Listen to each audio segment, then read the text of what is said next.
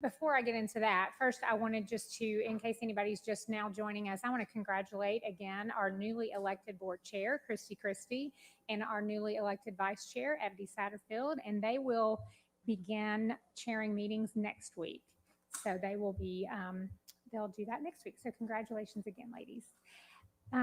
So before we move into the agenda for this called meeting on regarding COVID matters, I wanted to start just by asking everyone here to be courteous and respectful to one another.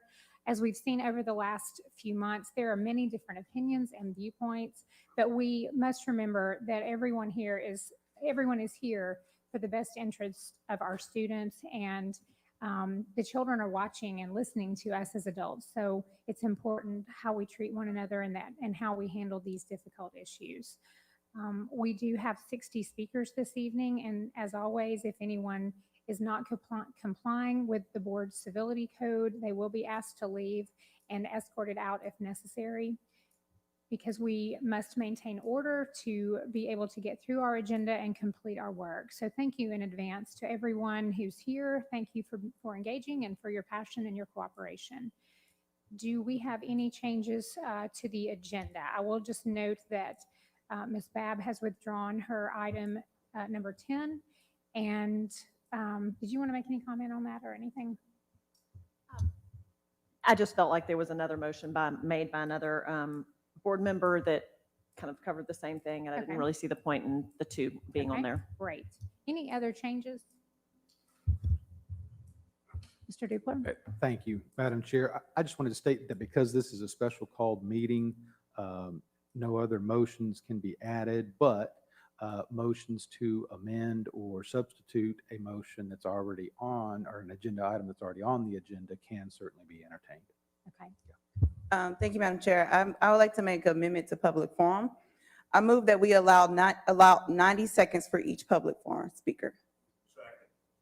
Okay, there's a motion to amend public forum to 90 seconds For each of the 60. for each of the 60 speakers. Okay. Any question? I'm sorry, Ms. Bounds. Yeah, we've debated this over and over in policy review, and when we tried to move it down to 3 minutes, that was quite an outcry. I just think that's pretty extreme, 90 seconds, regardless of what side these people take. I think people have prepared their speeches according to the guidelines that we have in place, and I think that 90 seconds would be just really a hardship on a lot of these people. Especially because so many people that come before this board are not public speakers. They just want to share their story or their, what they believe. And it's hard enough to do that. And when you have to look down and wipe out 4/5 of your speech, then I think that would be a very big hardship on them. So, I sat here till 1:30 one evening, and we kept it at 60. Which I think was very wise, but I don't think it's wise to change it at this point. Thank you, Ms. Bounds. Other comments?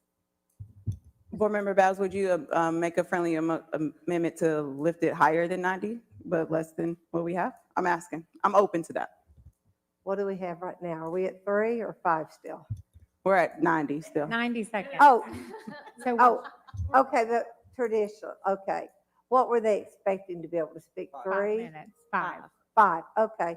I would be willing to go with 3 minutes. I think that cuts time off and kind of halfway between yours and mine or what we've been doing. Did you say 3? What? I'm sorry. 3. Yes. Okay. I'll accept that friendly amendment. Okay. All right. Any other comments, questions? Mr. McMillan, did you have anything? Did you made you seconded? I made the motion. Are you second. okay with it? I just think that most of these people have been before us before, and there are only so many points that you can make, and I think a couple of minutes, would be enough to state what you want to. Okay. I know there's a local person on the radio that's doing this very same thing, and he's only allowing 90 seconds for anybody to just, it's kind of like hit it and quit it, so to speak. Just tell what your reasons are. So You got 5 reasons, just go down through there. You don't need a big paragraph with each one of it. okay. Are you, Ms. Bounds, would you like to speak before I ask Mr. McMillan this Well, question? I really respect both of these colleagues and agree with both of them. And we have heard multiple people, and I think the last count I got today was over 300 emails. So I do think we have allowed the public to voice their opinions on this and that sort of thing. And I do agree with Mike that we've heard over and over, but I just think to decide it right now would be very detrimental to the process. So Okay, I so, would, Ms. Point of order. There are people out there yelling. Are they allowed to do that? no, they are not. And I saw a police officer head that way. Can we have order in the other room, please, so that we cannot be distracted? Okay. Ms. Bab? Yes, I mean, I understand that we have 5 minutes. We did have a meeting recently where we allowed 3, and I thought everyone was very able to make their points eloquently. I do think 90 seconds is a little too short, but I do support the 3 minutes. Okay, and I think we're back to Mr. McMillan. Would you be willing to accept the friendly amendment that you've seconded? Accept 3, but I'll just withdraw Okay, that. so that's fine. Mr. McMillan has withdrawn his second. Okay, so Mr. Watson is seconding. So we now have 3 minutes for public forum. Any other discussion? Yeah, any other discussion? Okay. Right. Okay, all right, Ms. Coatney. So this is a roll call vote on allowing public forum speakers 3 minutes. And Ms. Satterfield, Yes. Ms. Owen? No. Mr. Watson? Yes. Ms. Babb? Yes. Ms. Henderson? Yes. Ms. Bounds? yes. Mr. McMillan? No. Ms. Christie? Yes. Ms. Horn? Yes. That's 7 yes votes and 2 no Okay, votes. motion carries. Thank you. And now we need to go back to the agenda. We have a motion and a second on that to approve the agenda.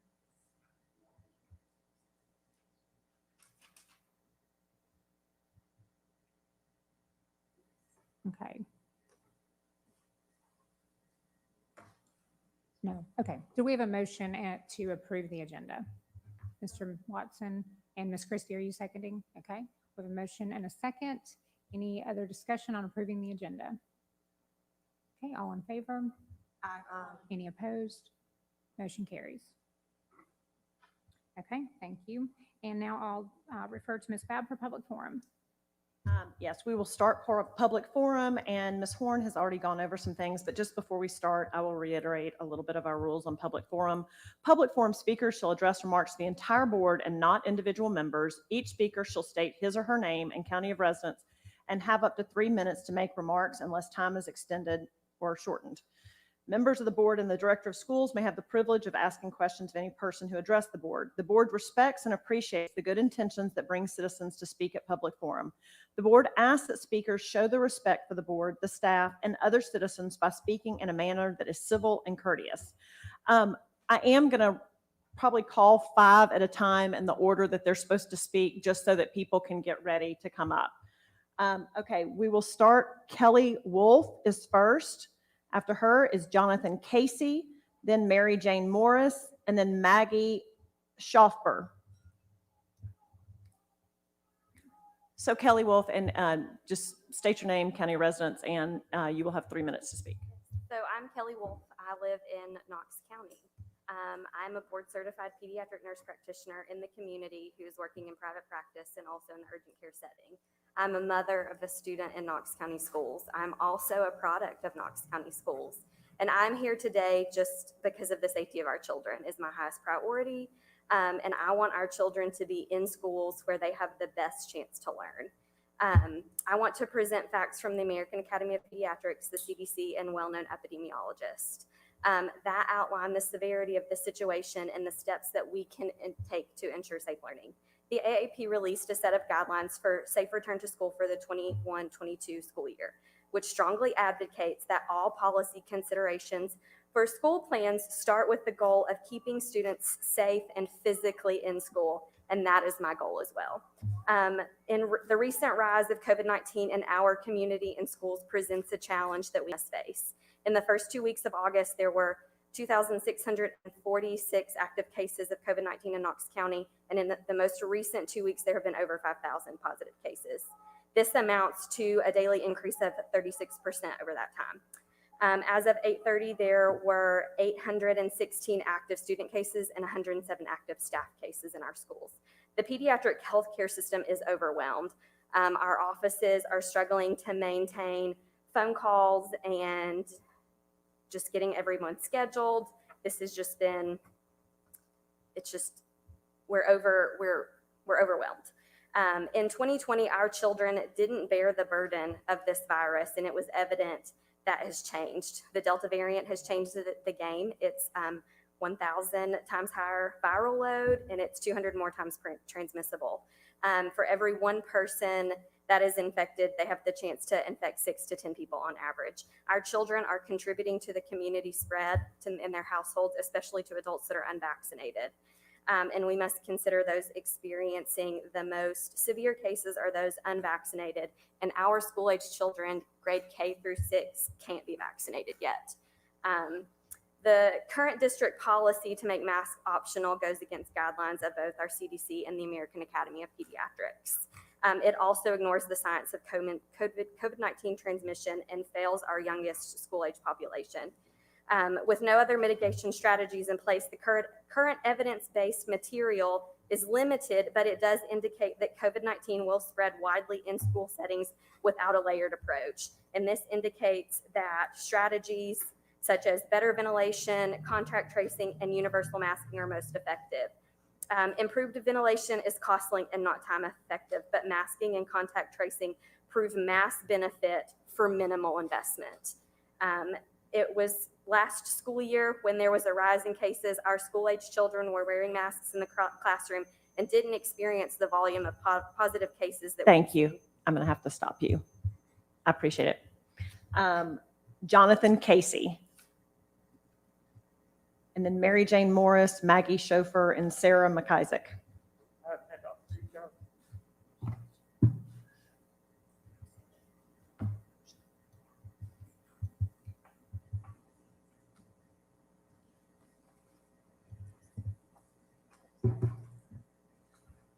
Can I go?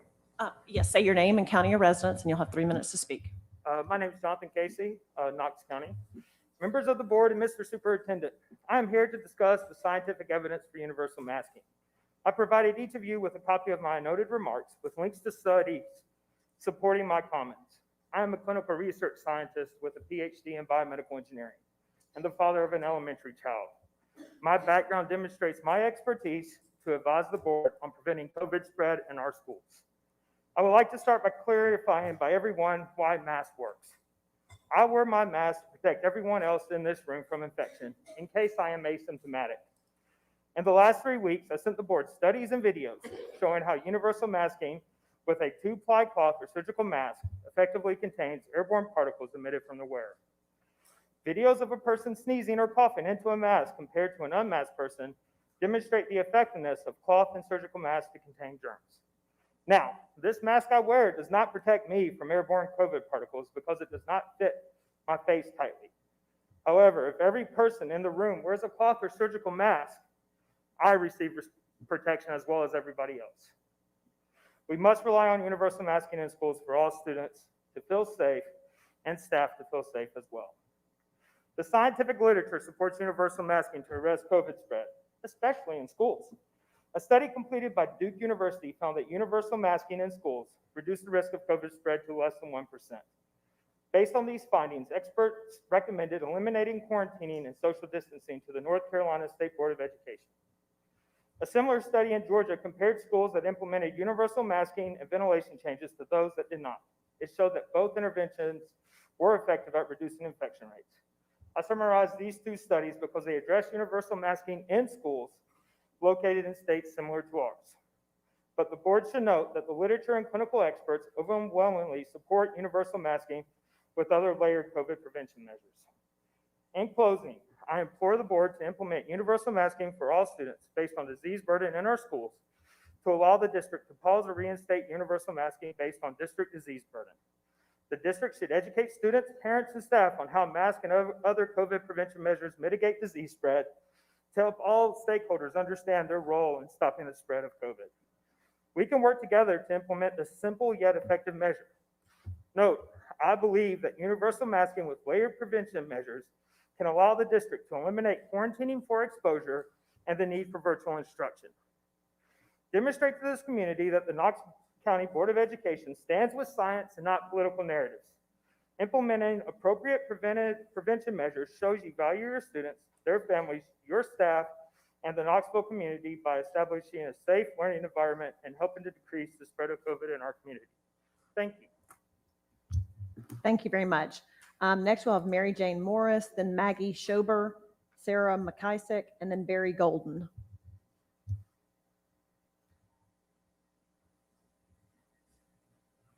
Good evening, members of the board. Thank you for allowing myself and other parents to speak to you tonight. My name is Mary Jane Morris. I'm a Knox County resident and a parent of a kindergartner at Cedar Bluff Elementary. This is the first time I've spoken at the board tonight or attended a board meeting in person. I moved to Knoxville 7 years ago with goals of starting my family in a city that embodied the volunteer state sense of community. Most certainly, the last few school years were nothing what we had envisioned. As a single parent, I was counting down the days until my child would attend the neighborhood school, be involved in the community, connect with her peers, reach her full potential through the Knoxville County system. For her pre-K education, my daughter attended the Trinity Learning Center in Farragut to prepare for reaching the milestone to joining Cedar Bluff Elementary.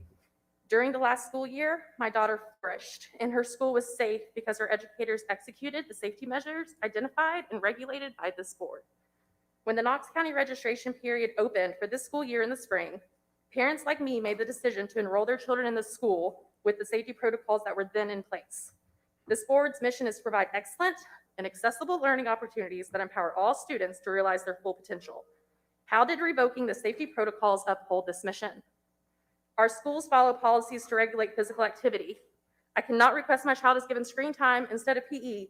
I cannot opt her out of the well-balanced lunches and send her a lunch filled with fried foods, sugary snacks, and soda. These are only a few of the regulations that were set in place by the field experts who today this board is turning their back to. The CDC, AAP, your local healthcare champions who are here tonight, you look to them on all other topics but this one. When my daughter asked me why her kindergartner teacher is not wearing a mask, what should my response be? Per her principal, the elementary school is only enforcing the policies that are set in place by this board. What should my response to a kindergartner who's been accustomed to masks as a safety precaution all but to this point of entering the 21-22 year? How should I explain to her that the same policies that we had in place last year to keep her safe are no longer relevant? How does this reflect the Tennessee volunteer spirit, that being a citizen of our society is not only looking after yourself, but the person next to you?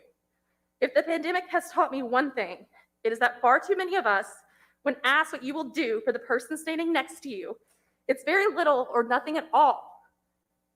And for this board, what does it say? And what will you do for our children and our educators? My kindergartner understands this. She wants to see this from her teacher, and in order to do so, we must have the support of the volunteers that are on this board. Please reinstate the safety guidelines you put in effect in April. Thank you. Thank you. Maggie Schober, and then Sarah McIsaac, Barry Golden, and then Vera Dygert.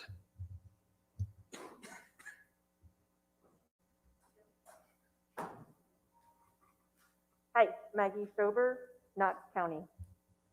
Thank you. If it weren't for my privilege, I wouldn't be standing here today. If it weren't for my family's privilege, my son would likely be battling COVID. Thanks to parents communicating, we found out that a child in my son's class tested positive for COVID-19 recently. Without my ability to keep him home because the schools are not safe, my son would have contracted COVID. Thousands of families across the district do not have the ability that we had to keep our son home, to keep him safe. and they are not learning about exposure in time. The schools are not a safe place for our children right now. The virus is spreading like wildfire, and the schools are not safe. A North Carolina State University study, which I emailed to you all on Monday, found that without masks or preventative testing, at least 75% of students in a school will contract COVID within 3 months. 75%. KCS has 60,000 students. So that's 45,000 cases of COVID among students alone. That does not count the staff, the families, the community members. 1% of children require hospitalization from COVID. That's 450 children in our hospitals for days or weeks over the next 3 months unless you do something. Our healthcare system cannot handle that, especially when you consider the burden of seasonal flu and RSV. We know that while the death rate for children is lower than adults, it is not zero. 0.01% of children die. That means over the next 3 months, without masks, 5 children would die from COVID. At least 5 children's lives. Countless more with long-term symptoms. I've already lost 1 family member from this virus. I will not lose one of my children due to your negligence. Think about Austin East for a minute. 6 students have been killed by gun violence this year. If you could go back to January 1st and prevent those deaths in a way that does not harm others, wouldn't you do it? And these statistics are just for the kids, not including the countless staff, family members, and community members that your decisions impact. We are asking for common sense measures, masks, testing, contact tracing, support for staff. We are asking you to make our schools safe. Thank you. Thank you. Sarah McIsaac, and then Barry Golden, then Vera Digert, and then Heather Glossop.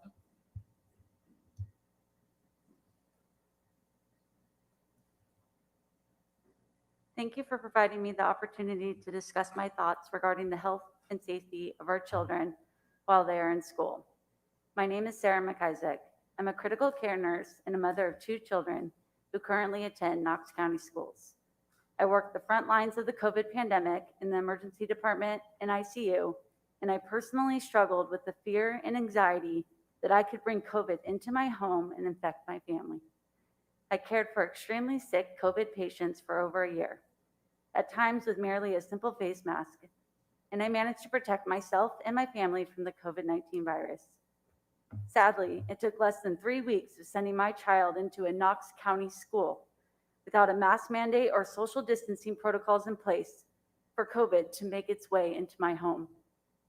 Our children have now become the front lines of this pandemic. The Knox County School District is doing nothing to provide children with adequate protection from this virus or a safe environment to learn. While at school, my children have experienced similar fears that I had as a critical care nurse caring for COVID patients. My 11-year-old son expressed his fear to interact with unmasked peers and educators because he doesn't want to get his family sick. My 6-year-old daughter has taken it upon herself to eat lunch with her back turned to our classmates because there are no social distancing protocols in place in the crowded cafeteria. Why is it that a 6-year-old and an 11-year-old have the moral compass, compassion for their peers and family, and the wherewithal to attempt to implement effective control measures, but the Board of Education and Knox County School Board does not? My daughter's school currently has a policy that children must wear tennis shoes during PE. This policy limits my right to choose what shoes are best for my child to wear during PE. Should we stop enforcing this policy because my daughter feels anxious when wearing closed-toed shoes? School policies are adopted because they have the safety of all students in mind. We trust our schools to make these decisions and enforce these policies to keep our kids safe. A mask mandate, like what we had in 2020, is no different. It's a safety policy that may be unpopular to some, but is fundamental for the safety of the children, teachers, and staff. As a parent and a nurse, I urge you to look at the science. Listen to the recommendations from doctors, hospitals, the health department, and the CDC. Please implement a mask mandate and social distancing guidelines and actively participate in contact tracing. Please help keep our children safe from this dangerous and deadly virus. Thank you. Thank you. Next, Barry Golden, then Vera Dygert, then Heather Glossop, and then Wendy Brindley. And please state your name and county of residence, and you have 3 minutes to speak. Hello, my name is Barry Golden. I live in Knox County. I'm a longtime science teacher in private school and public school sectors, and also I've taught science in 2 different universities, including the University of Tennessee. I have brought some visual aids, by the way. So I'm here to recommend that the board adopt some measures to include some basic science that's really common sense concerns in terms of keeping our kids safe in Knox County schools. One of my main focuses today is just to inform you that because of the KCS policies, you're actually undermining what students in KCS have to learn in terms of the Tennessee state standards. I want to point out one aspect that as of elementary school health standards, this may surprise many, but as of 4th grade in health standards, one of the main strands of health standards is titled disease prevention.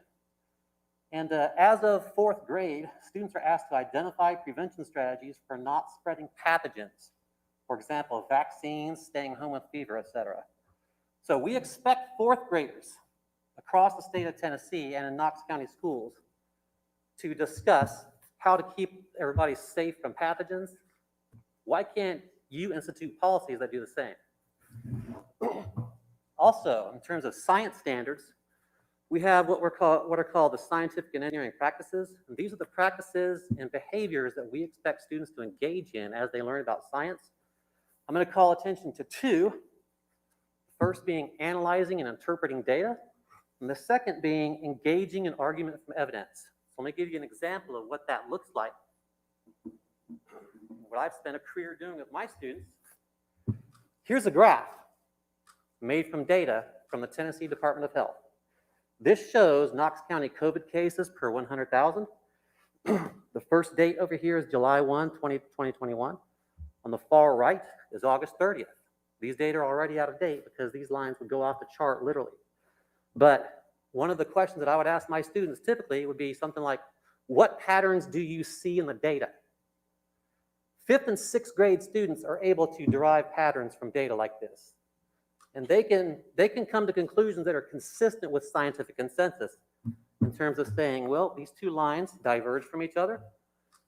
This line is going up. What line is that? It's the line that says school-age kids in Knox County.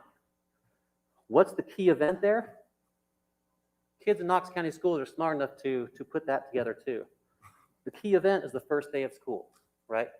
As of the time we put kids back in school on August 9th, cases started skyrocketing because we were putting them back in a situation where no safety requirements were in place. So I beg you to do something about that. Thank you. Thank you very much. Vera Dygert, and then Heather Glossop, Wendy Brindley, and then Cecily Fishman. And please state your name and county of residence, and you'll have 3 minutes to speak. My name is Vera Dygert. I live in Knox County. I have a son who attends public school here. We have 14% of the student body that is out of school because of your utterly disastrous lack of leadership. If your plan was to continue with in-person learning and make up some of the learning loss from last year, let me tell you, your plan doesn't seem to be working very well. While the rest of the country is implementing mask requirements and following the overwhelming consensus of healthcare professionals, we're sitting here watching slides of football games where no one is wearing a mask and listening to the board use that as a justification for not protecting our kids. Let me tell you something. The Tennessee Secondary School Athletic Association just canceled over 30 football games because of COVID concerns. The National Guard has been called to help staff hospitals here in East Tennessee. The board is complicit in these problems. We are in this situation today where over 9,000 kids are out of school because of your stunning failure to protect our kids and your callous disregard for their health and safety. When the board fails to follow the overwhelming medical consensus, not just the CDC, but the Tennessee Health Department, the Knox County Board of Health, the American Academy of Pediatrics, when the board is blinded by its own political views in a public health crisis, There is something fundamentally wrong with the system and its leadership. Let me explain something to you. You're not a political arm of the state, and you're not a political arm of the local government. Your primary obligation is not to the parents, but to the student body, and to ensure that they're able to attend school in a safe environment. When it comes to discussions around masking, all I hear is the words me, myself, and I, and my rights. Me, me, me. I am a parent. I care about parents' rights. But we all give up some rights to live in a decent, civilized society. And as members of civil society, we have obligations toward the sick, the elderly, toward our neighbors, which means there has to be some trade-off between personal self-interest and the welfare of our community. There have to be reasonable limitations on our rights so we can all live together and function together as a society. We don't have an unlimited number of hospital beds or doctors or nurses or hospital staff. And so when kids get sick and go to the hospital because you fail to take reasonable health precautions, you are using precious resources and taking the bed of other kids that need it. No man is an island unto himself. We all know this. Among the values that I am trying to teach my boys is that the world does not revolve around them. And sometimes they have to do things not because they are fun, but because they are important. I don't see the board's commitment to these values. The board needs to show some leadership and release school-level data, not district-level data regarding school absences. Parents can't make decisions based on COVID infections at the district level. This data is not protected, and if the board so much as drags its feet on this issue, we will obtain this information through open records requests and publish it on social media. You don't have the power to withhold this information from the community. And more importantly, the board needs to show some moral conviction, show some common sense, and require that all students and staff wear masks with no opt-out options and socially distance so that we can stem this mass Thank you. illness. I'm going to have to stop you. Thank you for coming tonight. Heather Glossop. And after that, Wendy Brindley, and then Cecily Fishman. If you'll state your name and county of residence, and you have 3 minutes to speak. Thank you. I'm Heather Glossop, and I live in Knox County. Board members and KCS leadership, I want to thank you for your time. I know each of you are here because you have a heart for serving our community, and I can only imagine that yours is a hard seat to be in right now.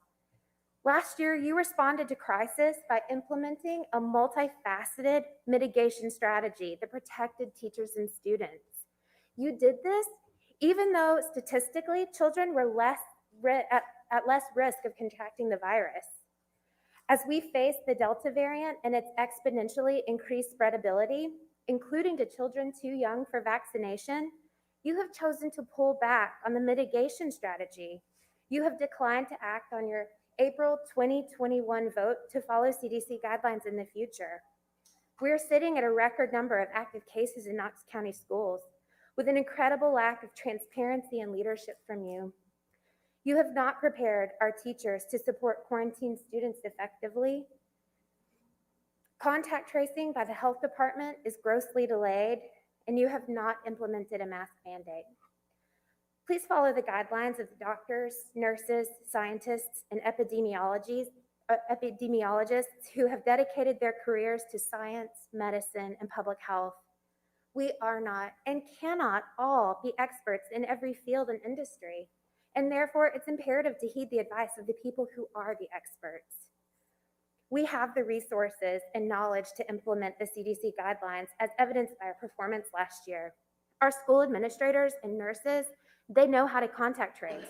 Our community knows how to mask up, even if we don't like it. We know how to improve our data analytics and dashboards, how to social distance, and how to provide asynchronous learning. We know how to do better. We just need you to vote to do it.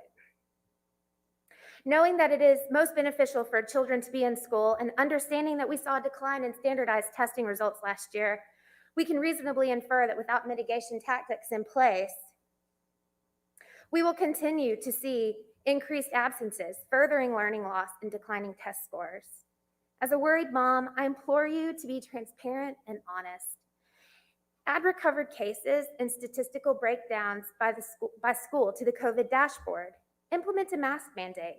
Even if parents opt their children out in accordance with the governor's EO 84, we will have more people masked than we currently do.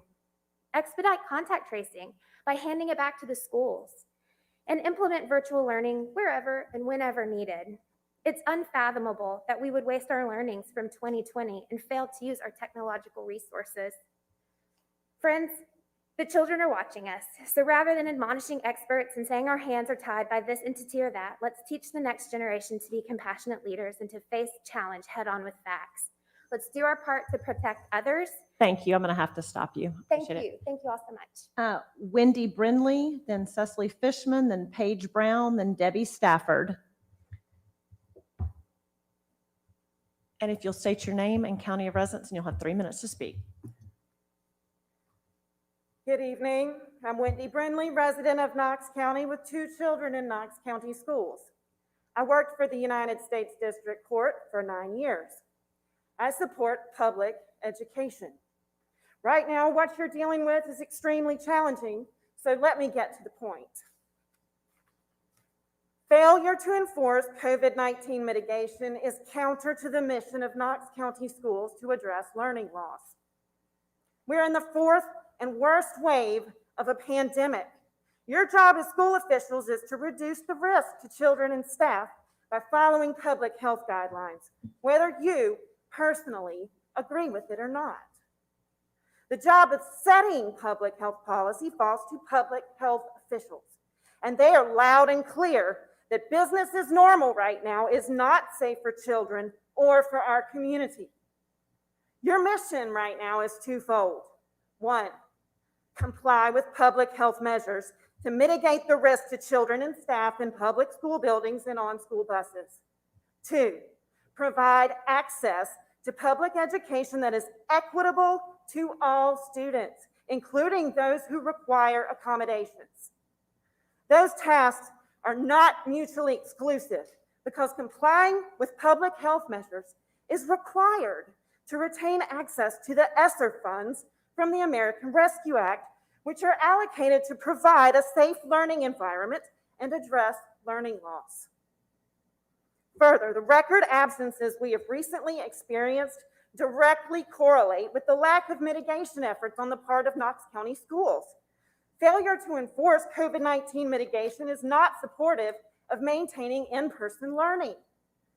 KCS should re-implement COVID-19 policy it had in place last school year immediately, and that policy must remain in effect until public health guidance, not a politician's tweet, directs otherwise, and until 6 weeks, not 3, 6 weeks after the vaccine is approved for ages 5 through 11 to allow this age group time to be fully vaccinated, should parents choose this for their child.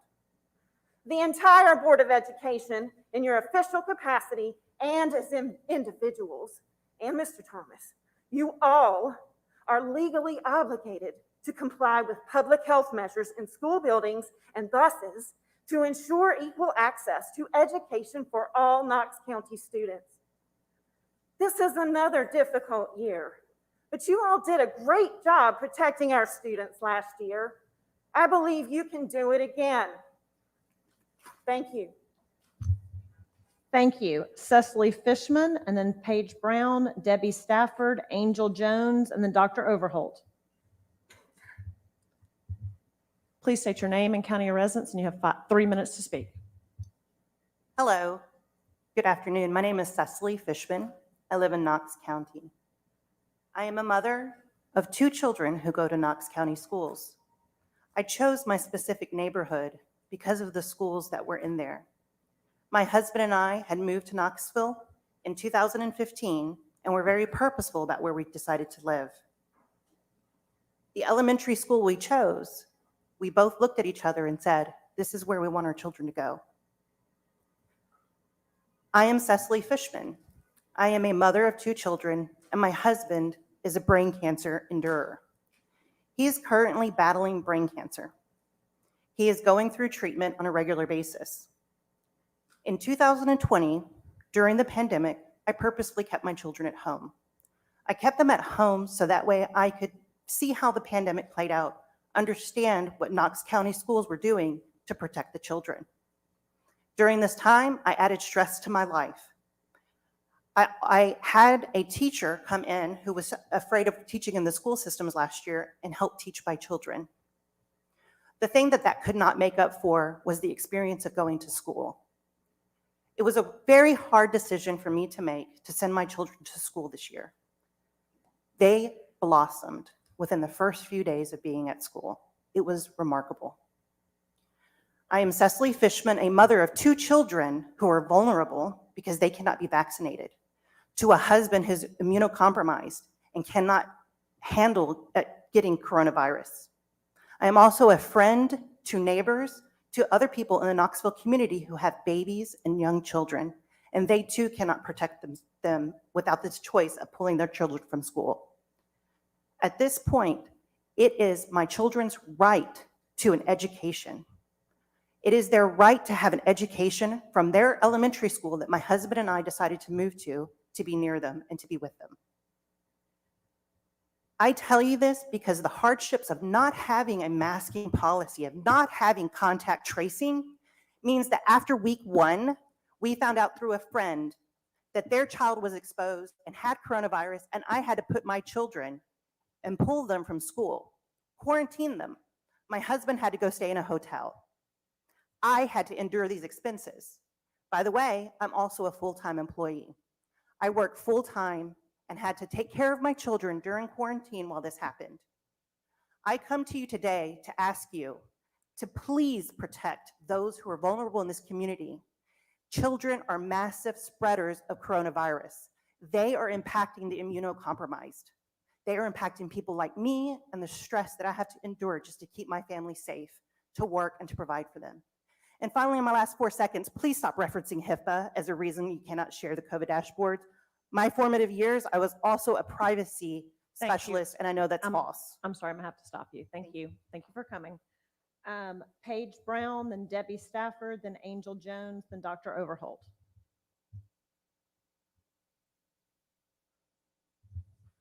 Is Paige Brown here? If not, then Debbie Stafford. Hi, everyone. Thank you for having me. I'm Debbie Stafford. Some people know me as Nurse Debbie. I'm here to tell you first and foremost that COVID is a treatable outpatient condition for almost all patients. The reason so many people here in East Tennessee end up hospitalized is the failure of our healthcare community as a whole to treat COVID. We are denying our community outpatient protocols. The outpatient protocols that I follow are from a Critical Care Alliance. I tell you some of the expertise of these people. One is an MD, Chief Division of Pulmonary and Critical Care Medicine, Eastern Virginia Medical School, an MD who is Pulmonary and Critical Care Specialist, an MD, Professor of Medicine, University of Tennessee Health Science Center, Medical Doctor, Chief of Staff of Chief of Critical Care at the United Memorial Medical Center in Houston, Texas.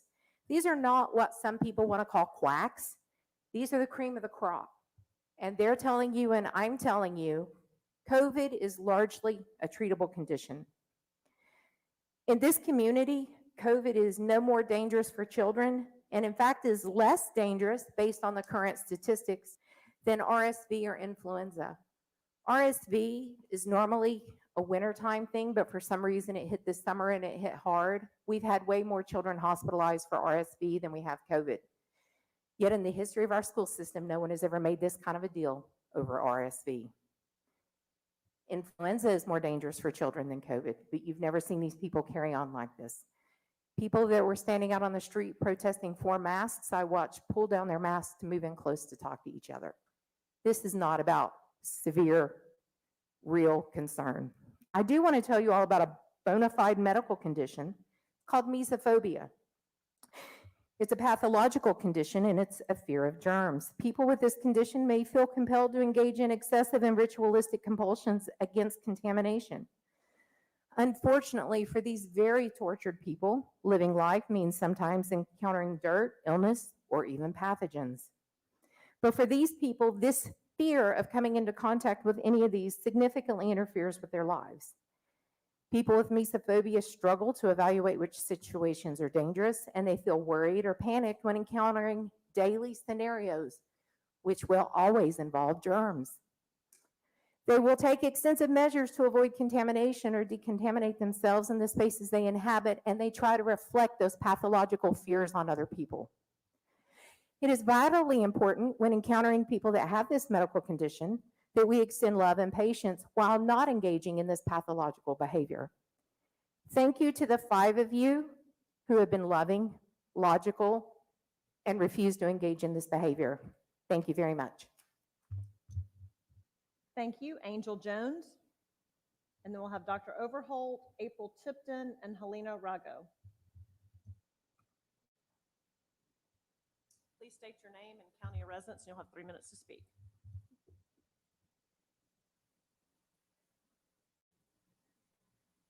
My name is Angel Jones, and I am a Knox County resident with 2 children in Knox County schools. We need mask mandates in schools to not help ourselves, but to help others. Masks have proven to be effective at reducing the spread of COVID-19. We need spaced seating to help, reduce the spread. We need to contact trace so that way parents know and can be notified that their child was potentially exposed, so they know to get tested and to quarantine, which will help reduce the spread. I chose to send my kids back to school this year in person because of a policy passed by our school board in April that said that the school board would follow CDC guidelines. That policy has not been rescinded. I wanted my children to have some normalcy and some stability. Even though they are wearing masks, they wanted to see their friends and teachers. My children think masks can be bothersome from time to time, but they know masks help protect others, and they say it's another way they can also use to express themselves, and they wish that more students would wear them. My children have seen their fair share of tragedy. They have lost their father, their granny, their great-grandma, their great-pop-pop, and upon recently learning, I have a compromised immune system, and I don't know how I would react to COVID. Do you really want to put my children through another tragedy? Not to mention all of our students and staff and families that have compromised immune systems that we could lose to COVID. There are complications after having COVID that we don't know the full extent of yet.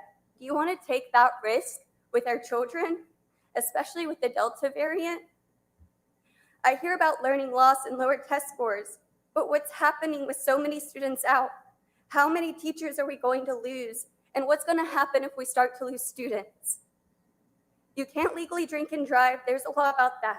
Seatbelts save lives, so there's laws made to help protect the public. Car seat laws are made to protect children. Speed limits, drinking age, driving age, etc. is all about safety of our communities. Your rights end where another's begin, and our children and teachers have a right to a safe and working environment. Because COVID has a long incubation period, people can be asymptomatic and spread it unknowingly by not wearing a mask.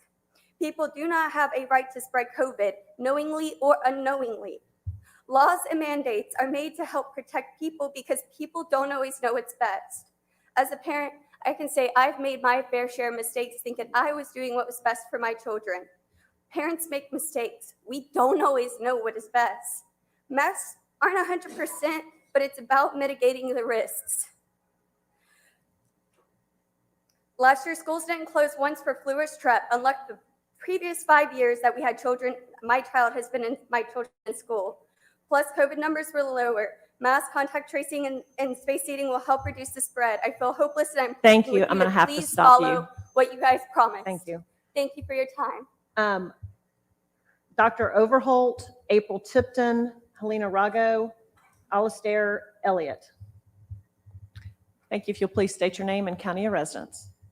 Virginia Overholt, Knox County, and thank you for this opportunity. I'm here to present to the board an alternative technology and treatment to help you eliminate COVID from our schools. The technology is based on hypochlorous acid, which is a product that's already in our white blood cells. It's what our white blood cells use to fight bacteria and viruses and kill them when they enter into the body. We have found a way to make that product stronger and better and to aerosolize it in a room through a humidifier. We have found with scientific studies and data that the aerosolization of hypochlorous will eliminate COVID-like viruses and other viruses, including flu, from the air, and it will do it safely. Safety is a huge issue here because people are going to be breathing this.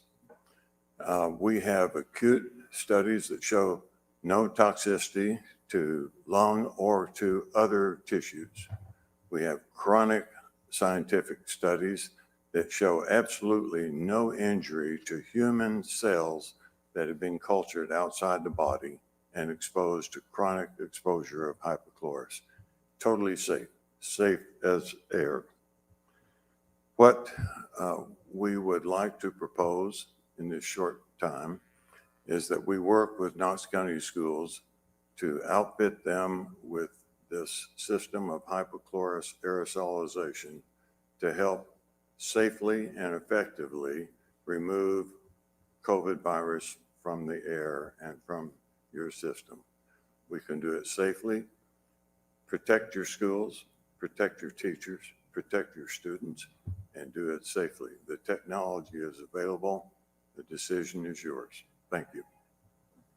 Thank you very much. April Tipton.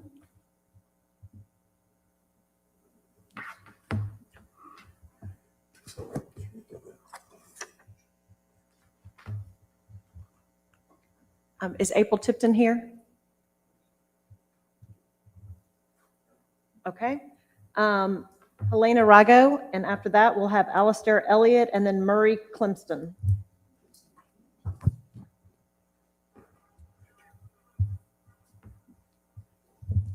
Hi, just state your name and county of residence, and you'll have 3 minutes to speak. My name is Helena Rago. I'm gonna move this back because it's really loud out there.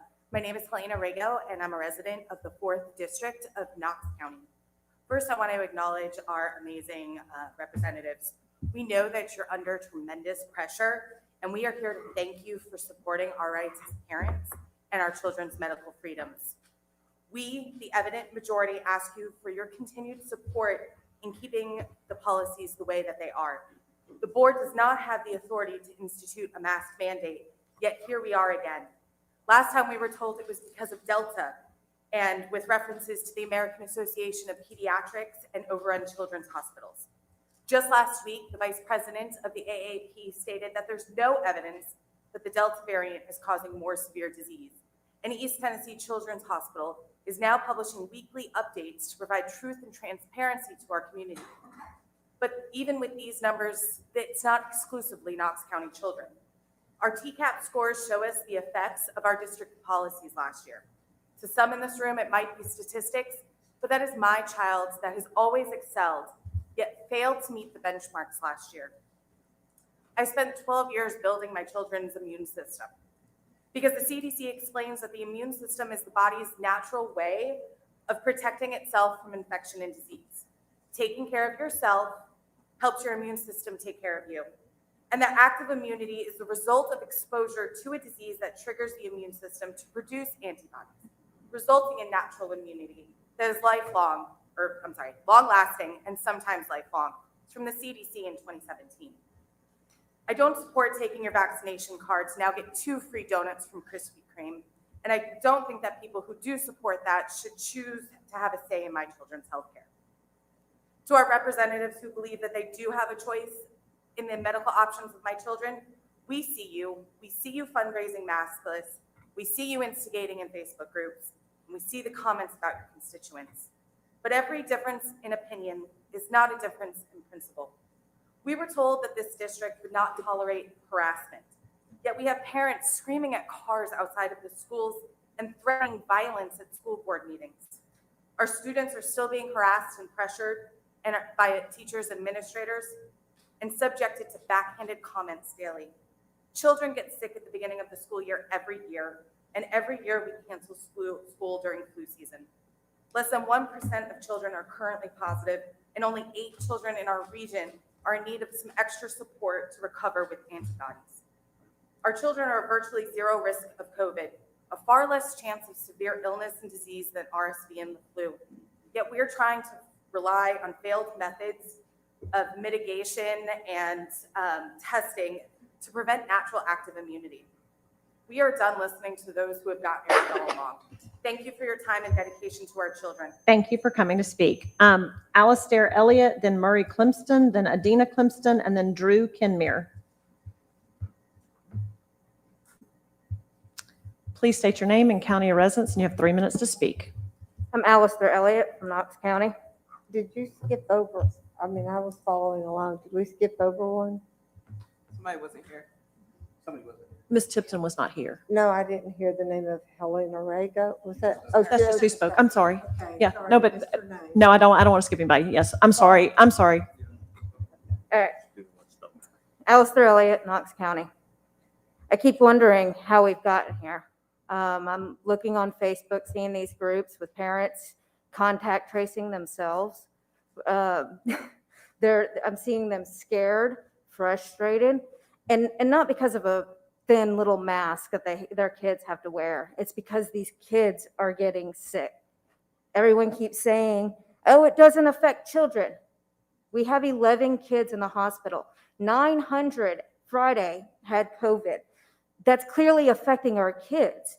And I know the defense for kids being in the hospital is going to be, oh, well, they have pre-existing conditions. And they're still a part of our community. They are still children that we should be caring for and we should be concerned for. To dismiss it, like, it blows my mind that there are people dismissing it as, oh, pre-existing conditions. It's unacceptable. The other thing that I keep hearing about these kids in the hospital is, we have way more with RSV. You know, RSV is a respiratory illness, right? It's probably spread the same way as COVID. If you're concerned about RSV, I bet masks would help cover that too. Cut down the numbers some.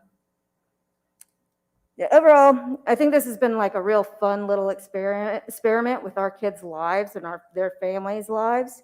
It's not going so well. 900 kids have COVID in our schools. Those kids are going home to their families, to their uncles, their grandparents, their brothers and sisters that may have pre-existing conditions. This is affecting the entire community. I know that the other thing is going to be like this executive order. First of all, it goes against the Tennessee State Constitution and our state charter. Bill Lee does not have the authority to make policy for our schools. That's on you guys. All that they can do is fund our schools. If it was vice versa and he issued a mask mandate, I bet many of you up here would be like, he doesn't have the right. But now that like he's saying parents should be able to opt out, we got to follow this tooth and nail. All of this is unacceptable.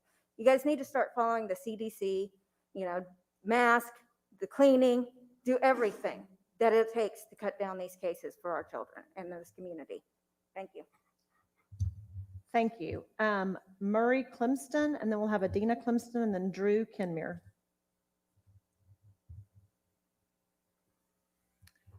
Please state your name and county of residence, and you have 3 minutes to speak. Hello, my name is Murray Clemston. My wife and I was going to be here, but she can't be here, so I'm going to try to talk about what she wanted to talk about also. I'm from Knox County in the Dogwood Elementary School. I have three kids, 11, 8, and 5, going to be 6. And he was going to be in kindergarten this year, but we just couldn't do it. We couldn't put our kids in the school one more year with just the lack of transparency and application of common sense in Dogwood Elementary. Now, I hear about considering putting masks back on kids in the schools. I just can't believe how ridiculous this is. If anybody does any research outside of CDC, Fauci's favorite, Bill Gates' favorite, you're going to know that the virus is very, very small. It's like trying to stop a baby with a chain link fence. So I'm really unhappy. I'd like my kids to go back to Dogwood. Caleb and Sarah, they're top of their class. Caleb's an ambassador. Never got into trouble. Perfect marks. But, you know, one of the things that is the straw that broke the camel's back is Miss Lana Lowe and, Renee Excuse me, Kelly. excuse me. Yeah. We don't talk about individuals. You're just addressing the board in general, please. Okay, well, I just wanted to let you know that I brought it up, that they're giving my kids sexually implicit videos, sexually implicit music, and I brought it up. I brought it up to Lana, I brought it to the principal, and this is just something that needs to be addressed. And they don't consider my needing to know what they're teaching my kids a big deal. I'm called a extreme conservative. Well, thank you very much. I do care about what my kids are learning. Okay, we need to stick to COVID protocols Yeah. during this public forum, sir. Yeah, so the point I'm trying to make is this lack of transparency, lack of application of common sense. When the virus is so small, there is no way that the mask is going to help them. Anybody that's really doing some research here is going to know this is what the experts are saying. Even the N95 mask will not stop the virus, period. So why are we doing it? Why are we putting the masks on the kids? It makes no sense. So I hope that people are going to do a little research outside the CDC and Bill Gates and George Soros funded organizations. Thank you. Thank you. I think you said Adina Clemson is not coming. Is that correct? Okay. Drew Kenmere, and then Heather Carroll, and then Tina Shields, and then Emily McBee. Please state your name and county of residence, and you have 3 minutes to speak. Good afternoon. Thank you for allowing me to be here. My name is Drew Kenmer, veteran, father of 3, and new resident to Knox County from Indianapolis. I will tell all the students that want their masks back on, parents that want their students' masks back on. I came from an area that reissued it just now, last week. And what happened next is they all went back into virtual learning. Virtual learning is a complete failure. I guarantee it is. I firsthand witnessed that last year. I preface this with between the ages of 0 and 17, the age range of, published on 8/26 by Knox County Health Department, out of a population of 97,000, there were 0 deaths among our young children. So I appreciate and respect all of your positions, but we have literature on both sides, and there's a lot of literature out there that masks do not work. What bothers me is I don't hear the propaganda machine out there calling and our leaders informing us of the harm that these masks cause to our children. How about it weakens the immune system? Stack that with the death shots, and they want to mandate that next, by the way, too, and we'll have a perfect compromised immune system storm. The mask option must remain in place. It is 100% parents' decision, not the government, not the state, and not the school board, respectively. And stand your ground, school board, because the education secretary just was tasked with investigating Republican states that have banned mask mandates in schools. This includes Tennessee. The justification for this insidiously states that it is in order to determine if allowing mask freedom is a violation of students' right to a free public education. Listen carefully. They want to investigate our schools to determine whether allowing mask freedom is a violation of freedom. That's unbelievable, but it doesn't surprise me this day and age. I'm going to continue on real quick to the last study because I want to talk about how I think these masks harm our students and our children. It should be about the children. There's a doctor by the name of Margaret Grisen, PhD, consultant neurologist. This is what she has to say about face masks and their effects on our brains. The re-inhalation of our exhaled air will without a doubt create oxygen deficiency and flooding of carbon dioxide. There are acute warning symptoms that are headaches, drowsiness, dizziness, issues in concentration, all those things my kids told me when they got home from wearing masks. Now picture your child wearing that mask all day long, and those of you parents that put 2 masks on them. I know firsthand when my sons describe these acute warning symptoms, when you have a chronic oxygen deprivation, all of those symptoms disappear because you get used to it. Your efficiency will remain impaired and the undersupply of oxygen in your brain continues to progress. While you're thinking that you have gotten used to wearing your mask and rebreathing your own exhaled toxic air, the degenerative processes in your brain are getting amplified as your oxygen deprivation continues. The second problem is that the nerve cells in your brains are unable to divide. Once they're gone, they're gone. Oxygen deficiency inhibits the development of the brain, and the damage that has taken place cannot be reversed. We don't need a clinical study to tell us that. Our children need oxygen to function, they need oxygen to learn, they need oxygen to avoid damage to the Thank brain. you. I'm going to have to stop you. Thank you for coming. Heather Carroll, then Tina Shields, then Emily McBee, and then Paula Hancock.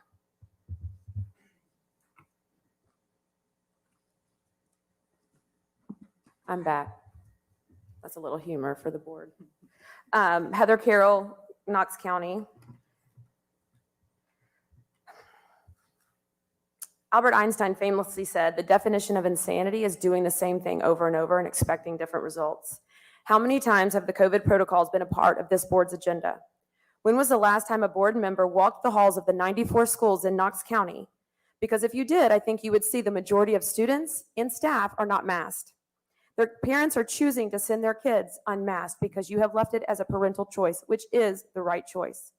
Everyone has been affected by COVID in one way or another, and I do not diminish anyone's experience, but I am not here to speak from emotion or experience. I'm here to speak about facts, because facts don't change, and facts are not concerned with our feelings. In Shelby County, there's 121,000 students. They've had 17,508 positive COVID cases, comes out to 15.6%. Mask mandate. Davidson County, 84,654 students, 10,757 positive cases, 12.71%. Mask mandate. Knox County, 60,500 students. We've had, as of yesterday, 9,036 positive cases. That comes out to 14.9%. No mask mandate. If masks are so effective, why are our numbers paralleling with Davidson County and Shelby County? I understand those are bigger populations, but if masks are effective, there should be no cases, right? Last week, we had 8,150 positive cases. This week, we have 9,036 positive cases of the age group between 0 and 17 years, our school-age children. That is increased by 886. Yet our hospitalizations went down from 0.40 to 0.38. Higher cases, lower hospitalizations, mortality 0. These are important numbers to remember when we're making decisions. According to the Tennessee Department of Health, there are 97,087 kids in Knox County. And of those 97,000, we've had 9,036 positive cases. There have been 34 hospitalizations, 0 death. What's more, if you look at the total cases in Knox County, according to our Department of Health, the highest age group that has the highest case count are our children, but they also have 0 mortality rate and the lowest hospitalization rate. Our kids will get sick, our kids will get COVID, but they will recover. According to Dr. Jordan Vaughn, who's a physician who specializes in internal medicine and was trained at UAB, who owns 6 locations in Birmingham and has personally treated over 70,000 patients in Birmingham for COVID. He went before the Board of Education in Birmingham and he said the following: regarding masks, surprising to many, but not to medical professionals, they have been researched and debated since the onset of modern disease theory. There is no reliable and controlled data in favor of masking to prevent respiratory pathogen spread for the past 100 years. Thank you for coming. I'm going to have to stop you. Okay, thank you. Tina Shields, then Emily McBee, then Paula Hancock, then Laura Branson, then Sabrina Slade. Please state your name and county of residence, and you have 3 minutes to speak. My name's Tina Shields. I'm a Knox County resident. I have 4 students in your schools, including one with special education and an IEP. The people in front of me have done a very good job hitting statistics and stuff, so I'm just going to hit a couple of points. First of all, anybody's fear does not give you the right to take away our rights, our liberties, and our freedoms. We are guaranteed those as Americans. And at this point, this is still America. They're working on it, but it's still America. The East Tennessee Children's Hospital numbers say that very few are needing hospitalization. They've even put out a video yesterday saying these kids are treatable. We're seeing them, lots of them, and we're sending them home to get well, which is what kids do. They get sick, they get treated, they get better. And COVID's here to stay, guys. It's not going anywhere. And I'm kind of surprised that anybody's surprised that this is happening. When you put masks on people, you hinder their ability to continue their own natural immunity. So now we take the masks off. What did you expect was going to happen? People are going to get a little bit sicker more often because their bodies aren't used to fighting. We've got to give our bodies the chance to be exposed to things so that they can fight. And the masks hurt that ability. People say you're not following the CDC guidelines. You are. The CDC says we recommend that you wear a mask, and I'm pretty positive that that's exactly what you have said. When you put in a mask mandate, you do not give half of the group, or more than a half of the group, a choice. They have to wear a mask. When you allow it to be parental choice, the people who want to can wear one. If you don't think your one mask is effective, then wear two. Wear my kids. I don't care. Wear 100 masks. If you're really scared, do what happened last year when the essential workers were going to work and being exposed. They would come home and take a shower. Take a shower, take a bath. Instead of bathing your kid at 8, bathe them at 4. Okay, if you have someone in your home that's immunocompromised, there are options for them to be able to deal with the things they're dealing with. If you put us in masks when we don't want to be, we have no choice. I found out yesterday that my son, who's in a special ed classroom, his teacher is begging for no masks. I did not realize this, but my son apparently did not speak hardly at all last year when he had the mask on. Now, when he wears it on his head, he'll talk. So he wears it on his head, pulling his ears up half the time. It's really funny, not real clean, and not real effective. But then again, masks don't work anyway, so what's the difference? But he's not getting the education that he's guaranteed when he can't see his teachers' mouths, can't see their expressions, and they can't understand what he's saying because he's either not talking or he sounds like he has a bag full of marbles in his mouth. I think it's ironic that people, oh, sorry, I'm out of time. Thank you. I'm gonna have to stop you. Thank you very much. I know you'll have a hard decision. Emily McBee. Please state your name and county of residence. You'll have 3 minutes to speak. I'm Emily McBee. I'm from Knox County, and this is my first time speaking at the school board. I was born and raised here in Knox County. I went through the Knoxville public school system. I also graduated from the University of Tennessee, and I have been working at a local nonprofit serving low-income families. I'm also a foster parent for the children in our community. I'm a Tennessee volunteer. I did not need a mandate to wear a mask or stay home or get a vaccine. I volunteered, and because many others have not made those same commitments, the Delta variant is out of control. We all have a common goal at the root of this debate. We want safe, in-person learning. I'm not here to argue if masks work. The scientists, doctors, and public health officials all agree on this. I'm here to speak to my local school board about the situation in our public schools. Our children are getting sick. There are measures you can take to keep them well. We can't control what goes on outside of school, but we can use best practice in the schools to keep our kids safe. If you follow the science when you decide on curricula and when on creating other school policies, why not follow the experts on keeping them healthy?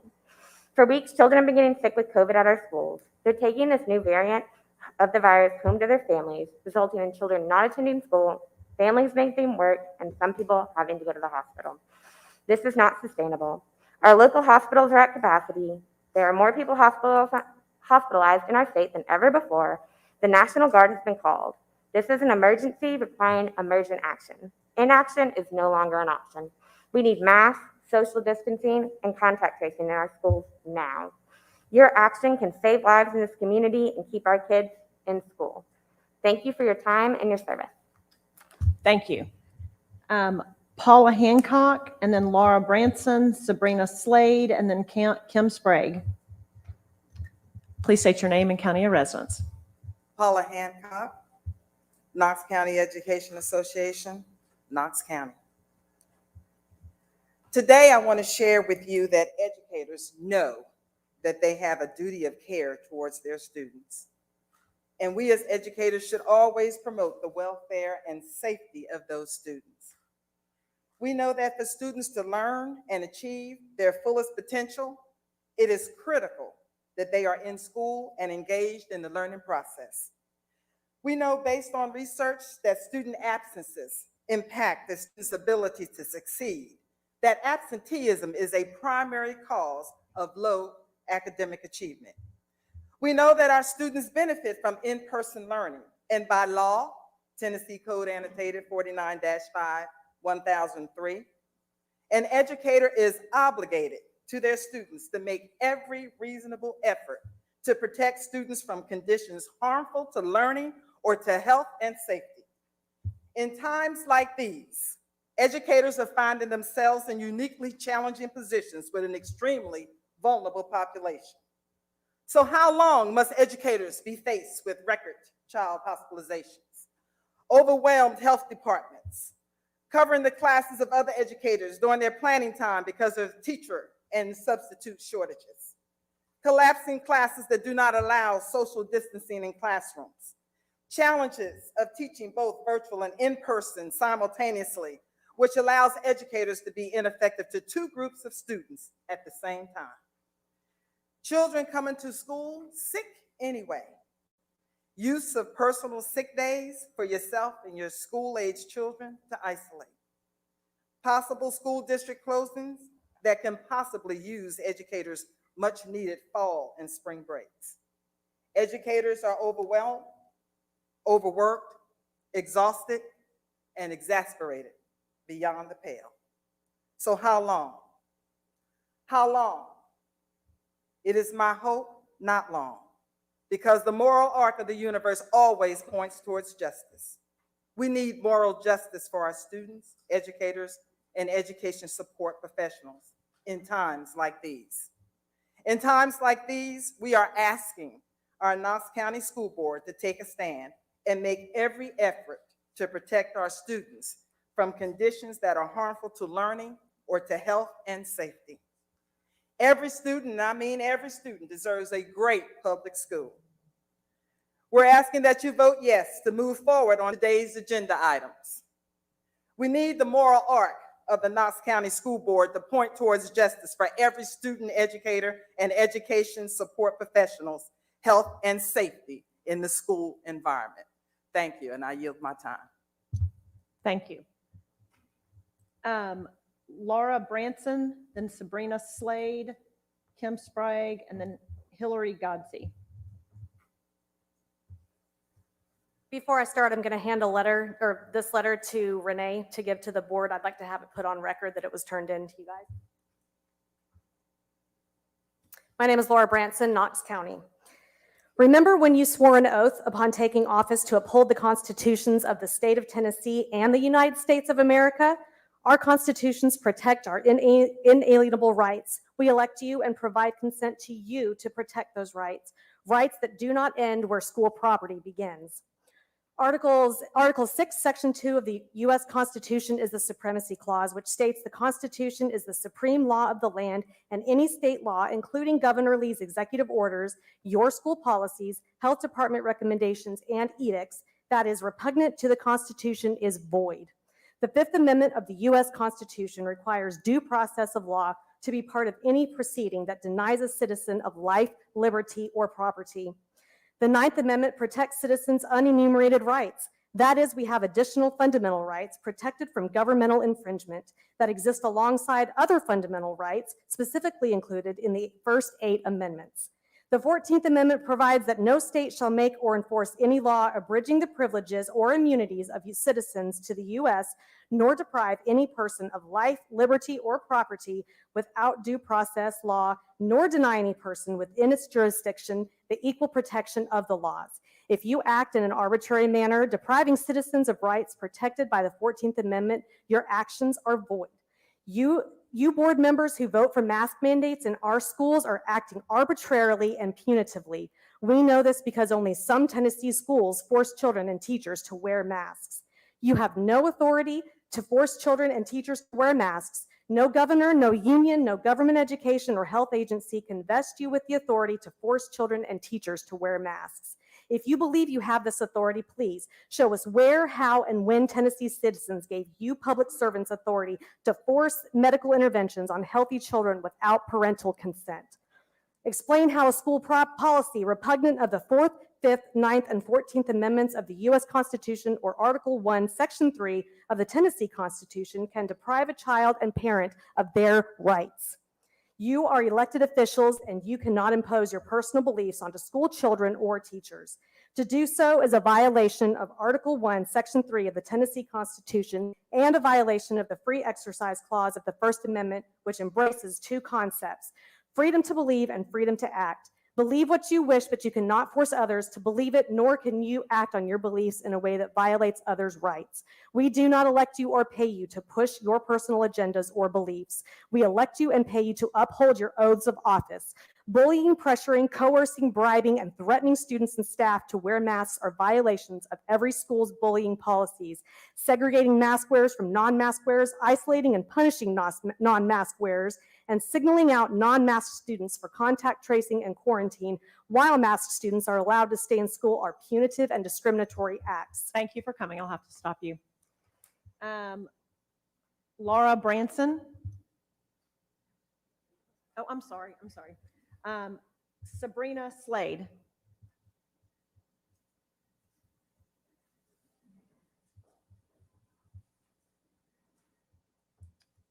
And after that is Kim Sprague, Hillary Godsey, and Matt Blackman. Is Kim Sprague here? I'm sorry, I'm Sabrina Slade. Is Sabrina, okay. We're gonna move forward. Kim Sprague. Is Kim Sprague here? Okay, Hillary Godsey.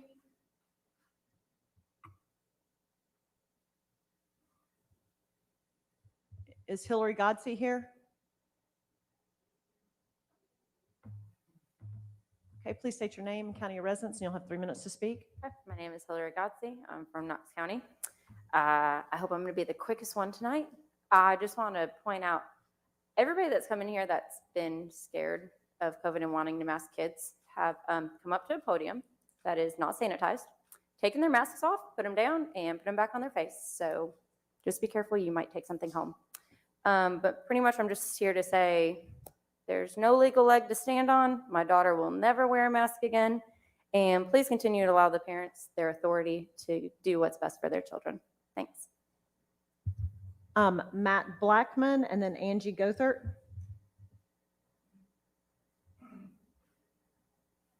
Good evening. That brevity was a welcome change, wasn't it? I'm sorry, I'm going to disappoint you. Matt Blackman, Knox County. On August the 11th, I came and I visited you, and I finished with this statement. Indoor masking is still the best tool we have to slow down to allow us to continue to be in school. It was true last year. It's true today. If you are serious about in-person schooling, you will allow the superintendent the ability to institute what he needs to do to allow us to stay in school. You know, I had said at the other end, within the next 3 to 4 weeks, and I'm repeating from last time, when the hospitals and the ICUs are full, but the schools are closed, you will remember tonight and missing the chance to make a different decision. The ICUs are full, about 70 beds left across the state as a couple of hours ago. Hospitals are full. The schools aren't closed yet, but it does not take a genius to know that there are discussions ongoing. I have no special knowledge, but when we have 20% absence, when we have students who can't be covered by teachers in classrooms, when we have combined classrooms, we are on an inevitable trajectory. So let me ask you the question, who should you listen to? When you require polio vaccines, you listen to the doctor. When you require educational standards, you listen to the educational doctors. When it comes to healthcare and informatics, you should listen to those who know what they're talking about. Many of the people who are YouTube watchers, online researchers, 18 months ago did not know how to spell mRNA, let alone understand it. Many of us have invested our lives in this material. We don't care about control. Otherwise, we wouldn't be scientists. I don't know many scientists who are in control. That's politicians, and I appreciate you guys. But what we do ask you to do is listen to those who have been correct. Are the ICUs full of people who are wearing masks? No. Are the ICUs full of people who have hypoxia from wearing masks? No. Otherwise, our surgeons, who've been masked for 70 years or so, would be dropping dead left and right. So what should you do? You were elected and tasked with leading us. Oh my goodness, am I glad I'm on this side of the podium, because I can talk about all the things I know and think is right. You guys have a difficult job. It's hard, I know that. However, we need decisive action. We need immediate action. I'm going to support you guys regardless. Why? Because you are my people. Will I like it? Probably not. But I encourage you, do the right thing. Thank you. Thank you. Angie Gothert.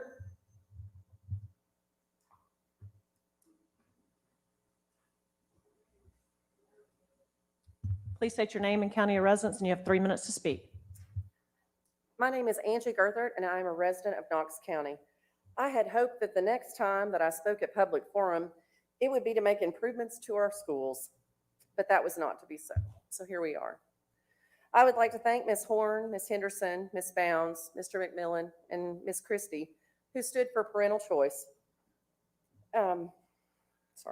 Parents should be able to choose what is right for their children, and I appreciate that you did that. In regards to the agenda items tonight, I would like to share what the children are saying. At our church last week, our student pastor invited our students to come to the altar and pray. As leaders, we walk around and make sure they don't need anything during this time. Many of them were repeating the same things. They never want to hear the word COVID ever again. And when will the adults see us? Our children are still waiting. For 3 weeks, things in our school were pretty close to normal. Things started to change when the 3-foot rule was introduced again, and as well as seating charts.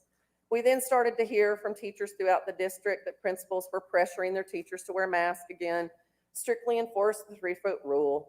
In that same time, we heard from parents of children that were coming home in tears, asking what they had done wrong, that their teachers were now wearing masks and yelling at them all day. Also, teachers that do not want to wear a mask, that fear for their jobs. What will they do if they hug their children? Again, the adults have forgotten about the children. The adults screaming about all of this want to saddle the lowest risk of severe illness or spreading the virus with the strictest restrictions, when all they want to do is just be children. They also say it's only for a little while. 2 years to us is nothing, but 2 years to a 6-year-old is almost half of their lifetime. While many other countries are confused by the way we're treating our children, as young as 2, here we are. Vaccines are readily available. We cannot allow the fear of the adults to crush our children. Thank you. Thank you. Okay, we are now halfway through speakers. Do we need a break for 10 minutes, or y'all want to keep going? Keep going? Yeah. Okay, we'll keep going. Okay, I just want to make sure nobody needed a break. Okay, Christine Parker, Felicia Outsey, Justin Arft, and Brad Horner. So is Christine Parker here?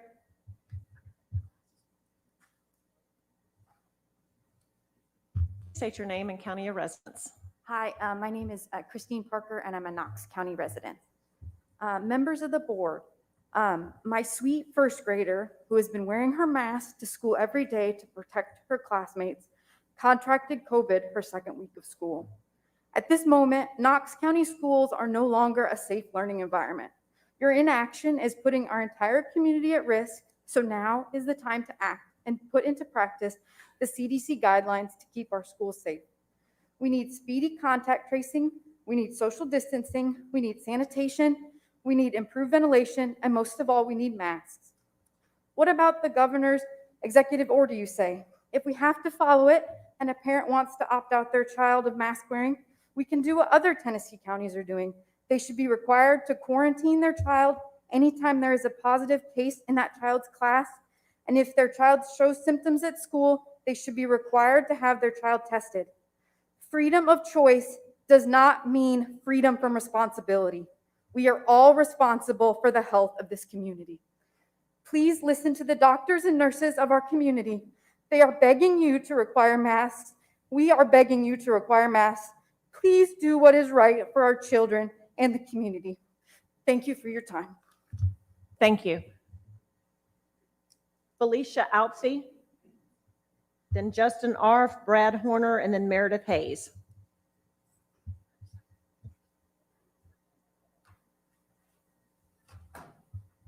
Is Felicia Altsey here? Okay.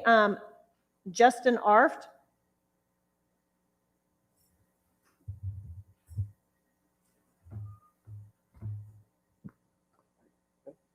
Just say your name, county of residence, and you have 3 minutes to speak. Hi, I'm Justin Arft, and I live in Knox County. So good to see you all. I know you got a lot to do tonight. You got a hard job, so I'm just going to try to keep this simple. I don't know if I have a lot to add, but one thing I do want to talk about is contact tracing. Last week, a group on Facebook, you may have seen it, Knoxville Parents Against COVID. It was about a week ago they started this group, and within days there were close to 4,000, there might be more than 4,000 members. And the tone on this group was exasperation. Parents were scrambling to find out if their kids had been exposed to COVID, what to do if their kids had tested positive for COVID.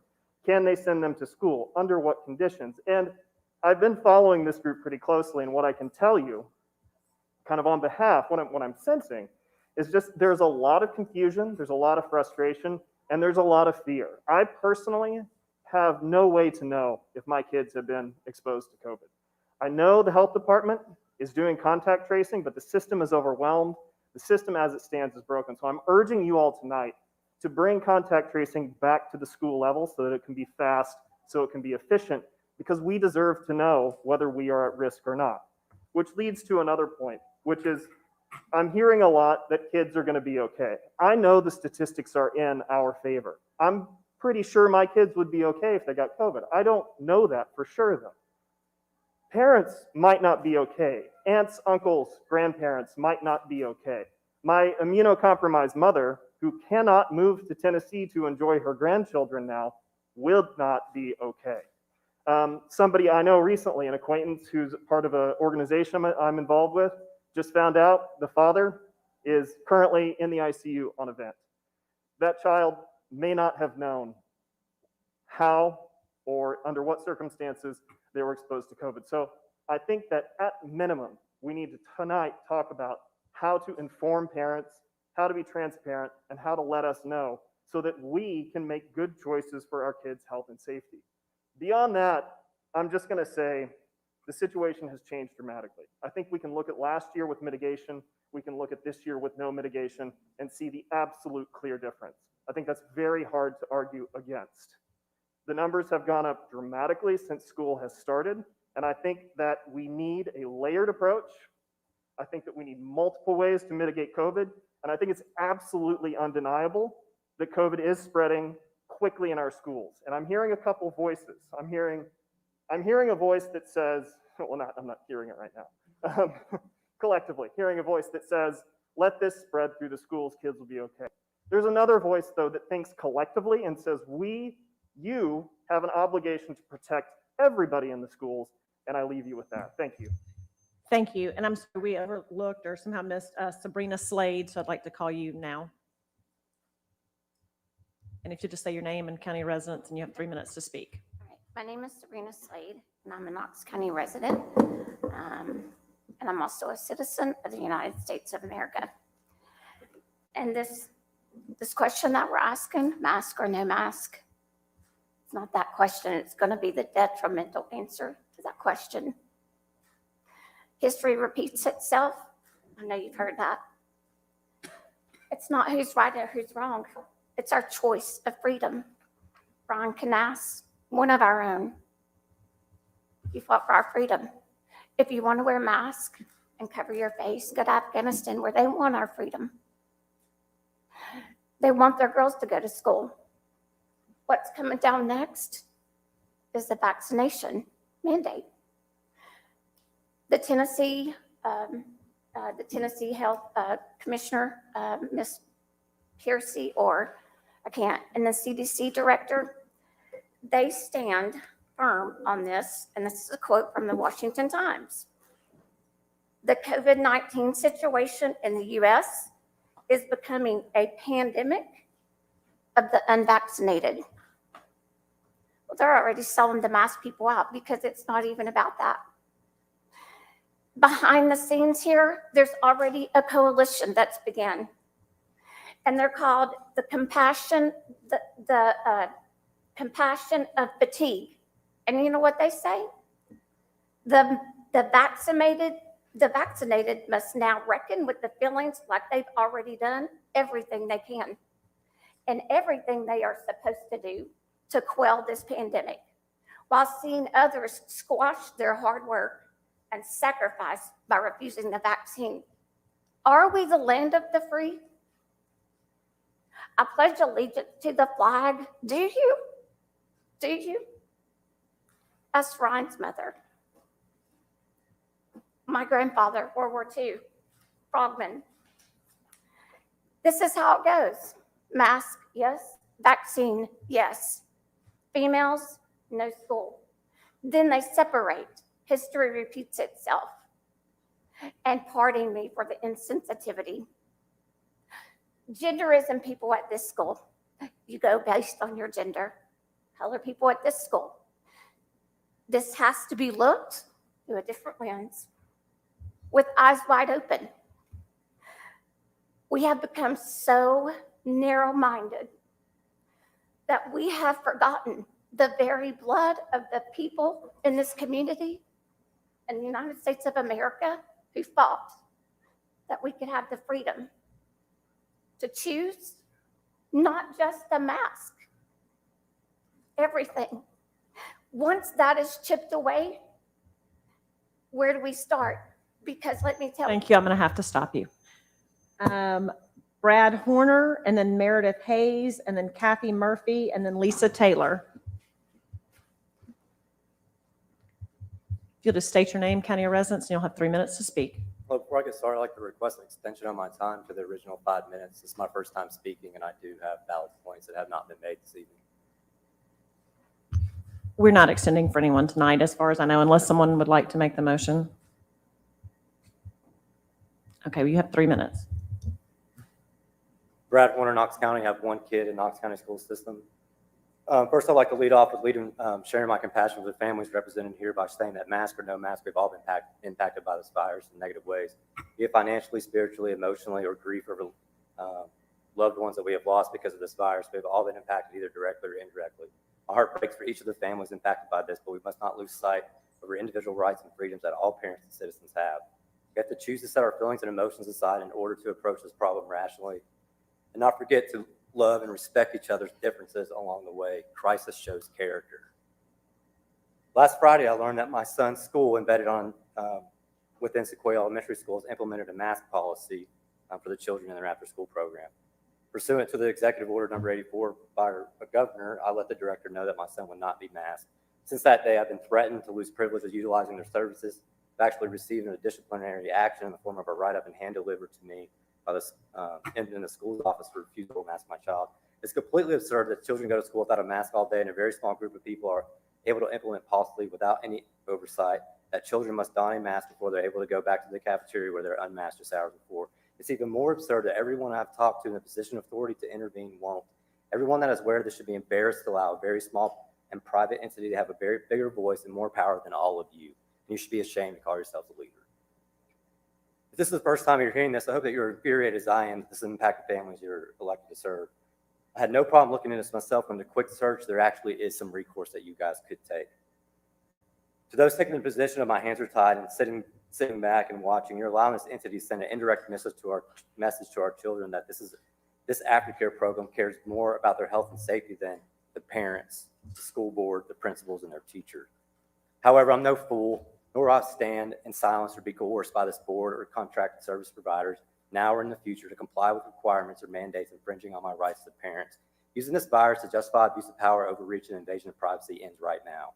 Hiding behind it's a private entity is a cop-out, and I will never accept that. Otherwise, when does it stop? I have a background in data science and analytics. I'm good at what I do because I ask a lot of questions. Here's an interesting piece of information that's available on the website, all to you. Taking the reported number of cases in the 0-17 age demographic, 9,036, and dividing it into the reported population of 97,080 students in that same demographic, only 9.3% of this group have contracted the virus. Knox County has been tracking the numbers for 18 months, so So the rate in which the children under your purview are contracting the virus is only 2% of new cases each month. You extrapolate that out, we've been having this conversation for 16 years, roughly. Be smart, the data is available. It's time to start making logical decisions with information available to us and stop pretending it doesn't exist. What doesn't exist is a mortality rate amongst our children. It's literally killed nobody. No kids, praise God. Mass Board wants a solution on the table, and now they're not. They simply Thank you. don't I'm gonna work. have to There are other stop you. solutions to this problem. Be the board that be an example. Be a board Meredith that be an Hayes, example. Thank you. then Kathy Murphy, then Lisa Taylor, then Margaret. I can't read. Margaret Nakora. Yes, if you'll just state your name and county of residence, and you'll have 3 minutes. Meredith Hayes, Knox County, Tennessee.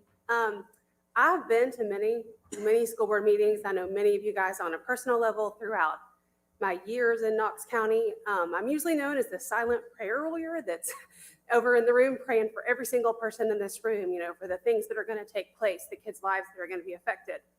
I wasn't sure if I was going to speak tonight, but I decided that I've specifically been praying Psalm 46 for you guys, Ephesians 6:12, and 1 Peter 5:7. If you would like to know what I've been praying over you guys before we go forward in this meeting. I have a long history in the county. I've been a PTA president. I've held about every position you can hold on a PTA board, between secretary, school carnival chair. I'm a nurse. I've been a nurse for 22 years, 18 of those years in pediatrics. My mom was a Knox County teacher for 41 years. I say all this to say that I am passionate about children. I'm passionate about the care of children, and I'm passionate about every single child, just not one over here or one over there. As we go forward, I just would like to ask you guys to continue on the path that we are. Historically, every single thing we do in education, you have to have parents' permission. Go on a field trip, sign a permission slip. Any choice that they make, think about all the paperwork that comes home, with your kid at the beginning of the year. We allow parents a choice. We allow them to choose what is best for their child. Throughout all of that, historically, parents have been able to make that choice for them. I'm not going to quote statistics. I'm not going to quote studies, because there's studies on this side of things. There's studies on this side, other side of things. You guys know, because I know you look at the dashboards. I know you know what's going on in the county. I know you've surveyed what's going on in the schools. I'm just asking you to give parents a choice. I don't want to talk about wearing a mask, not wearing a mask, getting a shot, not getting a shot. That's not what this is about. Everyone needs to be able to make the choice that is best for them and for their child within the health system. I do have 3 children. My youngest is the only one that is still left in the school system. So I've been here a while, and I'm not going anywhere. I will always fight for kids. Still teaching. I work with youth at my church, and I've been involved, as I said, in some form of children's lives via healthcare or the outside world for the greater part of 25 years. So my platform tonight, I didn't really have anything prepared. I just wanted to ask you guys, I wanted to, first of all, thank you. I know that when you guys took this board position, you didn't really know what you were in for. and to be honest, you might not have if you'd known what this last year and a half was going to be like. So I thank you for your service. And I would really like to see us get back to a place of just loving people again. The great division in the community, that we have had, it absolutely breaks my heart. So how do we come together to really focus on our kids again and not discuss this again in a meeting? Thank you. Thank you. Kathy Murphy, Lisa Taylor, Margaret Nakora, Noah Chitty, and Patty King. Please just state your name, county of residence, and you'll have 3 minutes to speak. Kathy Murphy, Knox County. Thank you so much for letting the parents make the decision to mask or not mask their children. Your job is to educate our children. Parents' job is their children's health. Teachers do not need to spend the school year this year being mask monitors. They need to teach. Our children are lagging behind in their education. We do not want them to fall farther behind. Masks are harming our children mentally and physically. Masks contain harmful amounts of bacteria, which children are constantly breathing in, and they constantly touch their masks. Children need to see smiles and to read lips to be able to communicate.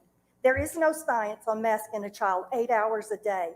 No benefit in reducing infection, no different in schools who've masked or unmasked.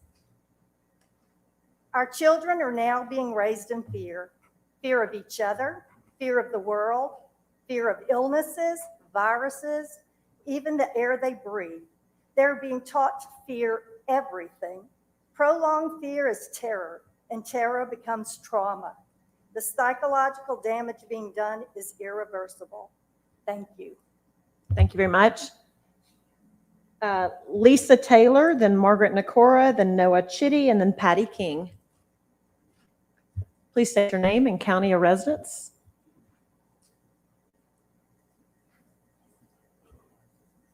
I'm sorry, is Lisa Taylor here?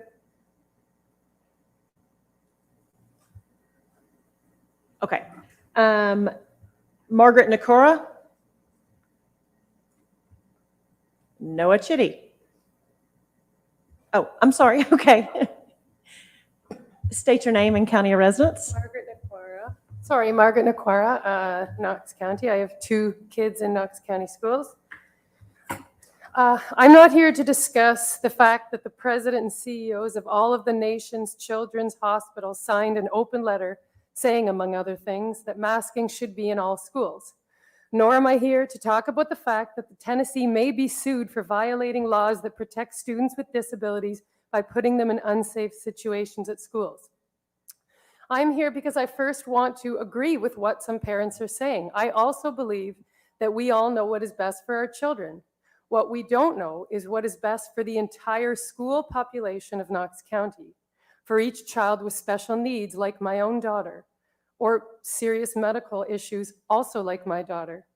That should be left to the medical experts to decide. And they have spoken time and again saying the same thing, that masks help to stop the spread of COVID. This isn't a debate. It's not open for interpretation.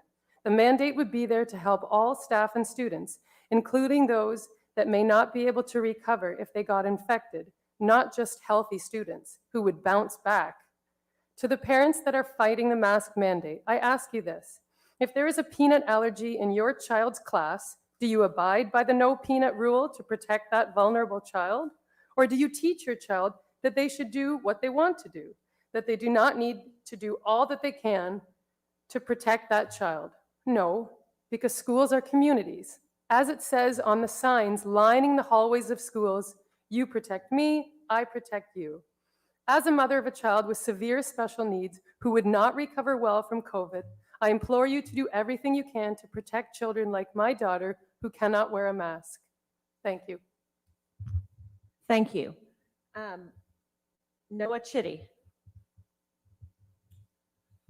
Thank you for giving me the opportunity to speak with you today. My name is Noah, and I'm the father of an 11-year-old in 6th grade in Knox County school system. I've come here today on behalf of my family and also to speak for a friend and fellow parent of 2 children in KCS, one with type 1 diabetes. I've come to speak in full support of the motion to require universal masking for all students, staff, and visitors, as well as for the motion of a school-based COVID dashboard. These proposals on the table are the only path I currently have to protect my child without removing her from KCS. It is unacceptable to me that I would be presented with either sending my child to school or pulling her out to protect her from danger, not when this board has the power to protect my child by voting yes on these 2 proposals. We're not allowed to smoke on airplanes and restaurants and in most confined spaces. Why? Because science and data showed us that secondhand smoke can harm others, and it became regulated that while I have the freedom to smoke, my personal freedom does not give me the right to negatively affect the health of others. Clearly, this is precedent that one person's personal rights and freedoms do not and should not ever supersede the health and safety of all. I'm imploring you, begging, pleading to you as board members, the Delta variant is an extremely infectious mutation of COVID that is infecting, harming, and killing all ages, including our children, in ways the earlier variants did not. When the science changed course and told us to do something different, it didn't lie to us, it just learned more. That's what science is. You have in your hands right now by voting affirmative on these 2 proposals to give some level of comfort to the tens of thousands of parents you are elected to represent. Alternatively, voting down these proposals comes with a very strong possibility of extremely sick and or dying kids and teachers, shut down school, as well as mutations that none of us might be protected from. If we want to keep our kids in school in person, this is the way. There is no other way. Please don't pretend there is. 60,000 unmasked children in KCS schools with a highly contagious variant spreading rapidly is exactly the opposite of what it takes to keep our kids in school, get community spread under control, and stop our hospitals from being overwhelmed. If we all want to get back to some normalcy of life before COVID, KCS has to be a contributor to this fix, not a contributor to the problem. The number of students in the system is too large to not be a relevant factor and contributor to either the solution or the problem. All ages of people are currently getting sick. Hospitals are overwhelmed. You need to act tonight. Please make the decision to vote in support of the proposals for a universal mask mandate and a school-based dashboard. Be the hero to so many families that would like to go to bed tonight, knowing that this board took steps before it's too late to protect our kids. Thank you.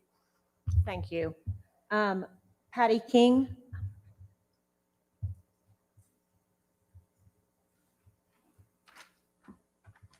Hi, I'm Patty King, Knox County resident. I'm here to speak against the mask mandate and every other mandate that is on this speaking today. I am an immune compromised person, okay? I've had COVID. I'm tired of hearing that people say that the immune compromised people are going to die. I didn't die. I didn't end up in the hospital, okay? I took precautions that I needed to take. I am a music instructor as well, as many of you know, okay? These students that had to wear masks last year, they hated it because they could not breathe. They couldn't understand the teachers in their class. It's time to end this debate and get back to teaching our kids. Thank you. Thank you. I'm going to recommend that we take a 10-minute break, if that's okay with everybody. Thank you. Okay. We're adjourned for 10 minutes and we'll come back at 7:10. Or what time is it really? Really 6:51. Okay, how about we come back at 7:05? Is that okay? So 10 minutes on that clock. It's really 7:05. Well.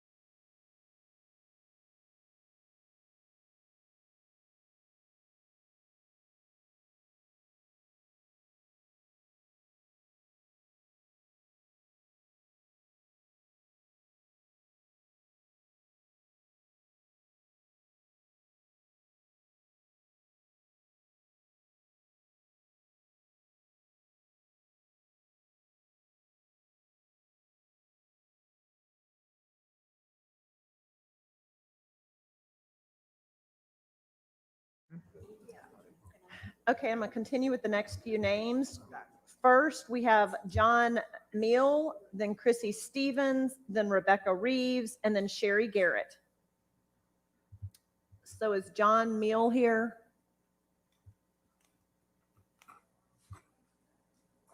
They might be talking too much out there. And the last name is M-E-L-E, so I'm not sure if I'm pronouncing it correctly. Okay, if you're here and just not hearing your name, please walk in and let them know. Chrissy Stevens. Please state your name, county of residence, and you'll get 3 minutes to speak. Hi, my name is Chrissy Stevens. I'm a Christ follower, a wife, a mother of 3, and a Knox County resident. As I was preparing for tonight, it occurred to me that you've probably already heard it all. And you've already heard so many impassioned speeches. I'll keep this short. I'm simply going to thank the board members that respect medical freedom and that took a stand to support the rights of parents to choose for themselves how to best care for the health of their own children. My children will never be masked. We do not consent to contact tracing. And my husband and I do not co-parent with any governmental entity. Thank you for your time. Thank you. John Meal. Yes, my name is John Mealy. I have a granddaughter in 11th grade at West High School, and I'm mostly here to speak for her because I've been raising her since she was 5 years old. And I've heard a lot of talk here, 50-50, I guess, between masked or unmasked, and I'm not here to give a scientific evaluation because you've heard a million, but we have these and we want to believe they're safe. I wish I could tell you they were. I can't tell you they're not.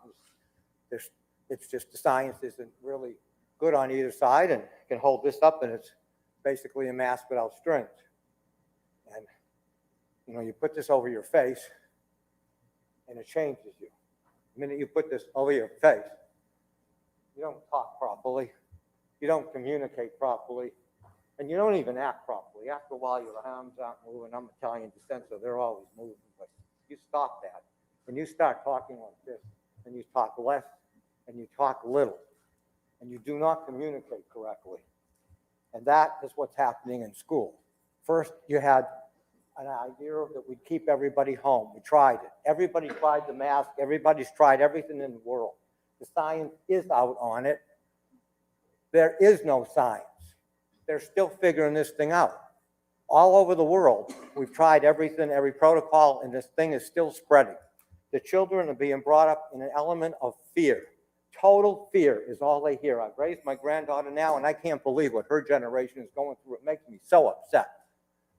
No child should have to be brought up in fear. You're supposed to bring your children up to face the world as much as they can.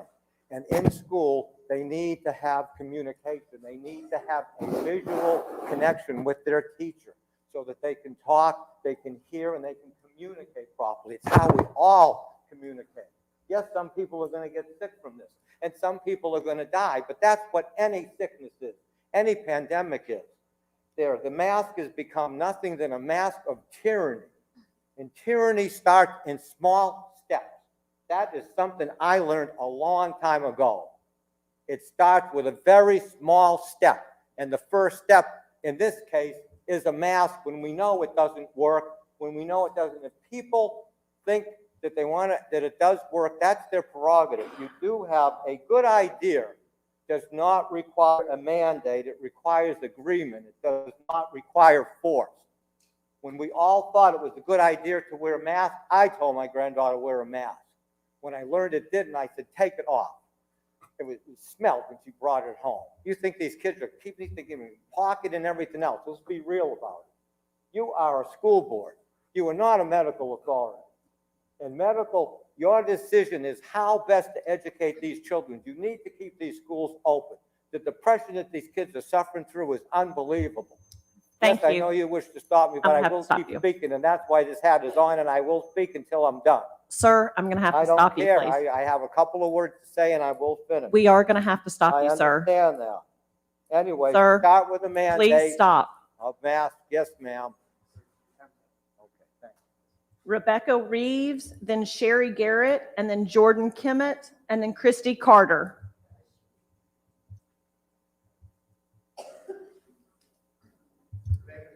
Rebecca Reeves not here. Okay, Sherry Garrett.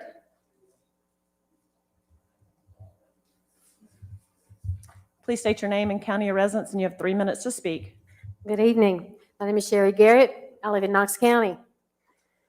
I'm not going to take up much of your time. You've heard all the statistics, all of the data. The simple fact is there is no authority here to require masking. It has already been determined by the law department. This country was founded on individual rights as a constitutional republic, not a democracy, as some may claim. Each parent has the right to determine what is right for their child. Let's try this. Let's make a policy that no one is allowed to wear a mask. No children, no teachers, no one. We can't do that. That would be wrong. That would take away the parental choice of those who choose to put their children in masks. But apparently, some of the members of the board think it's okay to take away the rights of parents who would choose not to mask their children. That's not okay. In this country, you do not take away the rights of some to protect the rights of others. And on this last note, I wanted to make one little comment.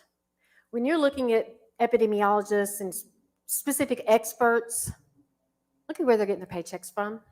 Follow the money. Thank you. Thank you. Jordan Kimmett, and then Christy Carter, and then Jennifer Mendoza, and then Robbie Poteet.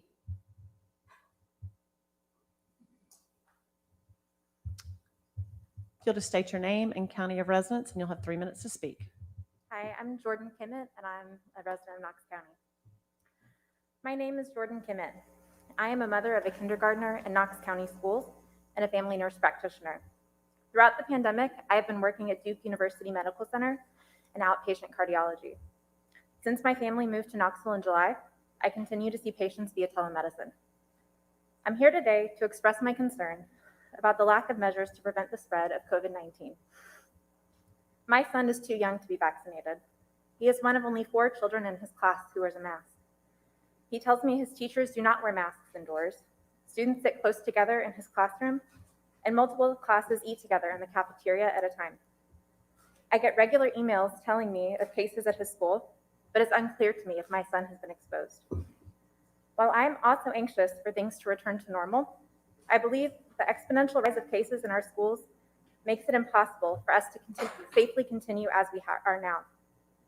We are lucky that most children fully recover from COVID, and that long-term effects of the coronavirus are less common in children than adults. In my practice, I have seen patients who were previously healthy struggle with the after effects of COVID months after their initial illness. They've experienced palpitations, shortness of breath, lightheadedness, and brain fog.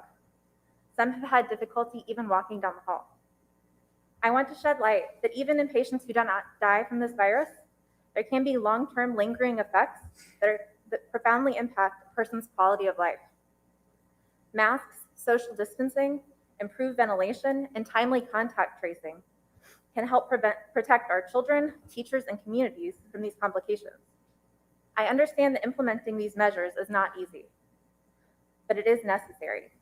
I understand the discomfort and inconvenience of masks because I have worn them shift after shift in my clinic, but I wear them to protect my patients. Please protect our children. I believe that the best thing for our children is to attend school in person. The percentage of absences of both students and teachers in our county proves that in-person learning will not be possible without changing our current strategy. We need a plan in place to manage our current crisis. I urge you to honor the commitment you made on April 14th to follow guidance from the CDC and the State Health Department. Failing to do so is negligent and endangers our children, teachers, families, and our community at large. Thank you. Thank you. Christy Carter, and then Jennifer Mendoza, Robbie Poteet, and Cynthia Finch.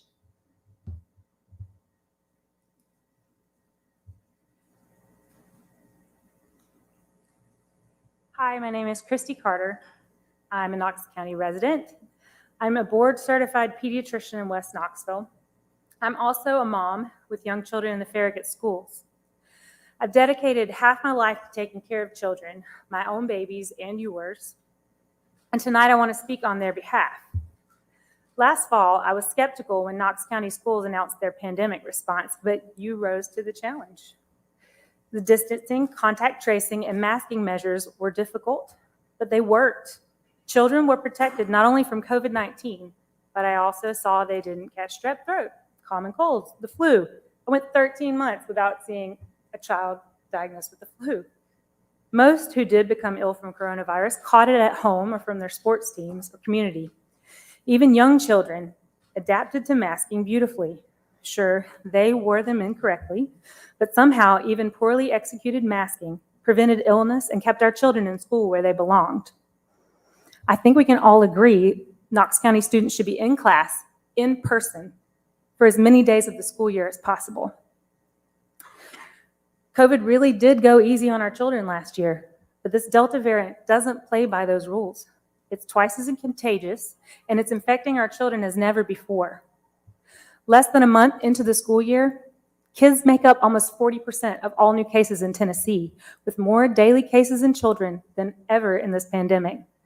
Children under 12 are both too young to vaccinate and too young to qualify for life-saving monoclonal antibodies.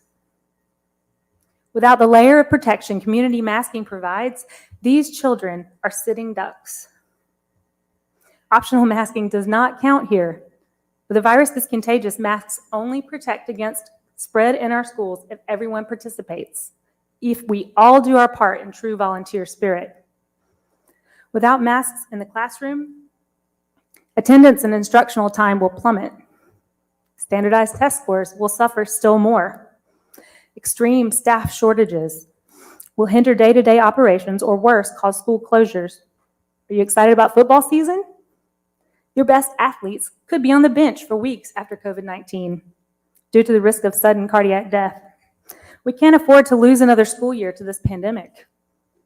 We have allowed politics, social media, conflicting advice, and stubborn pride to cloud our decision-making, and it's catching up with us. But we are not at war with each other. We have a common adversary. There was a brief, shining moment last year when we all came together against this pandemic, when we each took pride in doing our part. That is the spirit in which I asked the board and this community to enact temporary universal masking in schools while the stakes are high. Let's put aside our differences and choose the hard thing to protect our most precious resource. It doesn't need to be forever, but it does need to be now. Thank you. Jennifer Mendoza, and then Robbie Poteet.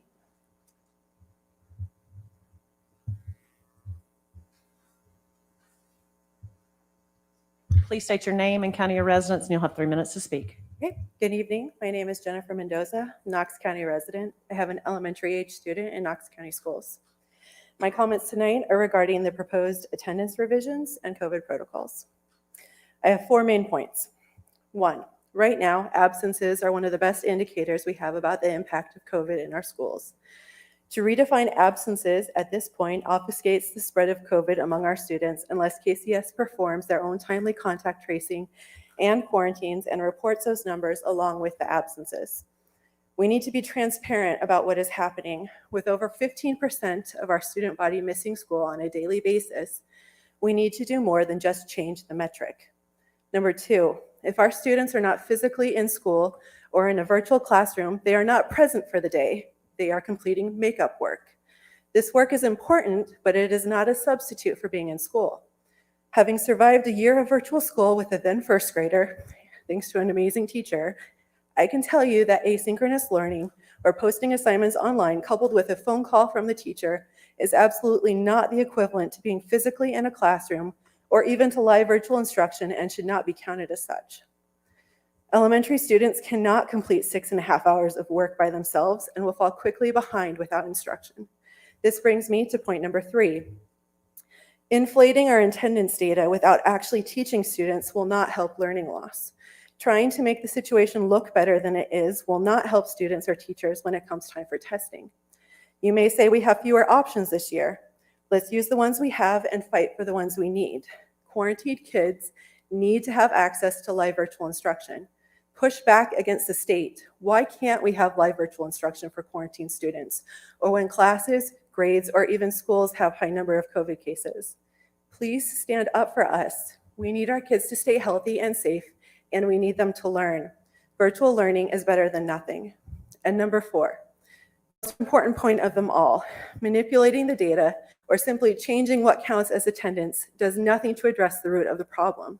We need to keep our kids healthy to keep them in school. We need COVID mitigation efforts, and we need them now. The public health measures we are advocating are not always popular, but they work. We need these measures to prevent more kids, teachers, and staff from becoming sick. We need to do our part to reduce community spread and not overwhelm the healthcare system. We owe it to our children, students, teachers, staff, bus drivers, families, healthcare workers, and community. Please do not change what is considered an absence unless you will be providing live virtual instruction and timely, detailed statistics on quarantines and absences. A phone call and a worksheet are not enough. Please do more than just track how many of our kids are becoming sick.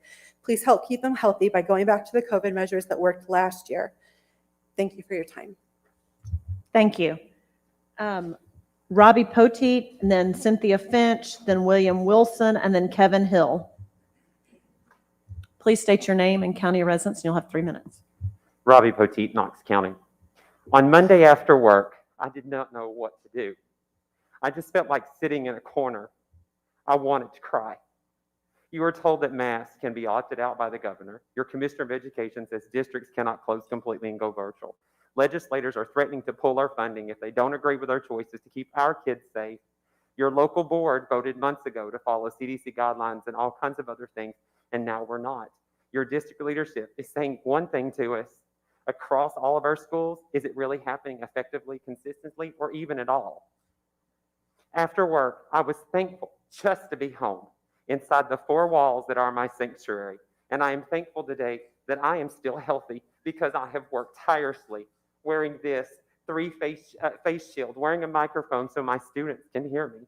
Yet, I still want to cry.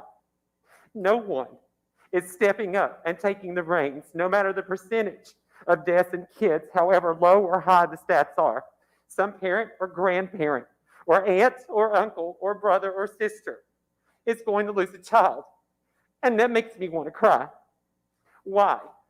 Because Americans will not wear a mask and just simply look out for each other. We are too worried about politics and being on one side or another or taking a vaccine. It's our children, my kids, my children that I teach every day that we're talking about. It makes me want to cry. Kids and adults are dying, and they're going to continue dying, and I want to cry.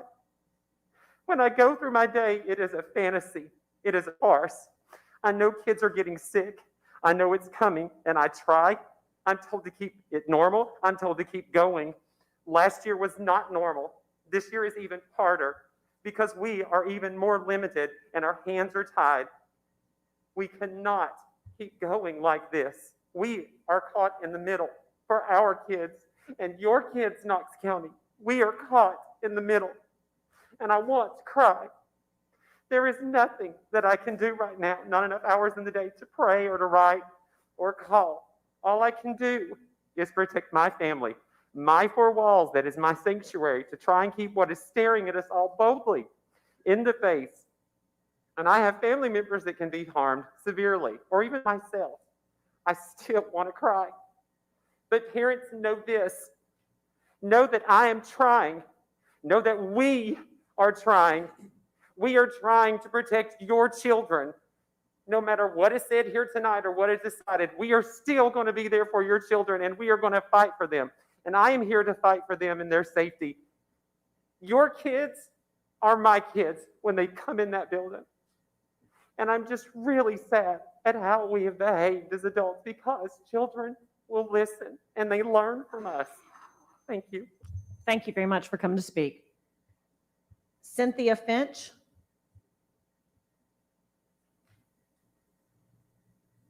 Okay, I think Ms. Finch had to leave early. William Wilson, and then Kevin Hill, and then Elias Atia.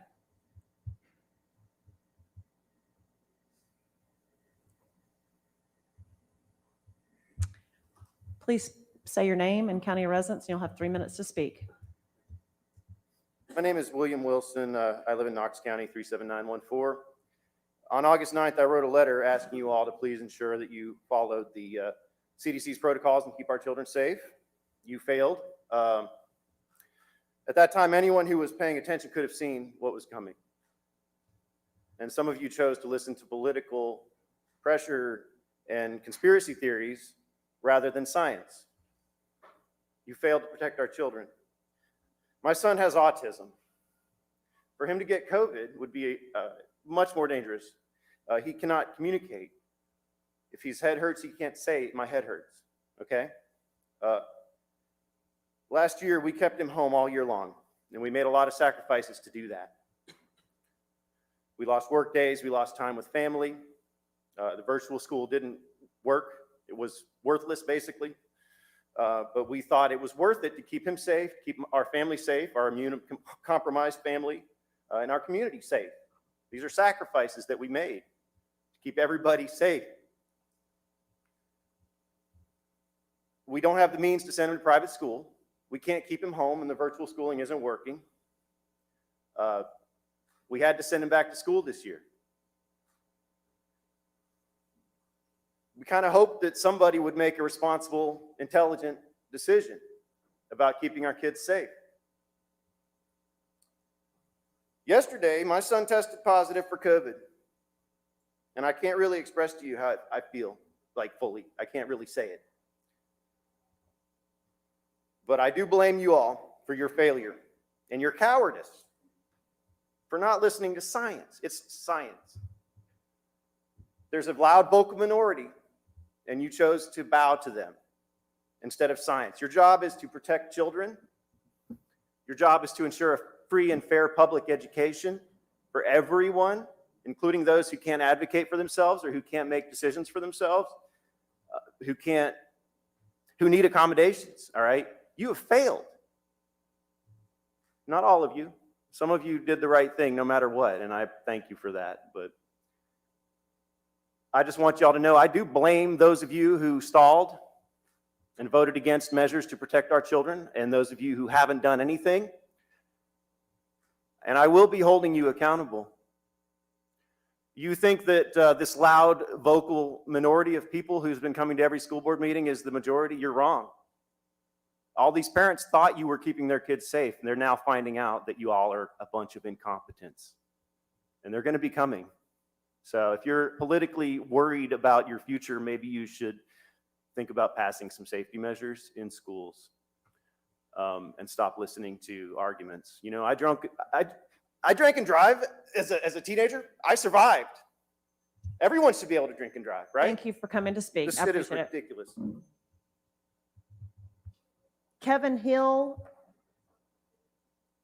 then Elias Atia, and then Gordon Gibson. Since we had someone from a COVID-positive home just come speak to us. Kevin Hill, Knox County. Regarding the issue of masks, has this board considered the differences in quality of the various studies on mask efficacy and how that should impact the KCS policies? Allow me to explain why I asked this question. Scientific knowledge is information, because we keep hearing science, science, science, of understanding that we acquire from engaging in the scientific method. In the pursuit of this method, there is a hierarchy of evidence. In the hierarchy of evidence, there are 3 tiers of quality. The lowest quality of evidence is observational studies. The next highest quality of evidence is experimental research, such as randomized controlled trials. The top quality and gold standard of evidence are research reviews, where they analyze across multiple random controlled trials. So when people begin throwing studies around, we must first stop and confirm of what quality those studies are to know the strength of one study as compared to another. As of to date, the top tier evidence all suggests masks are ineffective. As the evidence that suggests masks are effective all comes from the body of evidence called observational studies at the bottom. One of the reasons these studies are of the lowest quality of evidence is because these studies are the most subjective and most easily manipulated and corrupted in terms of viewpoint. Why are members of this board and people with degrees and higher training coming before you and not acknowledging that? It's because they are being driven by an agenda. The reality implies an agenda that is not health or science, but instead control. The members may be themselves manipulated into these positions, but that changes nothing. A person promoting a conclusion based on evidence of lower quality in the face of higher quality evidence is not engaged in scientific reasoning, but dogmatic reasoning. A new religion has been born in America. Spreading fear and wearing masks are the sacramental expressions of this religious dogma. Well, if I can't, nor should I, require your child to say a prayer in the name of Jesus Christ and take the Lord's Supper at school, then you should keep your dogma of fear and masks away from other people's children too. You are free to practice your religion of fear in your home, and your children are free to practice as they choose at school, so long as the proselytizing that religion does not become policy of the schools or violate anyone's right to not be subjected to this new religion of fear. Thank you. Thank you, Elias Attia. Elias Attia. Please state your name and county residence, and you have 3 minutes to speak. It's Elias Attia, I'm sorry. Knox County, sorry. Members of the board, I'm a proud UT graduate student at the College of Social Work, and I work with the College of Public Health. I begin by bringing up something now distant, but at the time was also a point of calamity. In August 2019, a single Knox County student became ill after vaping. He ended up being okay. But in January 2020, KCS implemented a zero tolerance policy with a 180-day suspension and a fine for any student caught with e-cigarettes. Later, it would be posted on the website that across the nation, 2,300 illnesses have been attributed to vaping. This was alarming, yet meanwhile across the nation, that crisis now pales in comparison. Despite the massive disruption from COVID-19, we've decided that a simple safeguard, masks, are a personal choice. This has led to parallel rhetorical questions like, should doctors or nurses have a personal choice to treat an unvaccinated patients in their critical care? Of course not. That would be unethical. And despite personal frustration, the reason why they should do everything in their care to treat these patients goes beyond their personal values and into their professional code of ethics. Alternatively, it has been supposedly clear-cut that for decades, the personal choice for students to wear what they wish, be it spaghetti straps or sagging pants or short skirts, has been punished in schools to prevent distracting learning environments. Yet nothing has been more distracting and disrupting than the number of classrooms with 6 students and staff in the last few weeks of school starting. Considering the parents and guardians making accommodations, the many who rely on schools for social services, or the school staff themselves, who cannot afford to take time off of work, this disruption to our school system goes beyond our personal attitude. Since transparency is a key to tonight's discussion, I want to bring attention to how schools have a professional code of ethics to protect our communities from any personal attitudes. And in the case of masking, seemingly political polarization that endangers the health and safety of the classroom environments. I also preface in that we need to humanize what's going on. To come to alarming portrayals in media, we've abandoned our ability to form relationships and stop trusting each other. I won't speculate why. People are infinitely complex, yet we let our personal beliefs get in the way of making large decisions. And virus or not, this is truly devastating. When we take off our masks, we realize the complexities of choice, liberty, human dignity, and public safety is more than just my right or his. And yet it is so easy to say no to masks. It is just as easy to say yes. But the complexities of consequences beyond today, these two seemingly simple decisions, could be incomprehensible for the larger community. So, members of the board, I thank you for listening, and I urge you to consider our schools as they continue to struggle to maintain. I'm sorry, I'm gonna have to stop you. Thank you. Thank you. Gordon Gibson, then Harvey Whitehead, then Meredith Reddington, and then Neil Schwartz. Is Gordon Gibson here?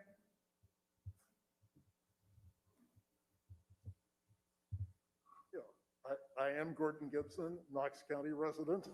Thank you for holding this meeting and considering proposals this evening. I've heard a great deal about individual rights. I do want to remind everybody, I have a right to swing my arms around.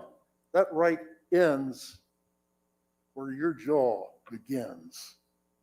So let's concentrate on the community standards that are important here. I'll try to keep it very brief. Masks and social distancing work.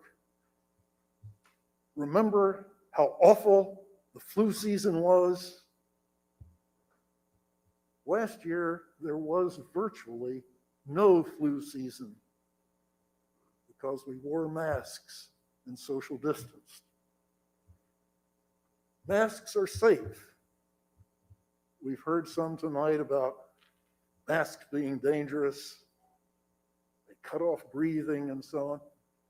Medical people wear masks. Well, in the pandemic, been hearing about 10, 12-hour days masked. It hasn't made them incompetent. And so, in order that Knox Community Schools aren't the epicenter for COVID in this county, and so that there isn't further learning loss beyond what happened last year and prior, let's implement masking again. Let's do contact tracing to nip infections. Let's keep me safe, because a COVID infection that starts in the school spreads to the community. I would like to be safe. So, yes to an improved dashboard. You'll be talking about that. Item 8, yes to required masking. Number 9, and yes, please, to contact tracing. Number 11. Thank you. I wish you well. Thank you. Harvey Whitehead, then Meredith Reddington, then Neil Schwartz, and then Rob Malcha. Please state your name and county of residence, and you'll have 3 minutes to speak. I am Harvey Whitehead. I'm a resident of Knox County, and I'm just going to be winging it. I'll be brief, but for those of you who are still awake, I appreciate your service. I wouldn't want to be in the roles you guys are in, and I could argue either side of this. That's before the board tonight. But for the record, I'm 63 years of age. I helped raise 3 kids. I have grandkids. Most of them live in Knox County. And I'm a Liberty guy, a big time Liberty guy, but I'm not going to make my 3 minutes here about that. I'm just going to try to talk about reality. You've heard statistics on both sides of the aisle tonight. It's become a political issue, sadly. I mean, it is a political issue, whether we want it to be or not, and that's unfortunate, but it is. But I would just submit that I'm going to speak from my own personal experiences. I am not a medical professional, but there are medical professionals in my family, and some with many years in that industry. And they recognize COVID to be a real malady, and I believe it to be. I believe people get sick from COVID. I believe they die. I believe the flu makes people sick and people die. I believe car accidents kill people, plane crashes kill people. We live every day with all kinds of risks. Every time we get out of bed, we assume the risks of living today. It's just what we do. We can get off the life train anytime we want, but most of us want to keep living. So we assume risks and we live with those risks. As far as my own personal experiences with COVID, I don't have any. I don't know anyone who's died of COVID. I've known a few people who got sick with COVID, but they recovered. But I would submit to you regarding the question that's before you tonight, I'm more interested in addressing the social costs of the distancing and the mask mandates and whatever, there's a huge cost to the mitigation practices that many school systems and governmental bodies have put in place to protect us from COVID. And I get that there are vulnerable ones among us, mostly the elderly.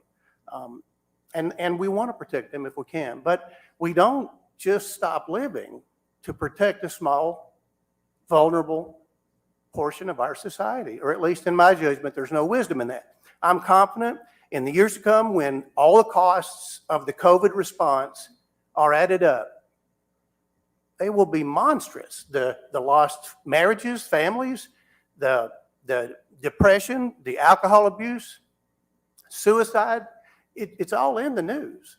You don't have to look hard to know that there's a huge cost to distancing and masks, and you have to be vaxxed, and you don't have to be. There's a huge emotional cost to society and a financial cost to our future generations, trillions of dollars in spending because we mandated businesses closed. Thank you. I'm gonna have to stop you. Thank you very much. Appreciate it. Meredith Reddington.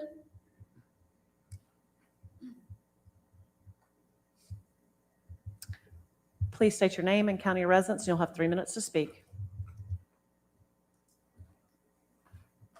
Hi, I'm Dr. Meredith Reddington. I'm from Knox County. I'm an emergency medicine physician, and I'm mother to 2 young children. Our county and our state has rapidly increasing numbers of COVID infections and hospitalizations. Hospitals in our area are already under significant strain. Several hospitals have called in the National Guard for support because we are so overwhelmed and so understaffed. We need everyone's help to slow down this virus, so I'm here to request that you consider a temporary mask mandate for the Knox County schools. Imagine yourself sitting in a hospital waiting room with your spouse or with your child. Maybe they're in pain, maybe they have a fever, maybe they can't breathe.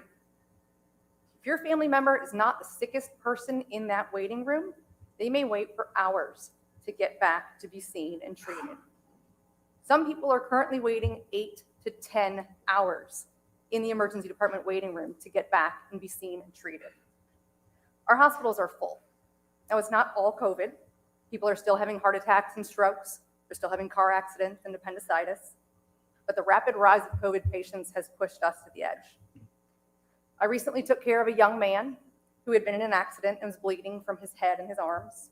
I evaluated him in the hallway in a wheelchair because there wasn't anywhere else to do it. His father asked me if there wasn't a better place for me to take care of his son. And I had to tell him, no, I'm sorry, there isn't. It's hypocritical to say that we want kids to be in school, but take away all the layers of protection that will help to keep them there. There's no evidence that masks are harmful to children. Few children have medical conditions that prevent them from being able to wear a mask, and those children should be offered exemptions. Some of you may have heard that a fabric mask doesn't do any good because the SARS-CoV virus is too small. The virus is incredibly small, but viruses travel on tiny drops of water that come out of your nose and mouth when you breathe, speak, sneeze, or cough. Masks are most effective at preventing spread of a virus when the infected person is wearing one. This is called source control. Universal masking is so important because it helps to stop the spread before a person even starts to show symptoms.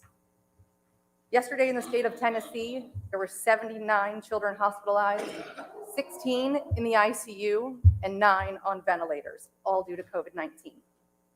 While the risk of hospitalization and death in children is very low, there are still 200,000 new cases of COVID among pediatrics last week in the United States. That means we can expect about 2,000 children to require hospitalization. During this pandemic, we have hospitalized mothers and daughters, husbands and wives. Even if you are able to overlook the personal medical risk to children, how are you going to console a child who is now an orphan because both of their parents died? I'm sorry, I'm gonna have to stop you. Thank you for coming. That they brought home from school. Neil Schwartz.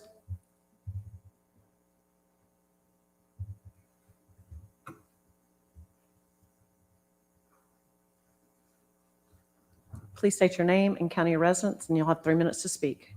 My name is Neil Schurtz, Knox County resident. My family and I moved here from Washington State in July.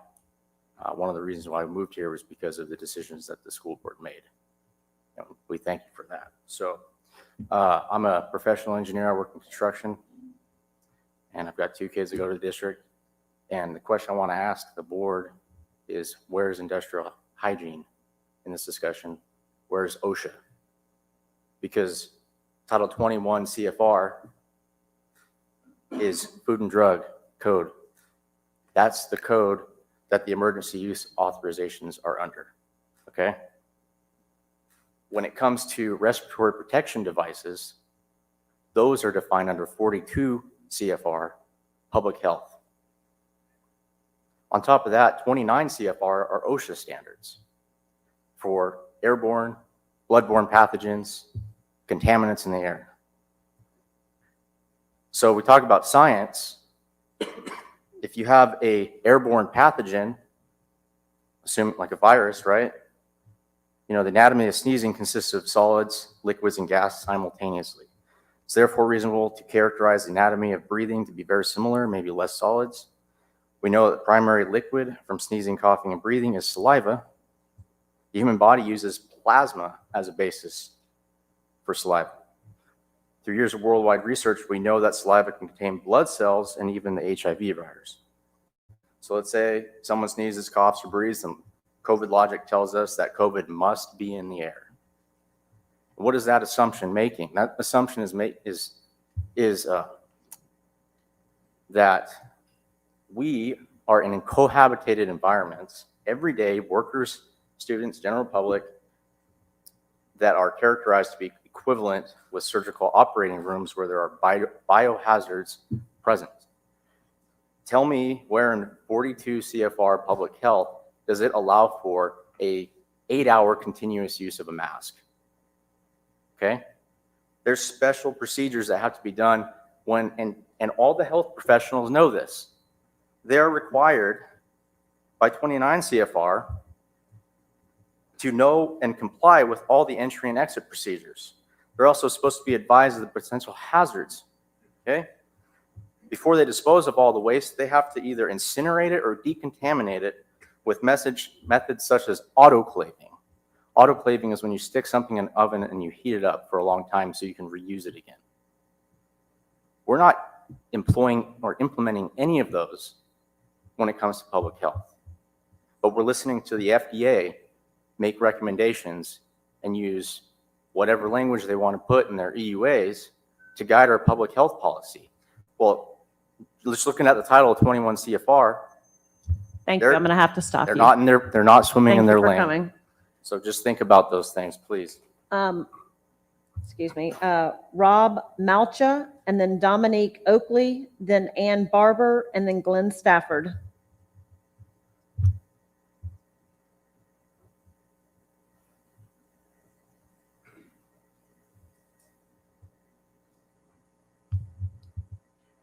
Is Rob Malcha here? Okay, thank you. Dominique Oakley? Yes, I am Dominique Oakley. I am from Knox County. Good evening, members of the board. My name is Dominique Oakley. I live in District 7. I am both a parent of children in the public school system and an educator. I am concerned about the lack of transparency regarding COVID in our schools, as it has proven itself to be a deadly disease that does not care what school district your child lives in or political party that you vote for. The death of even one child is too many. I say this as a parent who has lost a child. Many parents, myself included, are concerned about the opportunity that you as the board have to protect our children and dedicated staff. Tonight, I want to give a voice to a parent who cannot speak for himself, Dr. Eric Moore, who is unable to be here because he is quarantining, having been exposed to COVID by his daughter, whose only possible point of exposure was Grisham Middle School. Dr. Moore is a parent to 7 children. I now quote Dr. Moore. Knox County schools have continued to fail to follow the guidelines as set forth by the CDC, the American Association of Pediatrics, and the Knox County Board of Health. This continued failure to respond to those calls from people who know much better than us is a dereliction of duty. Let me be clear, members of the board, superintendent, members of the central office, governor, and state representatives, none of you are qualified to make health decisions for our children. That is not an insult. It is a recognition of the fact that you do not hold medical degrees and are neither scientists nor health experts. You are, however, critical members of our school district, and we need you to lead. Leadership in this case would be listening to those who are knowledgeable about school safety and doing the hard work of making those guidelines a reality in our schools. Passing the buck among other school leaders and worse, to parents, is not leadership. It is a failure to lead in a time of crisis. I'm not calling for mask mandates or any such measures. Rather, I'm calling for you to go back to your wise commitment that you made on April 14th to follow the guidelines set forth by the local Board of Health. In addition to your commitment to follow Board of Health guidelines in our schools, which currently include universal masking, advanced cleaning, and transparent contact tracing and reporting, we call for you to make a plan for teachers and children who must be out due to COVID illness or exposure, and for potential short-term closure of schools or even conversion to a virtual option if needed during times of extreme spread. In doing so, you have several models to follow from school boards and surrounding counties. As a parent of children in Knox County schools, I want to see that you have a plan for the sake of our community, our wonderful teachers, school administrators, and staff, as well as our children. Thank you. Those are the words of Dr. Moore. I respectfully yield my time to the chair. Thank you. Ann Barber. Is Ann Barber here? Glenn Stafford.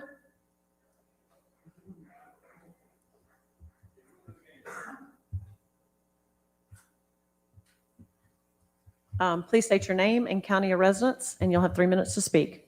My name is Glenn Stafford. I live in Knoxville, Tennessee, and congratulations, you made it to the end.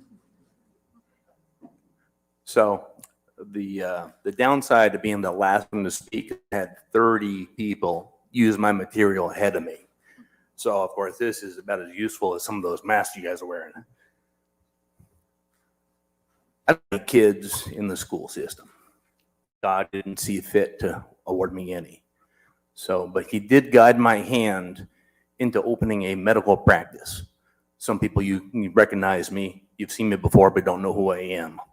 I am Mr. Nurse Debbie. I am the other half of Nurse Debbie's Health and Wellness. We opened up a practice where we can actually take care of people, not talk about it, not pass mandates, not make them wear a mask, but take care of people. We do that, we do it with health, we do it with wellness. It's in the name of the business. Okay? These masks, you're forcing things on people. Why do we force anything on anyone? We shouldn't be. We're Americans, we're volunteers here in Tennessee, right? Why are we forcing things? I've heard people bring up the argument about seatbelts. Yeah, you know what? I know there's a law about seatbelts. And as much as I love and respect Sheriff Spangler, he does not ride with me on a daily basis to make sure I wear one. I do so by my own accord. I've heard EMTs, first responders, law enforcement agents tell me some of the gruesome deaths that were caused by people who were actually wearing seatbelts. Now, that doesn't happen to everybody that gets in an accident. Usually a fender bender saves you from hitting your head on the steering wheel, great. But you know what? Even seatbelts can kill people. So it's supposed to be, you know, a protective measure. I understand that. Masks are supposed to be a protective measure, but they don't all work. They don't work for everybody. They're not going to work for me. I've got a breathing problem. I can't wear a mask. Just like the vaccination, I'm not taking that. I've got a factor 5 blood clotting factor. I'm not taking any vaccination. If you come at me with a shot, I'm going to give you one of my own. I don't think there's anything else I could say that you haven't already heard. I'm sorry, you guys. I'm not going to be crying. I'm not going to be yelling at you. I'm not going to be submitting you to anything else. You guys have a great evening. Thank you. That concludes public forum. Thank you, Ms. Babb. And now we will turn to Mr. Superintendent for the superintendent's report. Mr. Thomas. Okay. Thank you, Madam Chair. First of all, I'd like to just take a moment to recognize the significant efforts of our teachers and all our staff who continue to work hard for our students. Today marks the 18th day of the school year, and I know they've all been given their all actually to educate our students and try to make up lost ground caused by COVID. While we're currently experiencing higher absences, I'd like to acknowledge that nearly 50,000 of our students are receiving important in-person instruction. And my report this evening is based in part on a request from Board Member Daniel Watson, and I'm sure we captured everything that Mr. Watson wanted us to capture, but we've tried to do our best given the time that we have. So Mr. Watson asked us to share some comparative student and staff attendance data that's available from 2 years prior and this current year.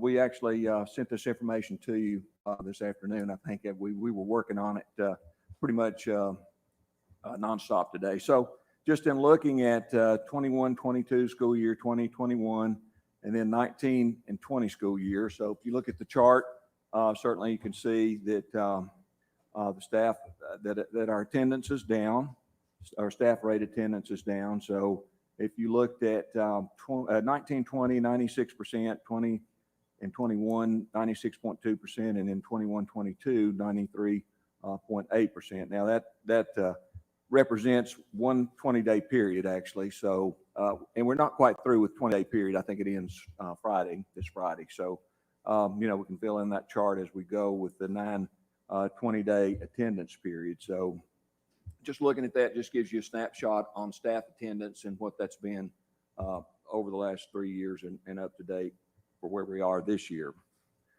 And there are several factors in looking at that information that's take that into consideration. You'll see that those notes that are in the section there, it includes counting last year's isolated quarantine teachers present when they could provide virtual instruction from home, or isolated quarantine students who were counted present due to the availability of synchronous and asynchronous instruction. So again, I don't know any questions about that. Also on that slide, and again, you've got this information, we've sent it to you. Also some additional data with student attendance rate for the first 17 days at the bottom of that chart. And again, it's 17 days, obviously not 20 days, and not counting today, which is the 18th day.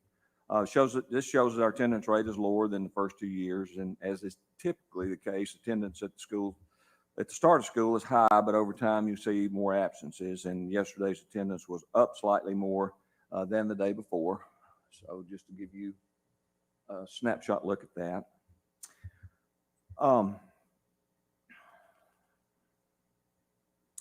Along with the information that Mr. Watson requested, we wanted to provide you with some additional data, and Mr. Watson didn't ask for this, but we thought it was pertinent. First is the student attendance rate for the first 17 instructional days shows that our attendance is lower than the first 2 years, obviously. Again, start of school, the attendance is usually higher, but yesterday attendance was up slightly more than the day before. So we'll be looking at what happened today in comparison to the chart that you're looking at.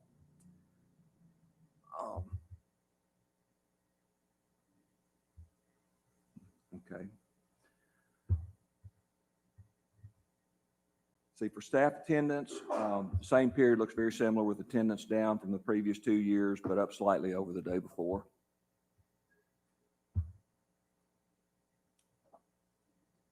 Okay, then we looked at one more chart, just looking at absence numbers over the last 5 days in terms of percentages. You'll see that absences directly related to active cases range from 6.2% to 8.7% for students and 11.7% to 17% for staff. And you can also see the percentage of absences not related to active cases, which represents the majority of absences.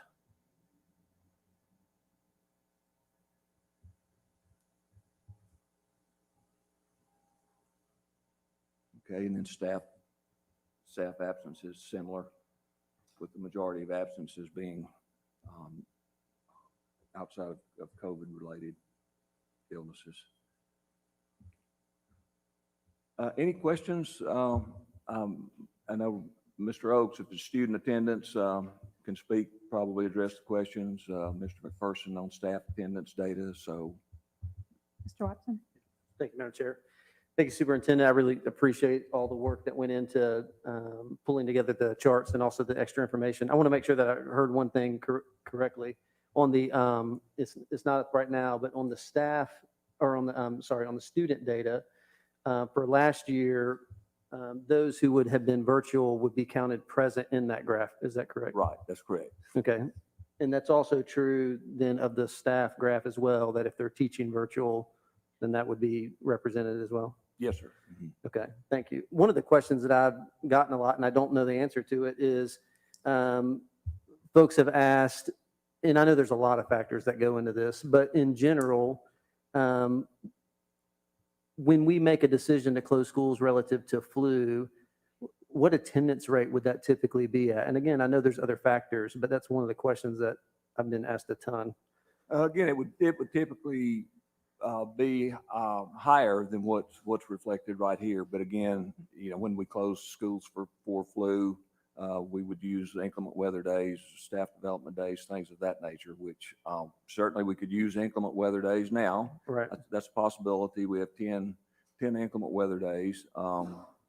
In terms of what the state will allow, and the commissioner talked with us the other day about this, they will, there's a waiver process, but she really indicated that process, there'd be no possible way you have school put in order to get one of those waivers. So it really sounds like it's going to be a difficult process. I know a few of the systems that have closed, I think have begun to use some of their inclement weather days. And but typically percentage-wise, Mr. Bolton too, you can probably talk to it if there's more specific questions, but our percentage of absences is generally been higher when we've closed than what they show right now. Thank you. And I'm sorry, I did not get a chance to look at it yet. I've received over 1,200 emails related to COVID, so that one got buried, but I'll dig into it more here soon. I know Ms. Babb has been advocating for maybe a second email address so we can keep our stuff straight, but I appreciate the work on that. So, and when Commissioner Schwinn said you've got to have no possible way of having school in person, did she benchmark that? Is there data? She said, is there any data that she said you got to hit for that? No, she did not benchmark that. Okay. All right. Thank you. Yes, sir. Ms. Christie? Yeah, I think that some of the absenteeism we're seeing now, I see it more as a positive sign because we are telling people to not send their sick kids to school. We are saying, be extra cautious. I've heard from parents this week that have said, I never thought I would keep my children home for a runny nose, but here I am. So I think some of that's a good sign. I did have a conversation with Dr. Childs today at Children's, and he kind of validated that a little bit in terms of what they're seeing in the pediatric practices and the urgent cares. The kids aren't sick enough to be hospitalized, but the parents just want to know and come in and get those COVID tests just to make sure so they can safely send their kids back to school. So I don't necessarily see the high absentee rate as being a really, really bad thing. I think part of that is people are doing exactly what we have asked them to do. Great point, Ms. Christie. Anything else? Any other questions for Mr. Thomas? Okay, thank you for that update. We appreciate that. That's very helpful. Okay, and I will refer to Ms. Coatney for the reading of the items. Item 6, approve Knox County Board of Education Policy J120, attendance as amended. Is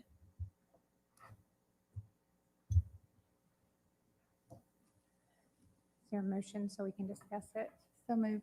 Thank you, Ms. Christie. Second. Okay, we have a motion by Ms. Christie, a second by Ms. Babb, and now discussion. Do we want to have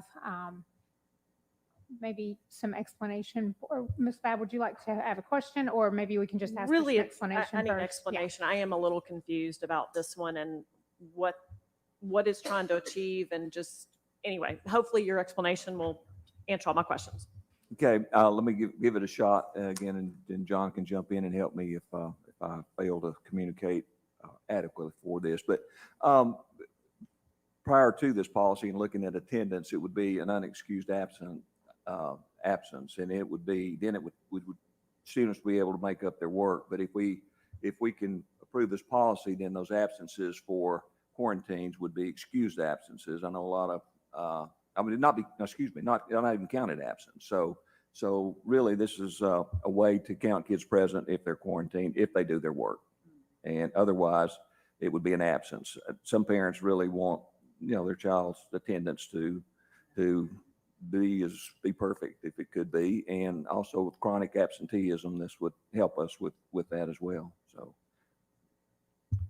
I guess I am a little concerned. I mean, would we totally lose numbers of how many kids are out of school with this? Because that does seem like it's, and I don't know who can answer that, because I do think that's where I'm a little confused about this. And as someone spoke to, doing a worksheet or something, is that the same as being in school? So I just, if there could be a little bit more flesh out of this, because I still am a little confused. Thank you, Mr. Oaks. Okay, I don't know who's the best. I'm going to start. Okay. And then I'm going to let Freddie Cox and Dr. Ryswick and Mr. Hartzell, bail me out when I get in over my head. Let me back up for just a second before I answer your question on this, because I need to give you a little bit of context. The data that you just saw, the attendance data that the superintendent was talking about, when you look at that, I can say that data from year to year is similar. I can't say that it is comparable, because the way that we have taken attendance and measured attendance has changed in each of the last 3 years.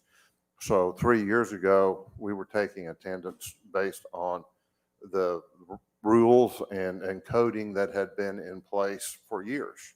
And then last year, with all of the various mitigation steps that we had to take and the virtual instruction, how we coded that had to change, because we had to capture kids that were in virtual instruction. We also had to capture kids who were in virtual instruction simply because they were quarantined, or because maybe they were in isolation because they were COVID positive. So we captured those in our attendance data, and they were considered to be present if they were virtually doing their work, either synchronously or asynchronously. Well, that changed again this year. And unless we adapt or adopt this policy, kids who are out of school and doing their work in a virtual, synchronous, or asynchronous manner are counted absent. And that's a big chunk of the difference in the absence for the first 17 or 18 days of school that you see right now, and the first 17 or 18 days of school that you saw last year. Because first off, we had 18,000 kids that were in 100% virtual instruction all year that were largely present. Then we had kids who would come in and out of virtual instruction, either synchronous or asynchronous, based on whether they were COVID quarantined or whether they were isolated. So we had all that going on. We were able to capture that, and we were able to count the ones present who were doing their work and that were keeping up. That is not the case right now.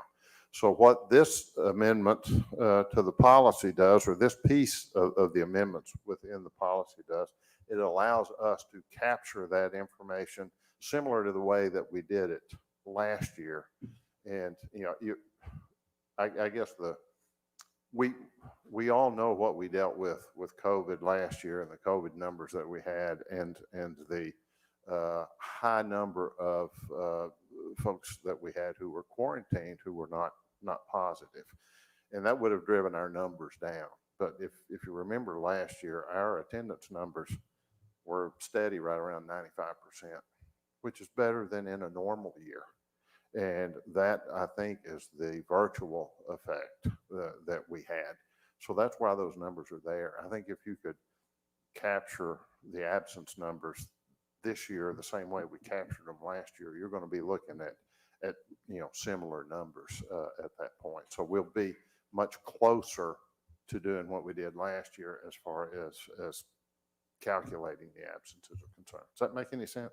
It does. I guess what concerns me, and honestly, I guess it concerns me even about how we tracked stuff last year, is we're really saying we had 95% of kids not absent. That doesn't mean we had 95% of kids in school, it sounds like. We had 95% of kids getting instruction in some form or another. I guess where I'm going with this is a little bit of, we look at our TCAP scores last year. And I mean, I'm not somebody that is just going to be driven by that, but we look at the fact of when we try to look at kids that really got instruction in the classroom versus the kids that don't. If we're not keeping up with that somewhat, how do we sort of know how many kids really got in-person instruction and did not get in-person instruction? And this year, we're really not offering virtual the way we did last year. So if, for instance, say this got really bad, say 50% of our kids weren't showing up for school, but they all did a worksheet at home, are we now saying we've got 95% of the school kids getting instruction one day? It depends on what they do with that worksheet and how they turn it in. And if it is, and I let Dr. Ryswick is much more, able to talk about, the classroom mechanics of it than I am. But And are we gonna, I guess, are we also gonna show at all that we actually, how many kids are out of school? Or if we pass this, there will be no sense of knowing how many kids are in Oh, school. we know exactly, we will know exactly how many kids are receiving instruction virtually because they will be coded for virtual instruction. Right now, they can't be coded for virtual instruction because they're doing makeup work. They're absent. So that's part of our challenge right now. We need to know who's receiving virtual instruction and to be able to code it that way. We also need to know it for purposes of our food service program because we have to report that to the state every month in order to help them calculate our reimbursement rates. And maybe this leads, and I don't know if this goes right with this question, but I know from the state, they have changed back and forth. And I mean, I don't know how we're keeping up with it because it seems like on a daily basis, what we're allowed to do and what we're not allowed to do. So to me, that somewhat goes along with this virtual instruction and what we're doing. I mean, can someone speak to what we are planning on doing for kids that are going to be at home? Is that? It's your turn. You're up now, John. And I mean, this might be on something else, but I think it really ties into this. And I think it's what a lot of people are asking is, what are we really allowed to be doing for the kids that are not coming to school? Thank you, Ms. Babbitt. And let me say this, and Russ did a good job explaining the attendance part of that. So really what you're getting at is what the state board policy that they passed in July was trying to get at. So last year there was kind of this hold harmless type of thing where we could code any student who was isolated or quarantined or on virtual instruction, or a school that went to virtual instruction. They all had a certain code. Freddie's great on the codes. It was a VL code. But anyway, so you knew a kid was virtually getting instruction as opposed to an in-person student. The state knew it was kind of loose around that about in the middle of COVID how to do that. So they knew the attendance numbers weren't super accurate across the state, right? So this year, to try to tighten that up, that was the action that the state board took in July. So a lot of people think that's when they defined virtual programs and virtual schools. That was done like years ago. All they did was brought that same policy up, and they added this attendance piece for students who were quarantined or isolated. They leave the word isolated out, but that's what they meant. Quarantined or isolated so that there was a way to track their attendance. That's what this whole thing is. So in order for us to be able to move to put students who are quarantined or isolated into temporary virtual instruction, we have to have a policy change in the board according to the state board that allows it for that reason. So this language is lifted straight out of the state board, and it really is to say they lay out 4 different ways and you have to meet 2 of those 4 to track attendance. That's the state's way to get back to a more accurate way of tracking students' attendance, so it's not just a free-for-all. All of these kids are VL coded and they're all getting instruction. There are some requirements, and laid out in those are either teachers have to make contact, visual or phone contact every day with students, synchronous instruction, which would be extremely expensive for us to do. We'd have to hire a bunch of teachers to go do that. And then there's the 3 and 4, the ones that we're looking to do. One is students complete work, and we're saying via Canvas, which is a learning management system. Canvas isn't laid out in the state board, but learning management system is. And then 4 says that students have to be able to submit that work on a daily basis through their learning management system or in person. So for us, we're meeting 3 and 4 by our plan, getting to your question, Ms. Babb. So we have said from the beginning, and let me try to be clear about this, even this summer before COVID made its resurgence, our expectation was something Mr. Watson had asked earlier, what did we learn at the end of last year that we want to carry on practice-wise? Well, one thing we learned is that our teachers were trained in Canvas. We were able to shut down for a week to go fully virtual, and all of our teachers use Microsoft Teams, and all of our teachers use Canvas. We were trained in that. We continue to offer training. We continue to do it now and did it all summer. It's an expectation now of us that Canvas was not a COVID response. Virtual and Chromebooks that we all spent millions of dollars was not a COVID response. It's actually an instructional tool that we have moving forward. So we started through the summer expressing through the Principal Institute from the very beginning that our expectation for strep throat, flu, orthodontist appointments is going to be that teachers post their assignments in Canvas for makeup work. That's a muscle we learned to use, and we don't want to stop using it, or we're going to have to go into this massive retrain again, right? And retrain everybody to do it. That continued. COVID obviously is making somewhat of a resurgence. And so we've continued to say that asynchronous posting of those lessons, right? Continued support from the school level and or our Department of Technology to help support and train teachers who need that at the school level to be able to get that done. I think teachers have a knowledge base of Canvas. I'm not saying everybody is, a master of that, but we did it enough last year where we were able to go virtual in many schools using that, as well as close the week before Christmas and use that. So our plan will be no different than what we were saying before. And my hope is, we see this COVID resurgence leave, and we still have this expectation that you post your makeup work in Canvas. Sometimes that's a PowerPoint with a worksheet. Sometimes that could be a video. We're not asking teachers to do 10 more things than they're already doing. We're asking them to move it into electronic format. My time in schools last year, I know our team out in schools last year, most of the in-person classrooms were using Canvas for submission of work and all those things too, so they weren't making all their copies. I'm not saying everybody's doing that across the board. So our plan is for all students that their asynchronous assignments are posted. If you need support, Danny and Julie both have different plans working with the elementary PAC or Principal Advisory Council and the Secondary Advisory Council. They may do it a little bit differently, but right now our plan is we're working through that, is that we'll potentially provide dollars to each school for them to be able to pay teachers kind of in a tutoring format where they could either during the day or have kind of office hours after school to be able to support the students who are in that mode. That's actually a requirement of the state board policy that you have to have, one, the work available, and that there has to be some, support in there for that. So our best way to do that now, not to have teachers teaching on 2 platforms and, having a hybrid class where you have 15 kids in session and 5 logging in from the outside, is to try to say true to what we ask teachers to do. Teach your class in person, put your makeup work and your assignments on Canvas asynchronously, and then we will be providing dollars and support to each of those grade levels based on principal input of how they want to provide support for those teachers and families in off hours or during the day if that's what they decide to do. Thank you, Dr. Isaac. I think Ms. Owen has a question. I do. I'm not sure who would be best to answer this question. Looking at it from a data perspective, would it be accurate to say that using this policy change, we would be able to use attendance to consider whether the student received instruction, but not necessarily to determine district-wide illness? I think to your question about instruction, we talked a lot about that too, because there is this kind of daily, because it says students must submit work via hard copy or virtual formats. We talked about some of that. Our thought on that is asynchronously, a student could be sick and not able to participate in 2 or 3 days. Probably not going to hold that against them. If he or she is submitting sometime during that 10-day period and doing that, I think, our thought will be show some grace and let the principal and teacher, say the student's trying in best interest to do that. So I think as far as instruction and attendance based on that, I think we would, again, allow the schools to make that call, but allow them to count the student present if in good faith they were working toward that, even if they weren't able to every single day. I think I'm getting more toward the other way around. Okay. If the student is sick, but able to do the work. Right. We have no way to know that, really.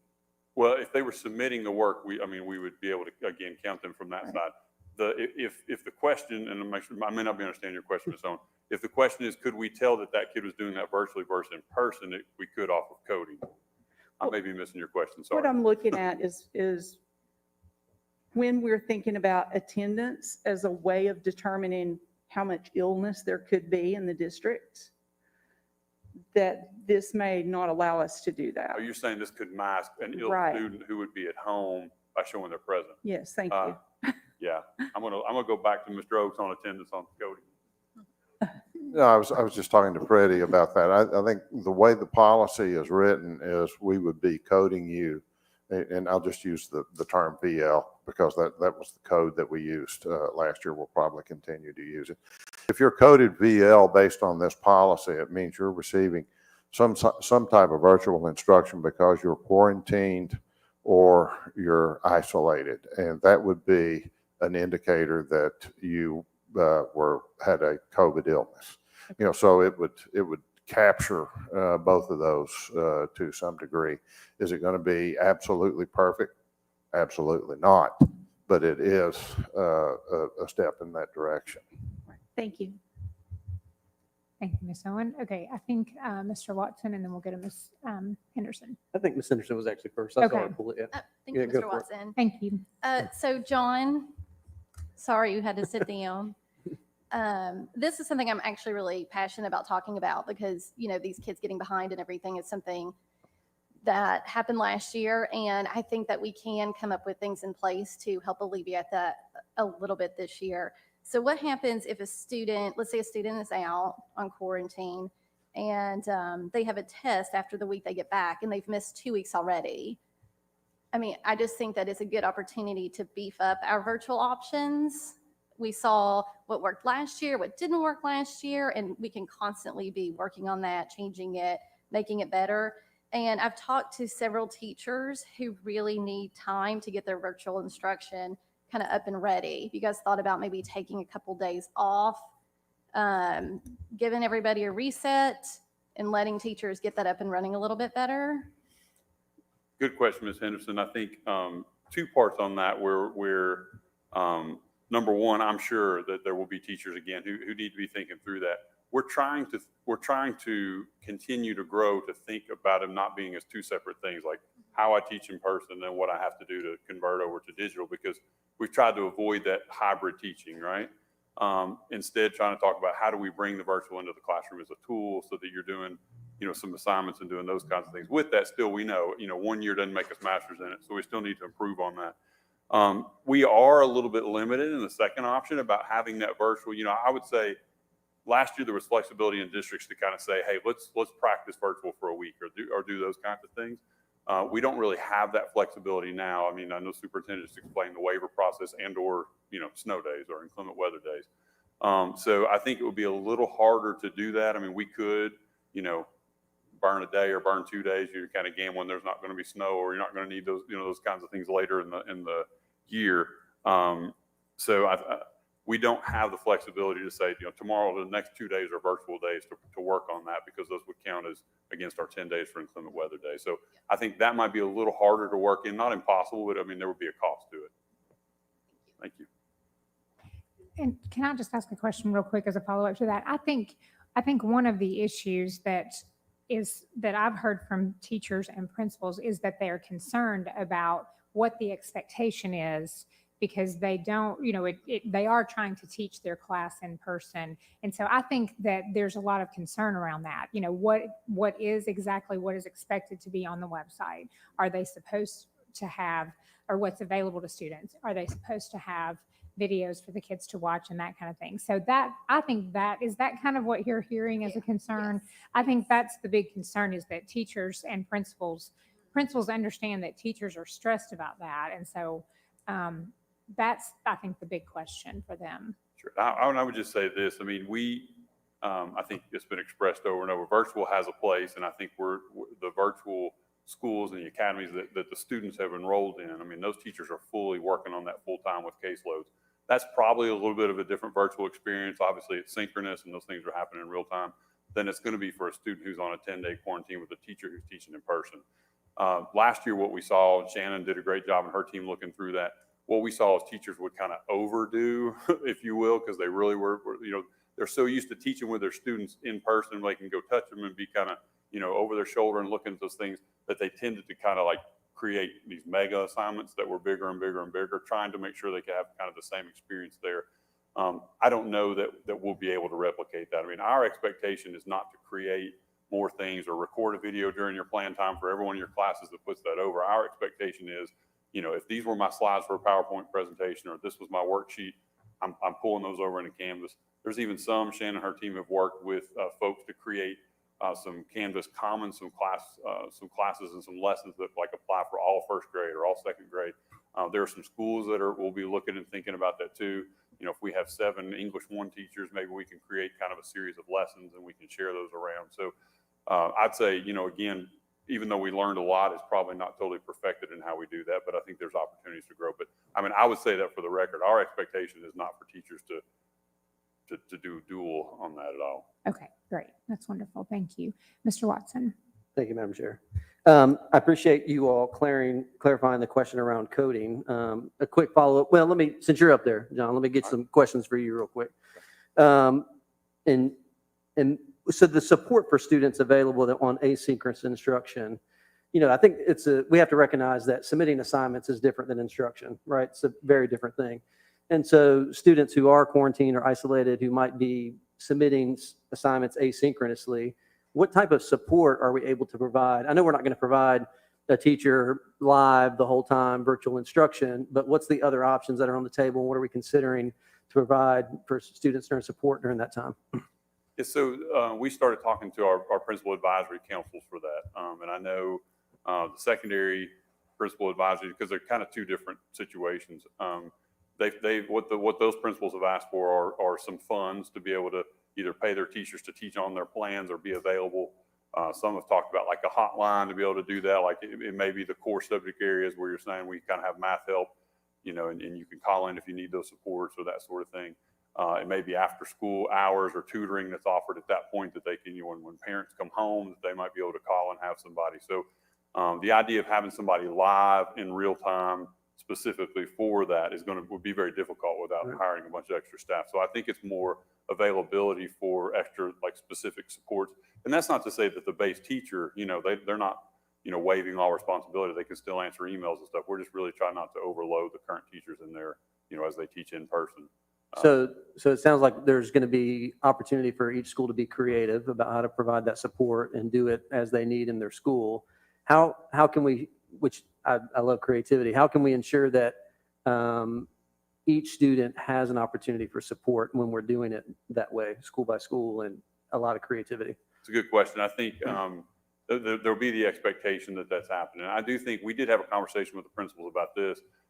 There is a level that you want to be creative, but you also want to have some level of district consistency. So we were saying, you don't want a student who goes to West to say, oh, we're opening this up and we're doing Teams calls and you're coming in live, but then you have a kid, same family at Bearden Middle who's saying, my teachers aren't doing that. I'm not getting the support I need. So, we're really want to try to stick to the asynchronous so that teachers don't feel compelled to have to do, what some chose to do last year and be, hybrid and, juggling all those people at once. We think it's probably going to be more, and again, they'll help us with the models, but more kind of support as needed. And it may not, again, be your teacher of record. And sometimes it may be. It just depends on how the schools build that out for that support.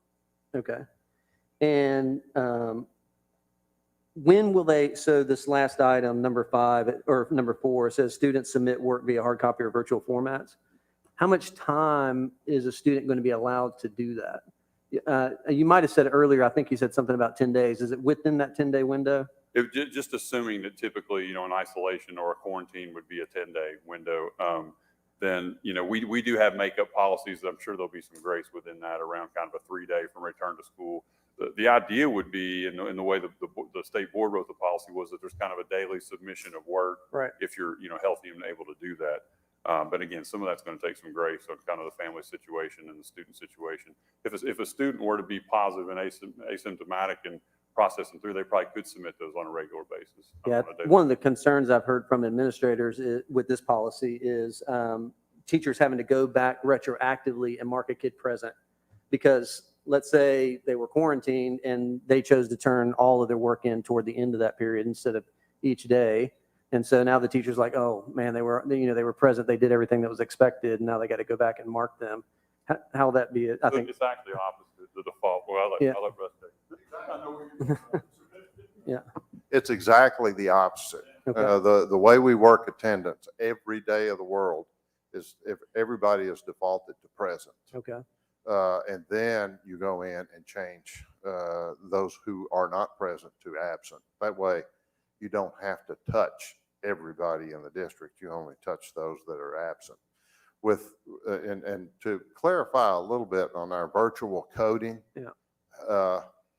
it is virtual instruction, but you can be absent from virtual instruction so that, so you're virtual present or virtual absent, and it works the same way. So if I'm out for 10 days and I'm coded virtual during that 10 days, and I don't turn in any of my work or I don't do any of that, then you have to go back and code them absent, as opposed to going back. You've counted them absent. Now you're going to go back and count them present.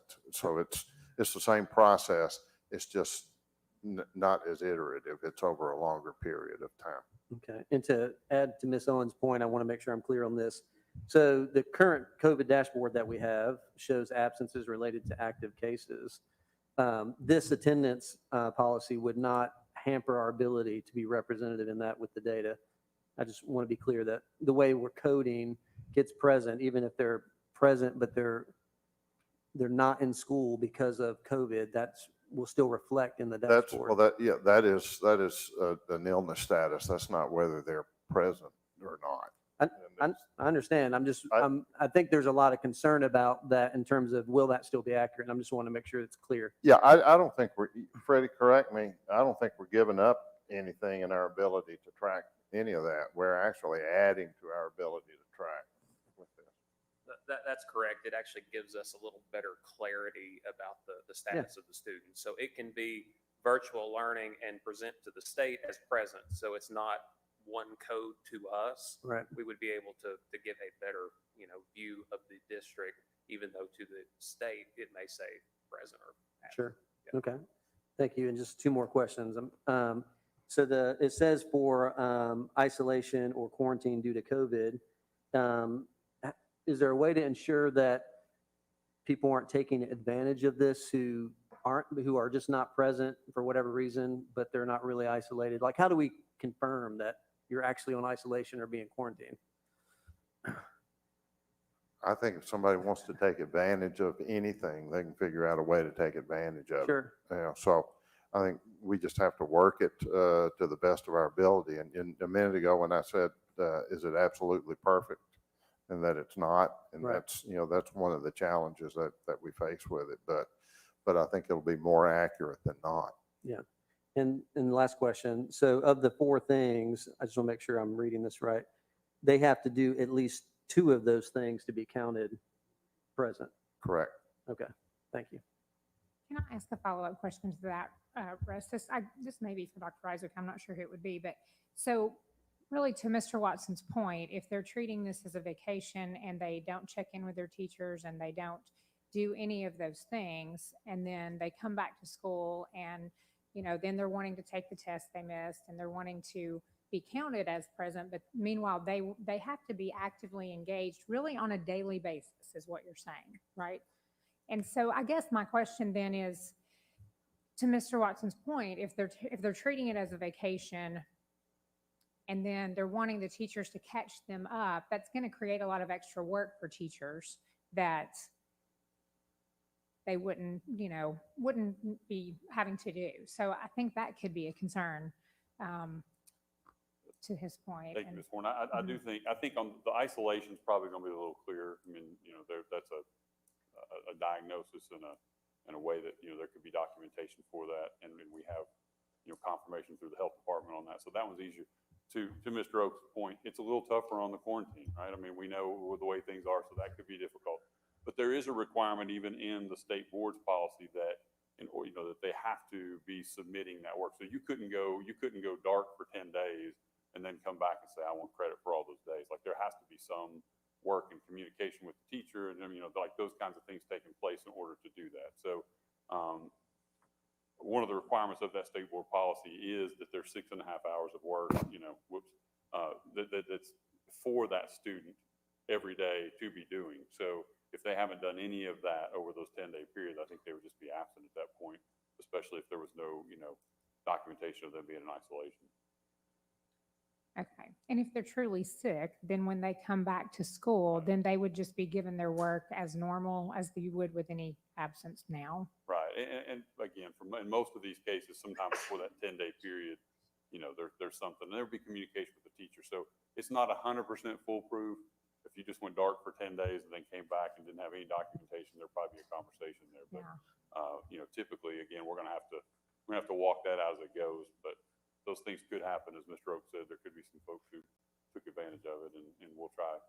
We would probably never, when Mr. Myers just said, he goes, we wouldn't do that on test. Definitely. I mean, we don't want to jeopardize their academic career. We want to make sure they've got every chance to be able to do those things, and it's not punitive. But we also, you know, need to make sure they're following some kind of guidelines for that. Okay. Thank you. Were you finished? I would like to speak, Madam Chair. Oh, yeah, go ahead. If you don't mind. Yes, please go ahead, Ms. So a lot of the information, the question that I had kind of came up, but what I'm really, so I don't really have a question. I have a statement maybe. I understand that this policy is for attendance only, but there's not really a clear understanding from the district level on the grading aspect of it.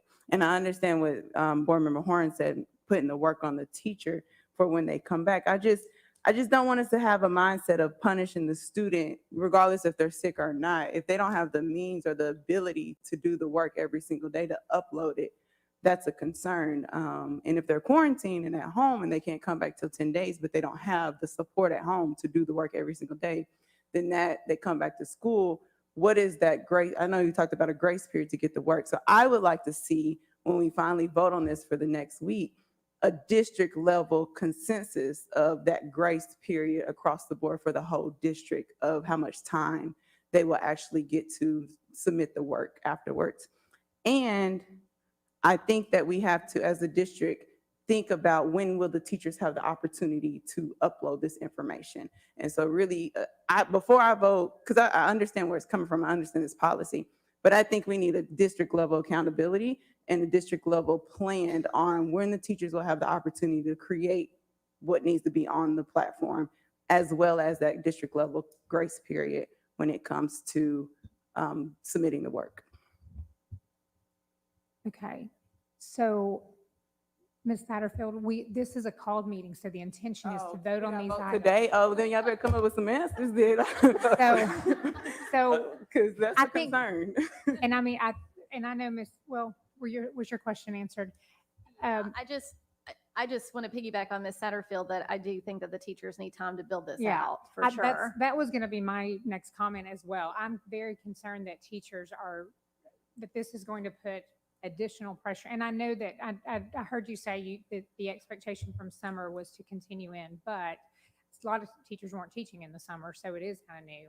And so I'm concerned that it's going to be a heavy lift for teachers. And, you know, especially if we're voting on this right now, tomorrow, you know, students are going to have expectations that teachers may not be able to fill. So I think we need to be realistic about that. So Ms. Satterfield, do you then have is there something you need an answer to on regarding that? That and the grace period. And I understand you said like the 3 days. If that's what it is, that's what it is. But I want it to be like consensus about across the board. Okay. So I'm happy to try to address some of that. Okay, So go ahead. So I would say, first of all, I mean, I hate to say, and I get it, there's that whole tight loose, right? How do we lay down exactly what needs to happen, but then there's going to be 16 exceptions to that. And that's why, like, to leave that at the school and the teacher to be able to have some ability to do that, because every situation is going to be a little bit different. We currently do have the 3 days, you know, to make up work when you've returned. Most schools will give extended grace beyond that. I mean, there may be a teacher or two out there that's going, nope, you know, kind of letter of the law, here's what happens. But the whole idea in this is that students aren't causing this to happen. It's something that they have happen to them. And that almost all the schools that I have been in understand that, toward graduation rates, toward all those kinds of things, that they're working to help the students make up and catch up those things. So, you know, I would say if there's a situation where that's not been fair, you know, they should call their grade level director, they should talk to their principal, talk to their teacher, like go through that process to have that happen. That's what would happen now, take COVID out of the situation, right? And if a kid needed more than their 3 days, and they usually talk to the teacher, and 99% of the time the teacher's fine with that. If there's a reason that the teacher's not, they talk to their principal, and then work the way up to where we get to Danny or Julie to have that conversation and us do that. So to me, it's not that much different than that. And if we lay, 4 days out instead of 3 days, and then somebody's going to need 5, so I'm saying there's some of those kinds of things that we go, we kind of trust the school level administration and teachers to do that. For the letter of the law, for what we have to do for the state board, this gives us that flexibility that the board's acted so that we could do that. To me, that's where it's probably better across all the schools that we have to let them try to do that. To address where we are with creating like virtual lessons, I would say, again, we don't want teachers to feel like they need to stop, drop, and load, 10 makeup assignments in there, because the truth of the matter is that's not going to solve it. When you've got kids who are going to be out at different times during the year and they may be on different units of study, like you'd have to load your whole year up on that, right? So the idea is not a makeup assignment. The idea is a continuation of what you're doing. So if I'm teaching this novel or I'm teaching this math concept, what I'm doing, I'm loading into Canvas, and it's not, I'm not going to say it's no big deal. They can just do them. So there's some effort in that for sure. And there's some planning that has to be done, but we're not expecting them to recreate a whole different lesson than what they did in their classroom that day. We're expecting them to be able to move some things over that make sense electronically for students to be able to do. So, so I guess I'm saying if we paused for a day and said, okay, everybody load up, it's like, what would you load up? Because somebody might be out in 3 weeks and it may not be what you're on at that point. So, so I think that's where it gets complicated, knowing this may continue over the course of the year, to do that. If they needed extra training or they didn't understand something in Canvas and that sort of thing, we've continued to have that available. And again, everyone's not a master of it, but there are people at every school who are, and we would ask them first to look at your school level, and then we offer district trainings and supports through Teresa Nixon and her staff, and have done that pretty much for the last 2 years. So we would continue to do that. So, I'd love to give them time to do that. I'm just not sure that helps us in 2 or 3 weeks. Does that make sense? It does. Okay. Yeah, I know. It does. Anything else? Yeah. Go ahead. So what's the alternative to not putting the pressure on our teachers? Because our teachers they're looking like it's April, and it's only 18 days in. Mhm. So what's the alternative to that? And could that be, and I don't know, right? I don't know the curriculum, but could it be that the assignments that they have to do on Canvas is mirroring what's already in place with our virtual platform that we have? So the virtual, so we only have the virtual school staffed for, and they're held to the same requirements as far as class size and all of that. So the school that Ms. Hahn and Ms. Garrett have set up to run, we held them on staffing. We didn't staff them fully. Once we knew we had about 700 people who were interested in it, we cut off the staffing at that point and staffed them to handle that. They have a little capacity, but we've had some medically fragile kids that have been moved into that. So they don't have the capacity to hold, Okay, I wasn't clear. Can we mirror the work that is in that virtual, those for the grade levels? So the student that's quarantined in 6th grade at one particular school, can they do the work of that week that is of the calendar curriculum from that? That's a couple assumptions with that. And Shane, Yeah. if you might want to jump in and help. I would say, one, not everybody's at the same place in everything. So it might not be, or there may be a course that's not offered in our virtual school that a student has. That could be a challenge. But I think there are some things we can do in the Canvas Commons. But before I mess it up, I'll let Shannon talk to you. Good evening, Madam Chair, members of the board. Our team has created common courses that are based on our curriculum. They're in the Canvas Commons. And what we've heard this week is that we need to reshare where that material is and help our teachers to find it, because that is a simple copy from the Canvas Commons to put in their Canvas courses. We can't do that for everybody. We can't roster every child to the same courses, but what we can do is make those courses available to our teachers and let them pull what's relevant for them, where they are in their pacing, and make it available to their students. So one of the things that Canvas allows us to do that I think once we get really comfortable with this is that it gives us also that timestamp of when students turn in their work. So I remember as a classroom teacher, when I had students turning in things late and it wasn't in my stack of papers that everybody else was turning in, keeping up with that is really hard, especially when you have 100, 125 students in a semester. When it's in Canvas and the students are submitting it at inconsistent times, you have that record that it was submitted and it's easier for you to go back and find it. also easier to have that documentation to show a parent when things were turned in or not turned in. So it really, in the long run, will make it easier for our teachers to keep up with all of that. Okay, while you're there, I think Ms. Bab has a question. Yeah, so for you. it sounds like there are some kind of core classes already set up. It's almost like we just need to remind teachers how to use it. Another thing I was wondering about, because I just listened to something the other day about like Khan Academy and things like that that are out there. Are our teachers taking advantage of things like that that are established educational things that are already, pretty good at instruction, to maybe send their kids to, that they're not having to recreate the wheel? So teachers are using different materials such as that. I think we do have quite a few who rely on Khan Academy. We at one time had that connected on our math page, but our math department actually has gone through and created, for elementary math, they have created instructional videos for every one of the topics that they study. So there is a math video using the materials that our teachers use and that our kids can see, so that it's very connected to that material. So that's also available in the Canvas Commons and in the YouTube page. I recommend everybody check out our math YouTube page. So a lot of this that we're kind of talking about right now, and why it seems like we're sort of late start, is because of changes the state has made to us. Is that correct? That is As correct. of last week, we did not think we could do this. We didn't think we could do this last week, and all of a sudden the state has changed kind of the rules again. This is correct. So- Okay, that's very helpful. Okay, thank you, Ms. Jackson. Okay, I know Ms. Owen has her mic down, and so if we can go to her next. Thank you, Madam Chair. Do we have a timeline for when teachers would be expected to have things up and ready? Like at what point are their principals going to say, why aren't your classes up and ready? Thank you, Ms. Owen. I would say back to what our expectation was in July, was that Canvas was going to be our backup for makeup work, right? I think it could be varying degrees of that, but the expectation from the beginning, I know I myself communicated that in the Principals Institute.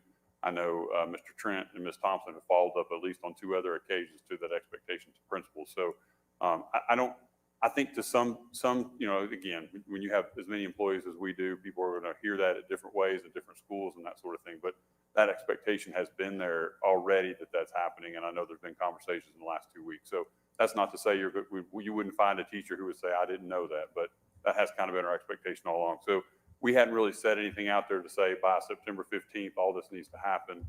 It was just always kind of an expectation of that. I think since there are more COVID cases, I think people have been more tuned into that, understanding that this is a real possibility, and especially this latest thing we've heard from the commissioner on the waiver this week. I think now people are really tuned into that. So if it was kind of a thought that I should probably do it versus an expectation to do it, which was clearly laid out from the beginning, we still know people need catch-up time. So again, I think principals will have grace with their teachers understanding this is year 2 of us trying to do that.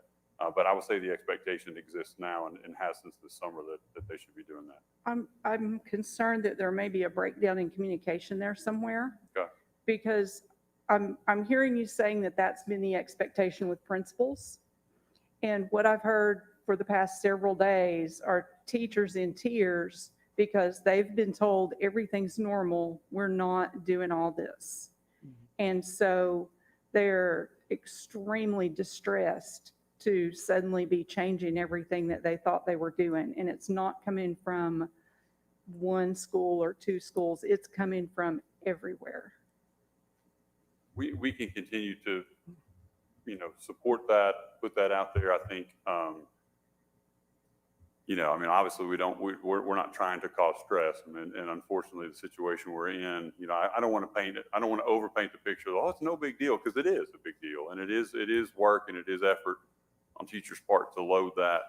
And we don't have, nor does anyone have that I'm aware of in the state, a good plan to be able to do this. You either put teachers on this hybrid model that are, had everybody worn out by Christmas last year, or, you do an asynchronous model and it still requires some level of connection back to the teacher. So I would agree. I mean, it's not ideal. And so I think we just need to be very aware at the district level when we're looking at things, especially when they get to the point of things not working somewhere, I think we need to be really, really aware that there are some places where teachers were not expecting to be doing this. And so we need to really look at how to support that. Sure.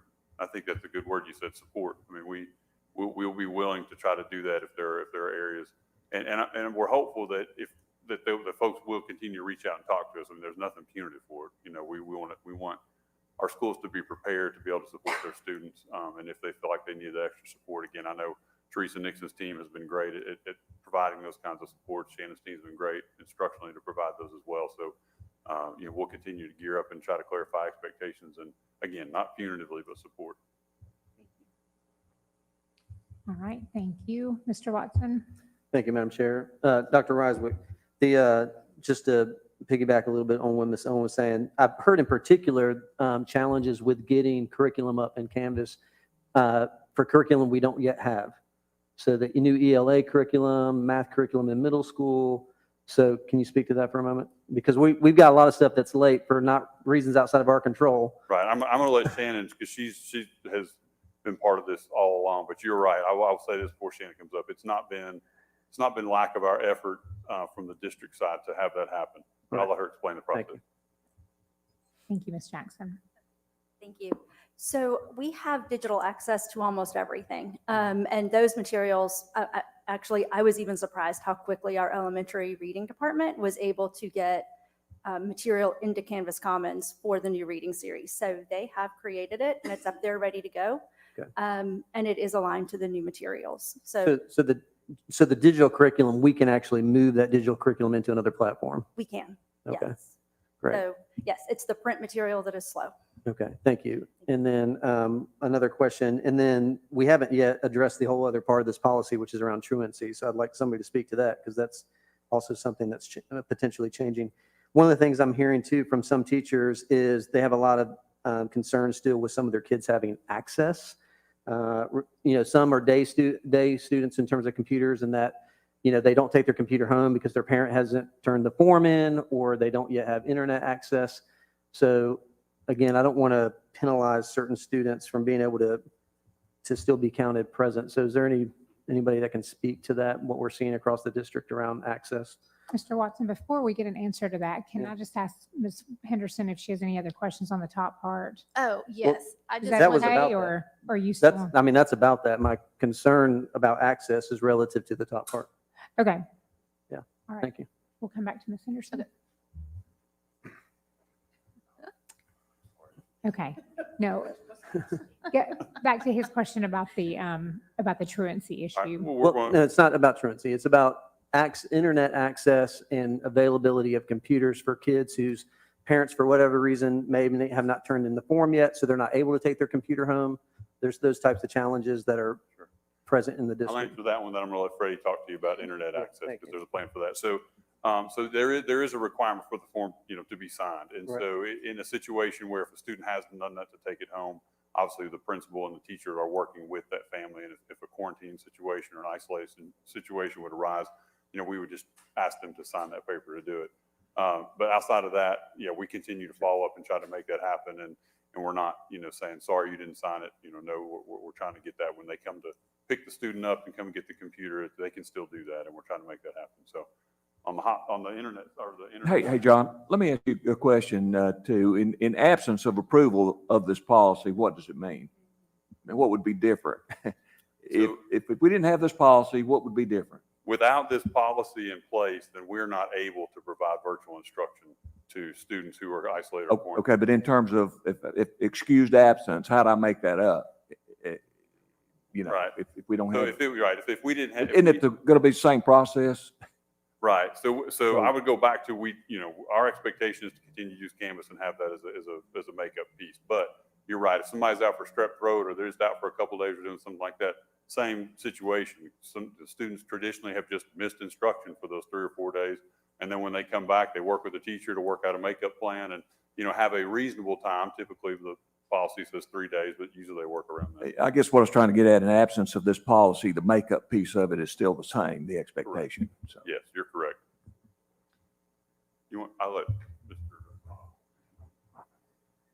And in light to these changes, we've kind of fired the hotspot program back up again for lack of a better option. So we started communicating that last week to our schools that this is available, and we have some funds to support that for this year, but it's still not the greatest option for our families, but we do have that available. Thank you. Anything else, Mr. Watson? On the truancy, but Ms. Henderson Okay. has a question. Okay, go ahead, Ms. Henderson. Yeah, I just want to, I agree with Ms. Owen on this. I've heard this from so many of my teachers and principals that they are drowning here, and they really need a time frame on this, and they need time to get this up and running. And, you know, I'm trying to fight for the teachers and principals because they're with our kids every day, and they really need this. I guess I'm wondering, and I know Mr. McMillan has a question. I guess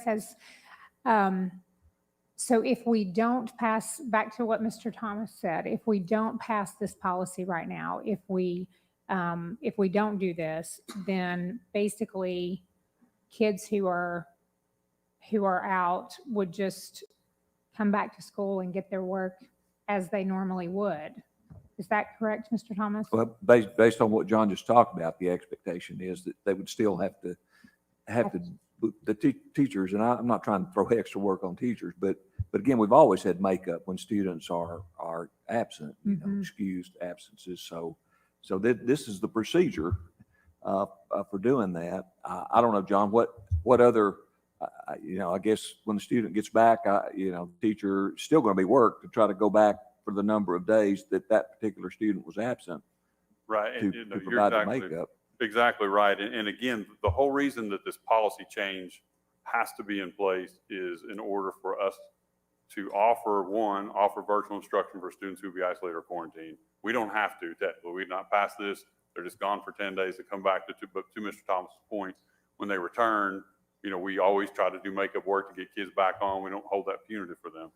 And the other part of that is we could not count them present. They would be absent for the 10 days they're quarantined or isolated, and that would go against the school for chronic absenteeism and also go against that student's, 10 days. So we could do nothing, but that takes out those two options because those are required by the state board to do that.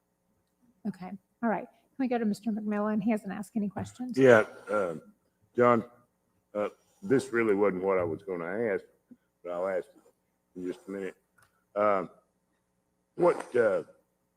You said something about the parent picking it up if they didn't sign for it.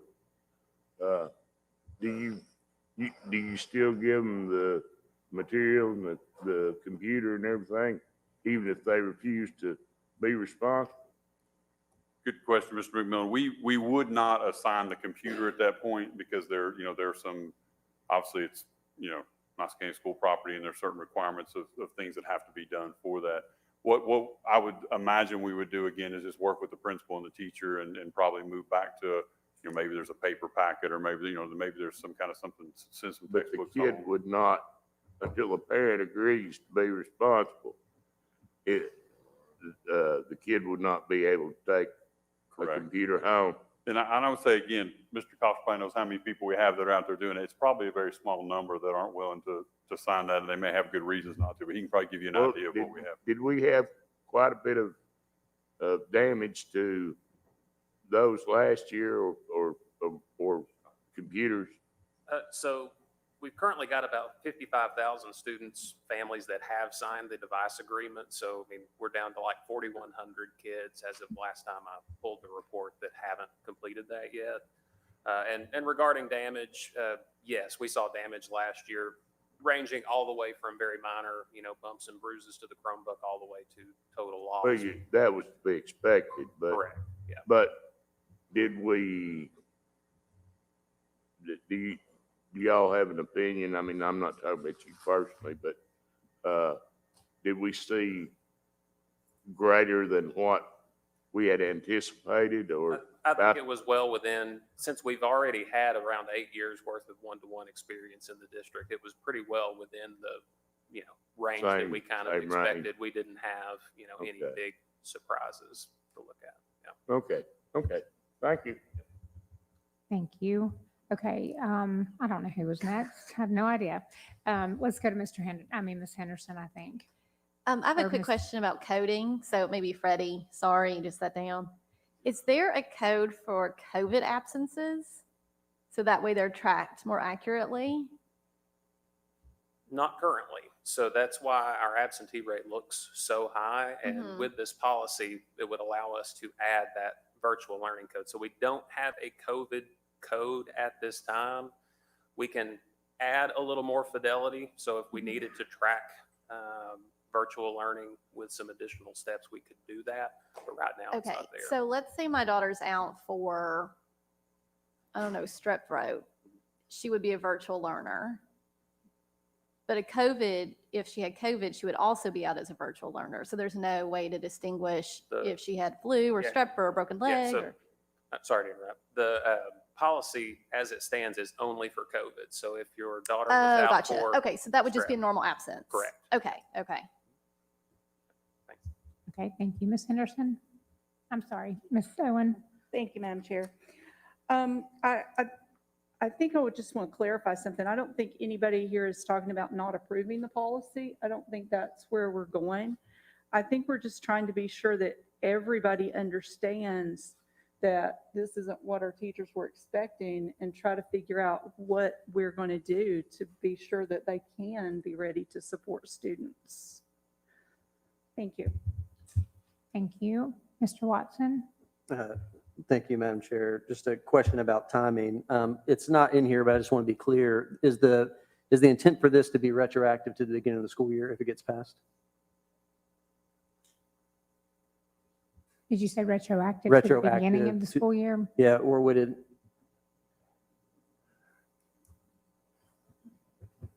Mr. I would assume not. I just want to make sure. I don't think it can be. Okay.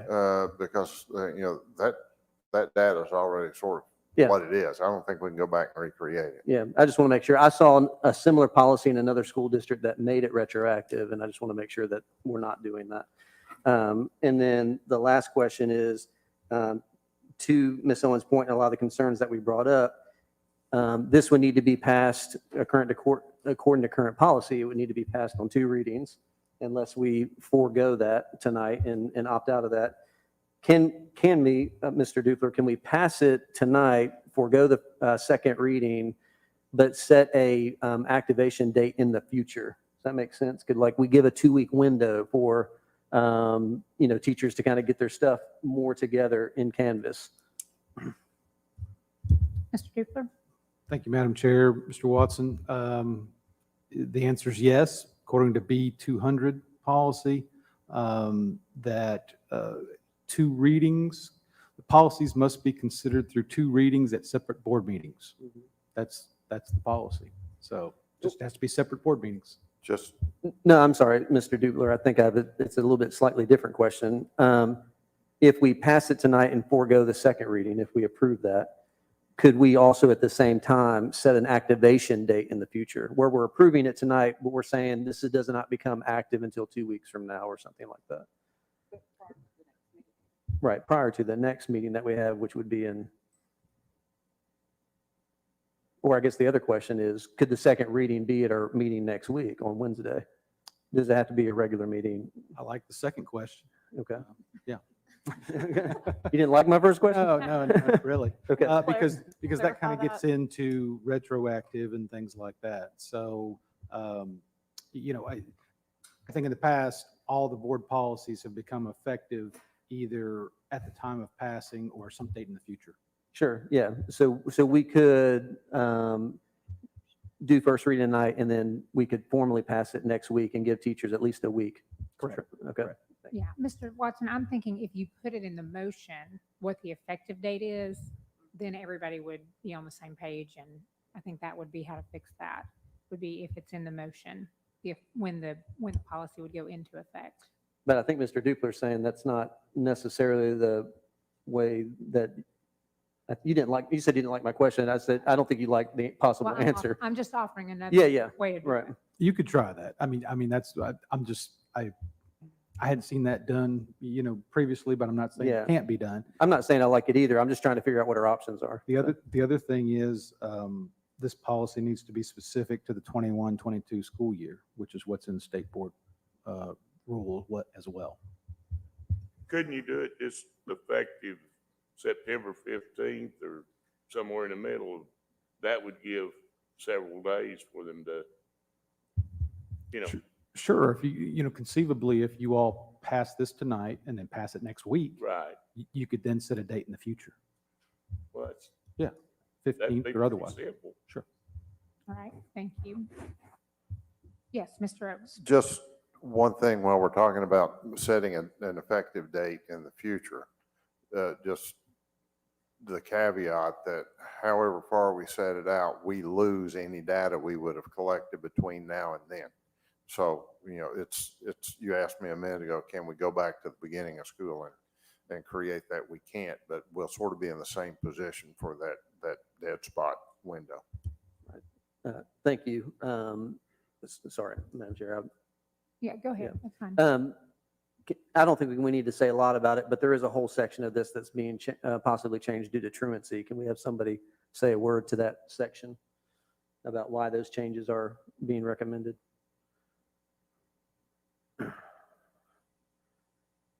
Hi, I'm Heather Wellis. I'm a supervisor of school culture, and Thank you. basically we're making the changes to the truancy, the progressive intervention truancy plan, because it's a new law. It was effective July 1st, so it's Tennessee new law. So is the language that's in here basically verbatim from the new law? Copied and pasted from the new law. Okay, thank you.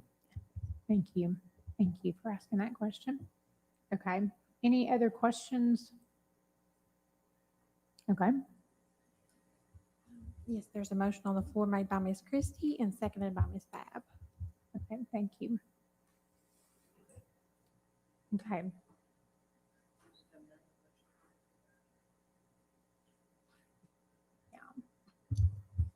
I kind of stepped out for a moment, so I got a little lost, but it almost sounded like some people maybe wanted to amend the motion. Is that, or do we want to just leave it the way it is?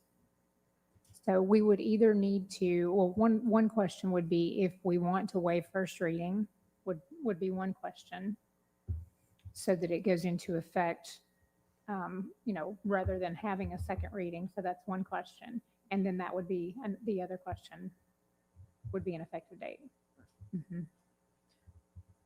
Mr. Watson? Yes, I mean, to accomplish what I'm trying to do, and I think what I've heard some other folks talk about, I think we vote on it for first reading tonight, but then we ensure that it's on the agenda for next week. So, and I don't know if that needs to be a separate motion to make at this meeting to make sure it's on the agenda, or if after next week's meeting, we add it back to We the would just agenda. add it. Yeah. Yeah, we would just add it at that time. Okay, I think that would work. Okay. All right, so are you good? Everybody good? All right, so all in favor? Any opposed? Motion carries. And so we'll have a motion next week to add that to the agenda. Okay. Item 7, approve COVID-19 isolation leave for employees of Knox County Schools through June 30th, 2022. Second. We have a motion by Ms. Christie, a second by Ms. Satterfield. Would someone from the staff like to speak to this? Mr. Bolton, maybe?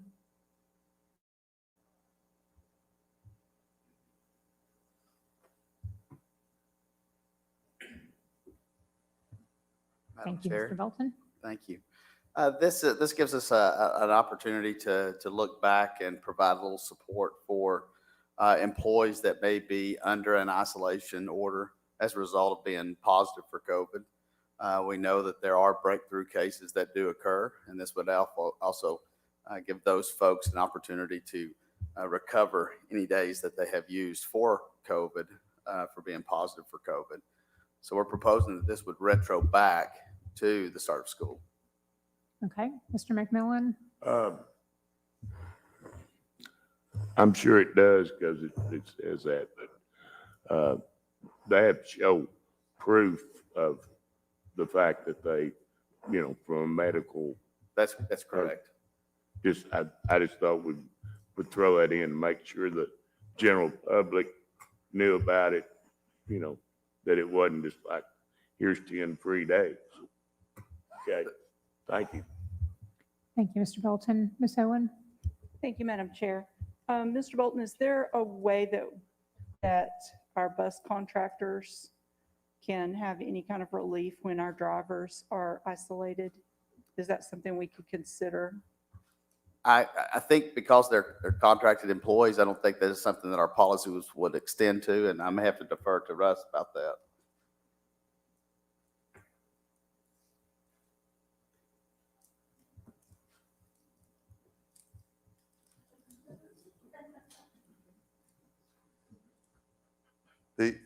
The answer is yes. We did some of that last year. We've not looked at it closely this year, but let Ryan talk to the details about Right. how we did it and what that might look like.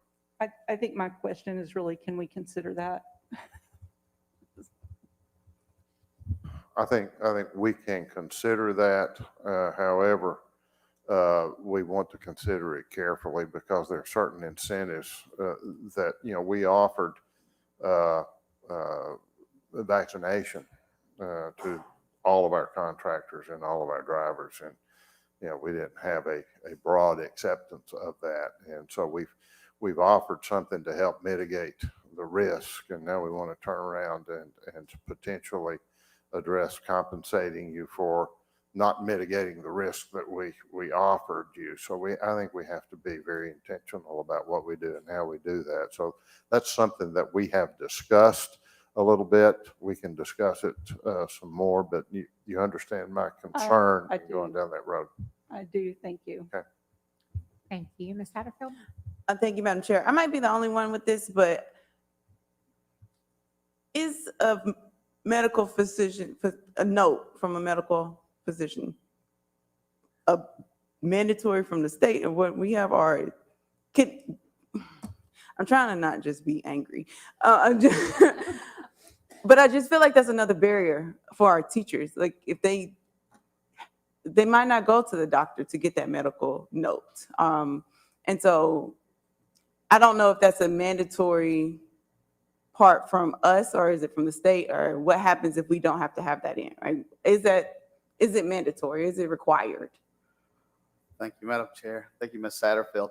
I don't think it is required locally. It's not required from the state. I would probably say that it is something we probably would want to consider just because when we're looking at extending this benefit, a person would likely needed to have had a positive test to actually recover those particular days. And so some kind of medical certification proving or providing some evidence of that would satisfy that requirement, whether that would be a positive test. So just a positive test, not a note from the actual medical, so just a positive test itself can verify, can work for this? I would think that would work as long as it attaches to the person. I think that is when we're looking at it. That's certainly something that we can evaluate and look at that. I know there's a lot of different kinds of tests that are available. So that's something that we'll take under advisement. Okay, yeah, I just don't want a barrier for a teacher that tested positive for COVID having to go to the doctor to get a note to get their days. That's another step and another barrier that I think it's unnecessary. So if we can just have a verifiable positive test, I think from my perspective, that is something that I would support. Thank you, Ms. Satterfield. Mr. Watson? Thank you, Madam Chair. Mr. Bolton, is this, the thing we just looked at was done in policy. I know we have policy G590 related to leave of absences for classified personnel, and I'm sure there's probably some other policies. Is this something that needs to be done in the form of policy, or is this memo type? And I don't know, Mr. Dupler, if that's I'll defer to Gary. We actually talked about a policy, and because of its nature of a sunset, we kind of, I'll let Gary talk about that. Sorry, Gary. Yeah, thank you. Mr. Dupler. Thank you, Madam Chair. Mr. Watson, this can be done either way. This is an effective substance of provided it passes, the board's policy in a general sense. If the board wants this in a policy, it would have to appear in more than one. You mentioned G590, I believe there's G491 and some others. So, but I mean, it can go either way. I mean, just as long as, the sunset's in there and that sort of like the last one that that the board just reviewed. However, the difference here is that this is optional, and the one that the board just reviewed, a policy is required by the state. Right. Thank you. I don't really have a preference. Because we saw the other one in the form of policy, I just wanted to clarify.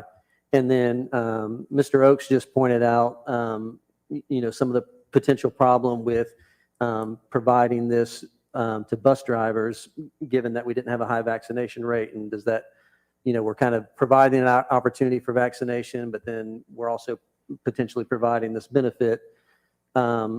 Is that something that was discussed as a potential for this particular policy? I know there's other districts in the state that have done that, similar things, that are giving additional leave, but only if you've been vaccinated, or actually only if you've been vaccinated or you submit to regular testing. To me, it's the same point that Mr. Oakes was just making about bus drivers. So I'm trying to figure out what the discussion was. So I'm going to try to handle this carefully. I think we've got to walk a tight line because we do have a state policy that prohibits us from soliciting information about a person's vaccination status. And so I think what this does do, this does protect those folks that have been vaccinated that happen to have a breakthrough case. Right. I think what is to that point would be the absence of what is not in this policy. Mm-hmm. This policy does not extend to those that are under a quarantine order. Right. Because we know in the CDC guidelines, anybody that is vaccinated does not require, anybody that is vaccinated and is a close contact is not required to quarantine. They are required to, or they're recommended to wear a mask for a 14-day period and test after a certain date. So embedded in that would be that incentive. If you are vaccinated, there is no, if you're a contact, you're not going to have to quarantine. So it does have that embedded into it for our purposes. Thank you. Thank you, Ms. Satterfield. Thank you, Madam Chair. Well, I'm sorry, Oh, Mr. sorry. Go McMillan ahead, actually was next. Well, Ms. Satterfield. This was in reference to what you were talking about. I don't want to put any burden on anybody either, as you said. But if we're going to give them the days, I think they should be willing to provide us with something, especially if they're going to use toward the higher number, like 7 or 8 or 10 days. Just from a standpoint to the taxpayers and the general public, I think that balances out because, it's depending on your employer.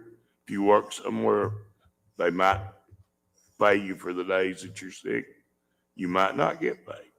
Just depends. But I think this just shows good faith. Thank you. Thank you, Mr. McMillan.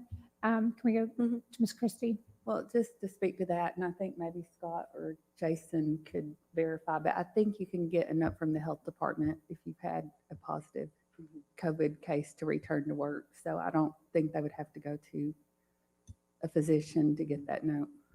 Okay, that's helpful. Thank you. Yeah, I think that's just the clarity that I need, and I think that's the understanding that teachers need to know, that the responsibility of going to the doctor. So if a positive test is enough proof, then that's what we should run with, and that's the standard that we should make. And I also just want to say my frustration isn't with what's happening with you all, is the fact that we're even here at this moment of having to figure something out when it ran really smoothly last year because of other barriers that have been put in place. So I'm just, I feel very frustrated, and I know a lot of people in the district feel very frustrated for things that are really out of our control. But I also want to ask, will they need to, so say they test positive and quarantine for 10 days, will they have to submit a negative test to come back to work? And is there conversation around providing rapid tests for schools? So I want to answer the former first. The CDC does not require a negative test to return to work. Once a person tests positive, the 10-day isolation period would begin from symptom onset. So it wouldn't even date back to the date of test. If a person had symptoms 48 hours prior to a test, then that 10-day period would begin 48 hours prior to the test. It would be at symptom onset. So that would not require a test to return back to service. And I may defer to Jason because he's had some conversations, but I don't know to the extent of those conversations with some testing. So. Thank you, Mr. Bolton. Mr. Myers. Thank you, Madam Chair, members of the board. Yeah, so we have had some preliminary discussions with the health department about the possibility of getting access to some of the tests. I won't call it a rapid test because there's a specific name to it. And to be quite honest, I don't remember that name at this moment. But there is some conversation there about trying to provide some faster access to the test, specifically to our staff. I would like to see, if we are able to really move that forward, I would like to see our schools be able to access rapid tests. Thank you, Ms. Satterfield. Okay, any other questions? Mr. Watson? Thank you. I just want to echo what Ms. Satterfield said. I was speaking to Jason earlier today about that. And I don't know this for sure, but I've heard that there's potentially different pools of money from the federal government, potentially the state government and others for us to, schools and specifically, to be able to acquire those. So I'd like to see us do anything that we can with the health department and any funders to potentially provide that access. Thank you. All right. Thank you. Okay. All right. So all in favor? Aye. Any opposed? Motion carries. All right. Can we take a 10-minute recess before we come back to the next 3 items, please? So we'll meet back here at 9:35.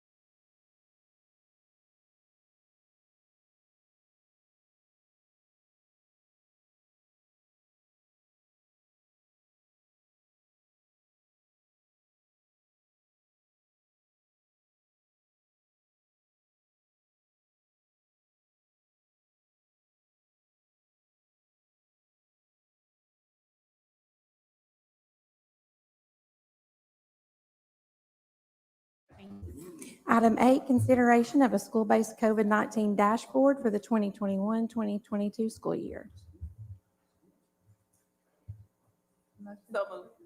Okay, we have a motion by Ms. Christie, a second by Ms. Satterfield. Discussion. Ms. Henderson? Hello. Since I brought this up, I just wanted to speak on it for just a minute. The one thing that we've heard from both sides on this issue is that every parent wants more information about their schools and their classrooms. I personally believe we should have been doing this from the very beginning. And since we haven't, I believe that the board has a responsibility to step in and require some of these measures now.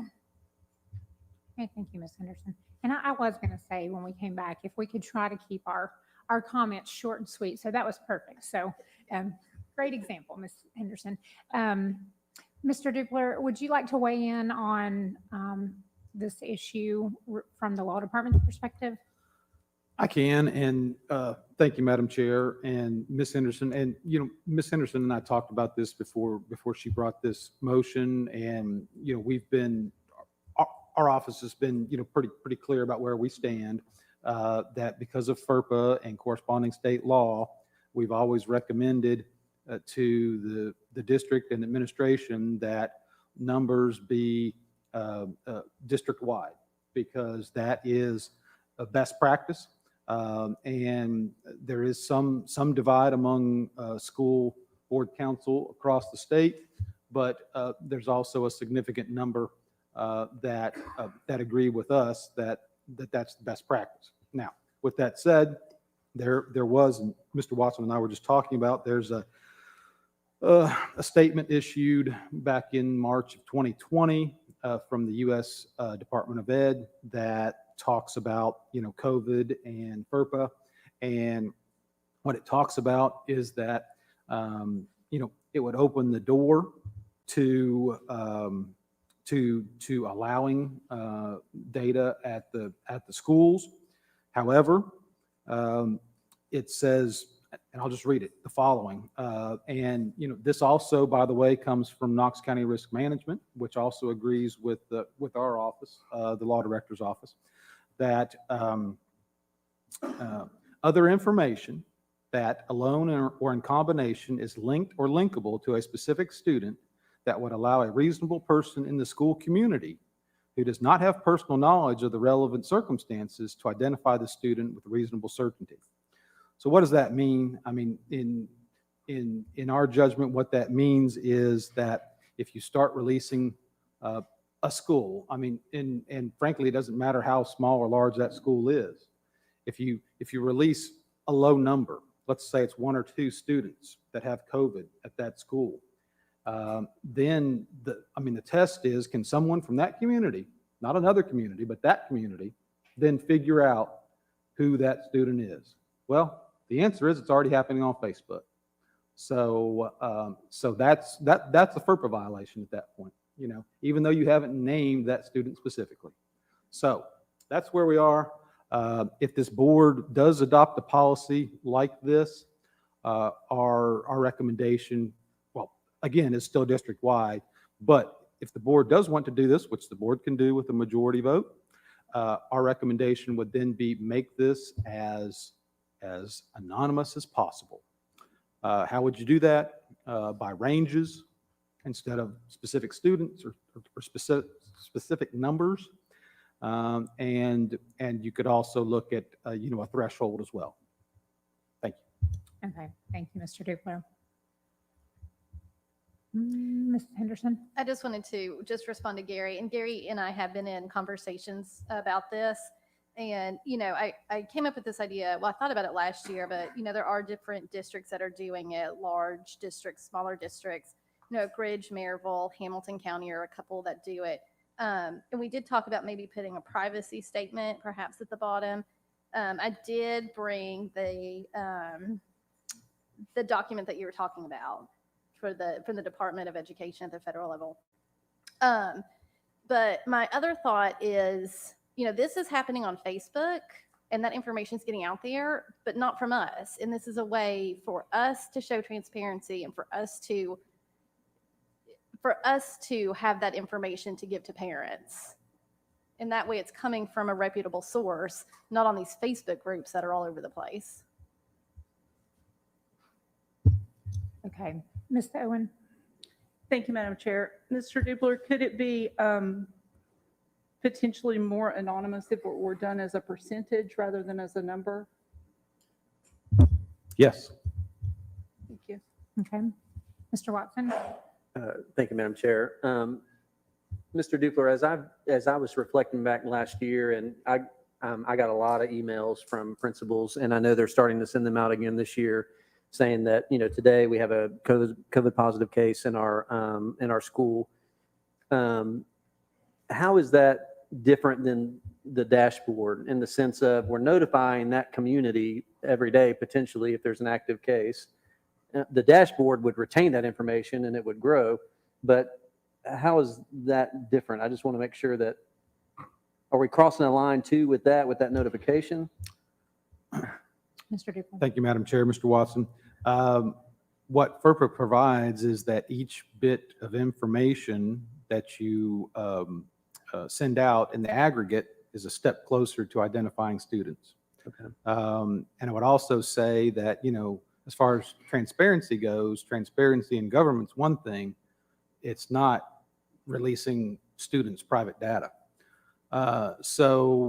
You know, from what you're saying, Mr. Watson, is, you know, it's my understanding that what the district did last year and is apparently continuing to do this year is sending out a letter to parents when there's been some type of COVID case at the school. Yeah, an email, yes. But that's all it says. Right. It's just, hey, there's been some COVID case. Doesn't say how many or, Right. you know, whatnot. So again, I mean, so our concern, our law department's concern is, so then what you're doing right now is what you're saying, district data and then letters to parents. Right. So now what you're going to do is you're going to take a step forward or further toward risking, you know, a violation by apparently still doing the letter, but now giving school based data instead of just district wide.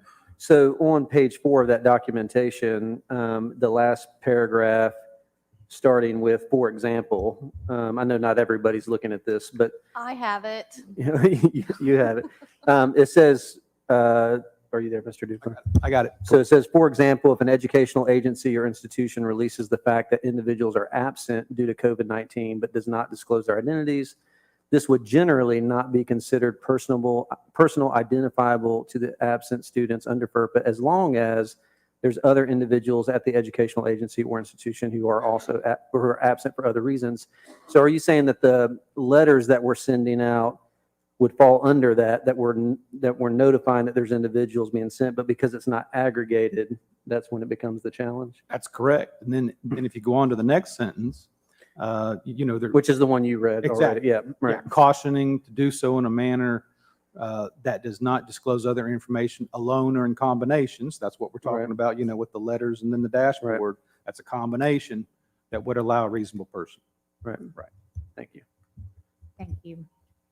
Ms. Henderson? Yes. Can I also, Mr. Diebler, ask your opinion on one thing that I've heard from several principals is the fact that they can't, you know, they see a class and they know someone is positive in that class and they cannot notify anyone else in that class. Can they send a more specific email to say, you know, we've had COVID cases in our school in 4th grade? Can they do it by grade? Can they disclose a class where that is happening so that parents are aware and can make informed decisions for their own children?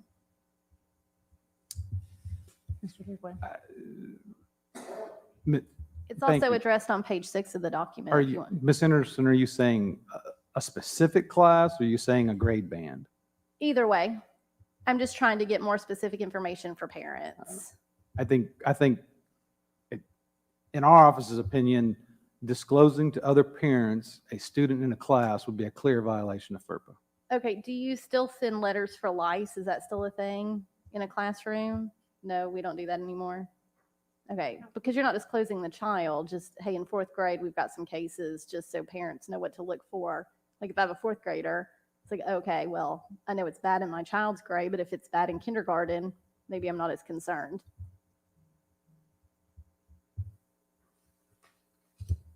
Okay. Mr. Watson? I- I don't know if that's. No, I don't think so. Okay. Well, I just thought it was kind of the same thing. I mean, I think what you bring up is a good question because basically, let's say we have a dashboard by school. The Mhm. next question is going to be, well, which grade, Yeah, which which grade? class? I mean, Yeah. so I think that's going to be a natural question. Mr. Watson? Yes, this question is actually, thank you, Madam Chair. This is directed to Ms. Henderson. So, Ms. Henderson, you said in bullet point 3 of your motion, school administrators will notify parents of a possible exposure in a student's grade and then provide them with recommended actions they can take, a link to the school-based dashboard. And so what I'm trying to figure out, I mean, even as a parent with kids in school, if I see this dashboard for the school that my kid's in, Right. and they've, I see that today, there's 15 cases in that school. Mm-hmm. I'm trying to think practically what I would do with that particular information, because that information is not going to necessarily help me contact trace them myself. I mean, I'm not going Right. to Yeah. know any more or less. I do think, and I'm all for transparency. I'm like, Mhm. hey, let's get as much as we can out there. Yeah. I'm just trying to figure out what what a person would practically do with the information. I think it could cause potentially more anxiety because people don't have enough information to actually pinpoint what the issue may be. Yeah. And so they're like almost to the finish line and they're like, oh, but I don't know what I can do or not do. And I will tell you, I came into this and I think I even mentioned this to others that like, hey, I'd like to see it by school. But as I've thought about the practicalities of it and what I would do as a parent with that information, so help me understand Yeah. what I might just- do with that information. When I see the dashboard now as a parent, so I'm talking from a mom standpoint, when I see the current dashboard and I see, 900 children are sick, I don't really know what that means to me. Is it 700 kids at Gibbs Elementary? Is it 200 kids at Farragut Intermediate? I don't know what that means to me as a parent. The more information I have that is affecting my particular school, I can then make informed decisions. Okay, well, Molly's grade, my daughter's grade or her school has more cases. I can either choose should she wear a mask for a couple days? Should I be looking a little bit more proactively for symptoms? Maybe I keep her out for a couple days. So I just think that as a parent, me having that information, I can use to make a good decision for my family. And I've talked to a couple of the other school districts that are doing the school by school dashboard, and their parents are really pleased with the information that they have that's affecting their particular school. Yeah, I did as well. I talked to, I think it was Williamson County. Yeah. Thank you. Ms. Owen? Thank you, Madam Chair. I think to Ms. Henderson's point, when we were first looking at COVID last year, one of the things the health department talked about was looking at it by community instead of as all of Knox County, and looking at, being extra cautious if it was spreading in a certain area. And I think that would give that information, whether something is happening in an area of the county or if it's more broad than that. I think it feels a little different when it seems like something's spread countywide, and then if you knew that 600 of those 900 cases were in your school. I think that's quite different. However, what I would really rather see is us doing contact tracing so we could call that parent and say, your child's been exposed. I think that would be the most useful thing that we could do. Thank you, Ms. Owen. Ms. Henderson? Thank you, Madam Chair. And I just want to say, I don't think for any of this there is a perfect plan. I don't think that there is a plan that is 100%, but I do think that we need to do something. And so I don't have all the answers, but I thought, well, here's a starting point on something for parents. So that's kind of where I'm coming from on this policy here. Okay. Or recommendation. Thank you. Ms. Babb? And this is just a suggestion hearing from Mr. Watson and you is, and it would be a little less specific, but like I had a principal show me the report she got from the county, basically showing every single school that needed to make the call out that day. And I was even wondering if it was just okay, so if you're looking at our overall dashboard, you see there's, the cases have gone 100. Well, you look and there's only 5 schools that have had to make calls out that day. That would give people a sense of it's not countywide. Now, what I'm kind of getting a sense of, it's pretty countywide, but I think maybe that would sort of even help people. It wouldn't get as specific as into how many cases, but you might see on Monday, 74 of the schools had cases. They had to make the calls out to it. Because right now, all you're learning about is your school. But that might be a way where it's not quite so specific because you're not knowing cases, but you're seeing how many schools per day are actually having to make calls about cases. That's just one suggestion. So you would see all of the schools that made the calls. So you would see Yes, if the I mean, schools are I don't around really you know or how, not. I just am trying to work between kind of yeah, and more I'm just information trying to, like, wanted work on and trying to Yeah. protect the FERPA that it sounds like we're doing too. I mean, what the reality is and what we all know that's going on is we all know the parents are going about sharing everybody's business all over Facebook. But I mean, that's not our job to do that. And it's alarming sometimes that maybe some parents are oversharing, whether it's about their own child or other children. Parents aren't under FERPA. Right. School system is. Right. And that's what I mean. I mean, I know that they can do it, and that's where I'm trying to think of a way that's sort of getting more information out that's more at a granular level without getting so specific. And that was just a suggestion. Yeah. I don't know the answer. Yeah, I know. I mean, I'm very torn on this because I want parents to have the information they need, but to Mr. Watson's point, I'm concerned that it's just, they're going to want more information. And what is, what would you do with it? It would be difficult as a parent. I'm not sure if it would be helpful. I don't know. And then if risk management and the law department are not completely comfortable with it, then it's kind of a difficult position. So I do have one more question for Mr. Dupler. Can you speak to the schools that are doing this, and like Maryville or Oak Ridge or some of the other schools that are doing this, and how they are doing it legally? Yes, thank you. Thank you, Madam Go ahead. Chair, Ms. Henderson. So again, I mean, school board attorneys do talk on occasion, and we've communicated on this point. And what I was told by the attorneys that have districts that are doing this is that they are using either thresholds and or ranges for reporting this. I was a little concerned when I looked at some of these dashboards. I couldn't readily see that, but maybe that's going on in the background.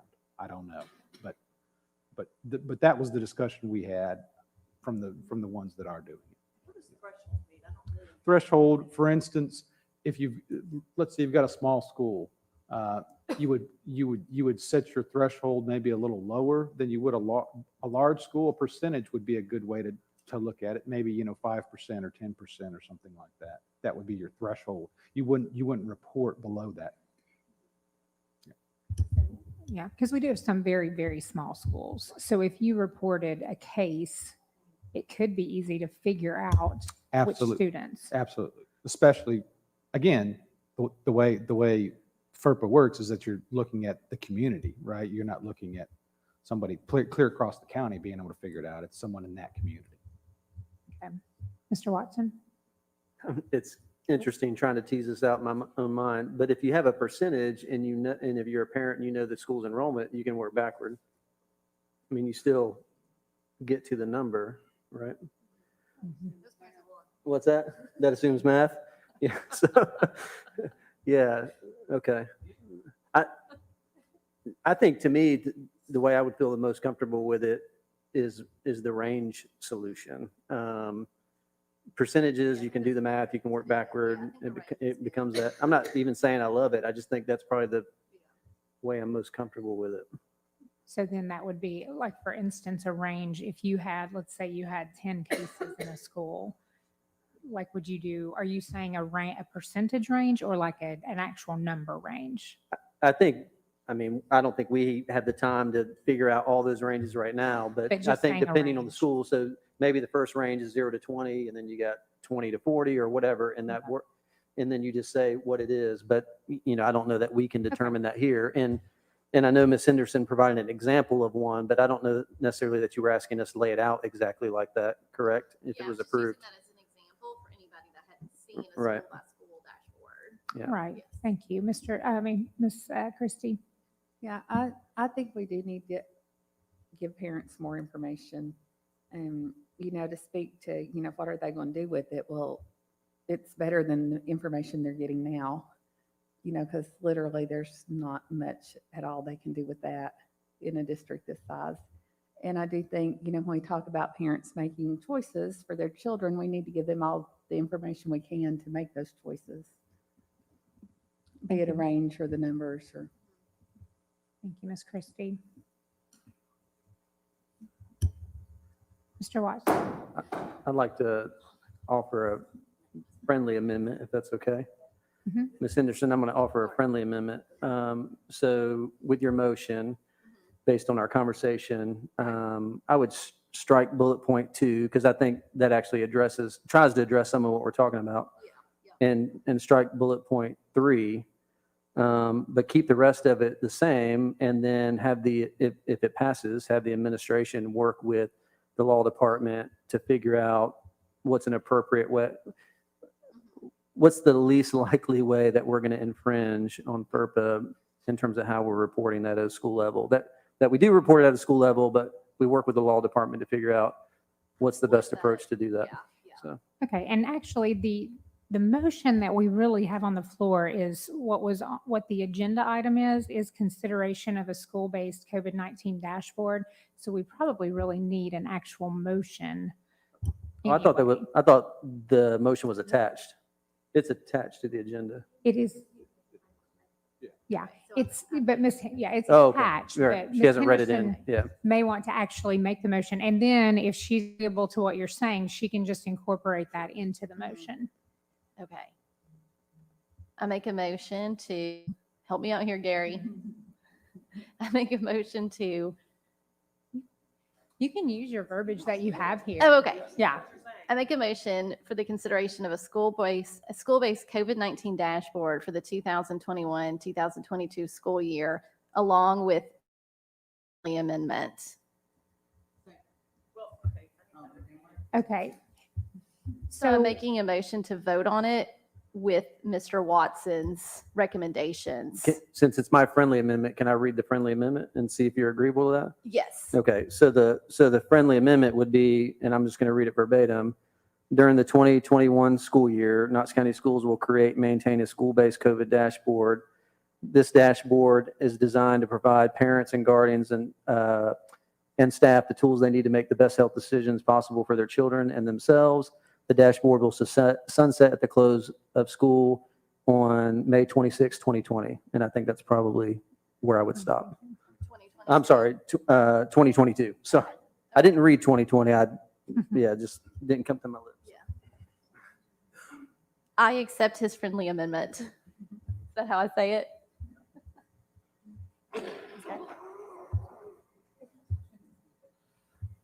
Well, so what I understand is that Ms. Henderson, Ms. Watson, you're making a motion of just the first portion of what's written. Correct. Is that correct? Okay.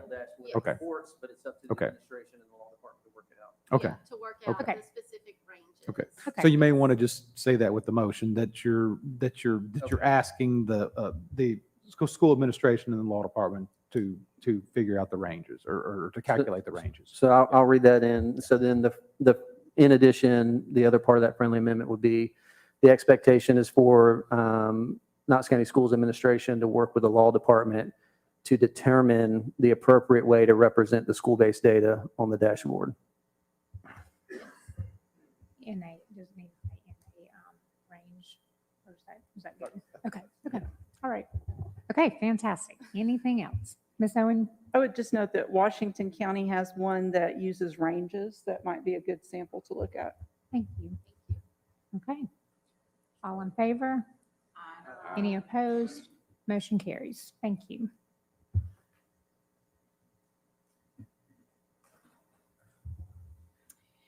Item 9, consideration of a universal masking requirement for all students, staff, and visitors while indoors and on school buses for the 2021-2022 school year.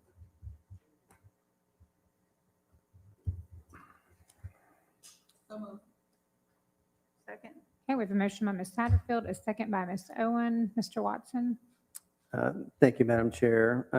I'll read the motion in full is attached, and so I'll read that, and then I'll just make a comment as to why I'm bringing it before the board. So the full motion is the motion to require universal masking for all students, teachers, administrators, staff, and visitors while indoors, including buses. Students will be able to opt out provided their guardian submits an official KCS opt-out form, which KCS would have to design. All requirements regarding masking will be rescinded anytime the community transmission rate for Knox County reaches yellow, moderate transmission, or below for a consecutive 2-week period. The requirement will go into effect anytime the community transmission rate for Knox County schools is above the moderate transmission for a consecutive 2-week period.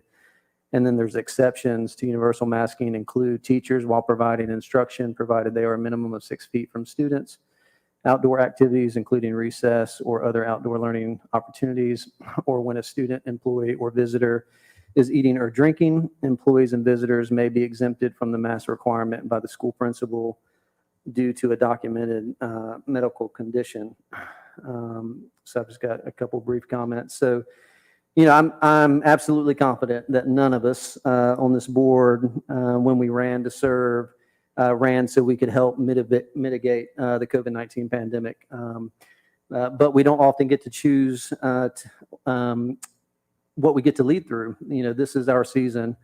I know in the last 3 weeks, I personally received over 1,200 emails, which is by far the most I've ever received in that stretch regarding coded protocols. I have not been able to answer all of them, nor would I think anybody else on the board has been able to do that. We've all been affected by this pandemic, some much more than others. You know, I don't know what it feels like to lose a loved one due to COVID. I don't know what it feels like to lose a job or a home. I don't know what it means to care for someone who is hospitalized due to COVID, but far too many have. I, like many others, do know what it feels like to experience grief through this time, frustration, distress, and uncertainty in the midst of a constantly changing situation. And I think we can all agree that things are constantly changing. I mean, we just got more information from the state that impacted several of the things that we did tonight, which also we referenced when we did them, CDC guidance quite a bit too, as we did some of these other things. So for the 2021 school year, Superintendent Thomas's leadership and the board consistently followed public health guidance. We made our own local decisions last year. We followed the recommendations of public health leaders, which was an appropriate thing to do. KCS was able to accomplish something no other district that I know of in the state was able to do. And everyone agrees that students should be in-person instruction as it provides a great opportunity for students to succeed. We also need to remember that students do not live in bubbles. A lot has changed in the last 2 weeks, and you all have heard the data tonight. I'm not going to repeat the data in terms of COVID in our communities. We also know that many people have spoken, people who have not previously spoken, have spoken to universal masking in schools. Dr. Percy, just on the 25th, said the best way to protect children is for schools and parents to mask up their students. When more kids are masked in classrooms, they're more likely to stay in school. She also referenced that, this is on the 25th, there's been 14,000 pediatric cases in the last 7 days alone, with 1,300 emergency room visits. 36% of all cases in the state are children, with the largest increase coming from children 5 to 13. So the board chose at our board meeting on 8/11 not to give the superintendent the authority to implement a layered COVID mitigation strategy that included masks. So I'm asking for the board to consider doing that, since we didn't give him the authority to do it. And I think it was really poignant the many times that people spoke tonight in emails and conversations that I've had, that one is teachers and administrators that I've talked to are absolutely overwhelmed. I mean, right now, they're saying it's worse than last year, what they're experiencing in their schools in terms of overload and trying to make up for people that are out and cover all the bases and all those types of things. And, you know, I know that we all love our liberty, and I love it just as much as anybody else. And if anybody came to my house and tried to tell me I had to do X, Y, and Z, then I would probably be frustrated by that. But we're here as stewards of Knox County schools, and we have to try to set the tone for our schools. And I would like the board's consideration. And I think this is in line with what the governor did in his executive order. It provides an opt-out for anybody who requests it. So. Thank you, Mr. Watson. Ms. Christie? Yeah, just a couple of points. You know, I did hear a lot of people say how happy they were about last year, but I'm just going to tell you my emails last year were not any better than they were this year. No one was happy when we started back last year. And at that time it was, we can't even have face-to-face school until we go 14 days with no new cases. And if we had stuck to that and voted for that, we still wouldn't be in school. I mean, that's where we are. And just a couple of concerns. You know, the health department has not issued a mandate anywhere else in the county. You know, Neyland Stadium, there's a football game. You know, Patty's somewhat controversial, I guess, according to email pictures at the swim meet. Kids are at church, they're at sleepovers, they're everywhere else without a mask. And when you say listen to the public health officials, well, I think our local public health official made it pretty clear that she couldn't mandate one in Knox County because she knew people wouldn't follow it. You know, I did have a good conversation with Dr. Childs today. The children's hospital capacity is fine right now, you know, and he did say, you know, there might be a time, or if there ever was a time where it wasn't, he would definitely let us know. And the other thing is, when we talk about the overwhelmed teachers and administrators, at the end of the day, this is still an optional mask policy. I mean, it's still a mask policy that people can opt out of. I mean, it's still optional. So basically, you know, what I've heard from a lot of people in my district is that basically what we're doing is transferring that responsibility to the schools, and it's just going to be who's going to keep track, you know, and it might not be such a problem in some schools because I think some schools will embrace it a lot more than others. But, you know, if you have schools where half and half or 60-40, who's going to be in charge of keeping track of who has to have a mask on, who doesn't have to have a mask on, you know, and heaven help the subs if somebody takes off a mask that should have one on. You know, I just have heard that there might be issues there with that. Thank you, Ms. Christie. Ms. Bounds? Thank you. And I haven't said a whole lot tonight, so it may take a few minutes. But first, the question I just want to go on record with this first statement. The question has been raised, do I have children in a Knox County school? And the answer is a resounding yes. I have 15 grandchildren, 5 in Knox County schools, 2 in Anderson County schools, and 6 others in school here in Knoxville. So I am well represented. I also want to go on record that I have never made a decision based on politics in all my years on this board. And then directly addressing the COVID, I just don't understand the difference, kind of like what Ms. Christie was pointing out. We are being asked to force people to opt out when already people can opt in. And we keep coming at this from every possible angle, in my opinion, to get a mask mandate. And what I see it doing is it's further dividing our community, and it's keeping parents in a state of anxiety. Every month we listen to how many emails received, but number of emails alone does not equate to support for either side. As we listened to the speakers tonight and tallied them, it was about half and half. My emails over the last week until today were 9-1 against a mask mandate. And what I liked the most about those most recent emails were they were from grandparents asking us not to mandate masks for their children. And they were also from students of Knox County asking us not to mandate. I live life, and the majority of Knox Countyans are unmasked wherever I go. And one of our Knox County schools had 700 grandparents sign up for Grandparents' Day in a couple of weeks.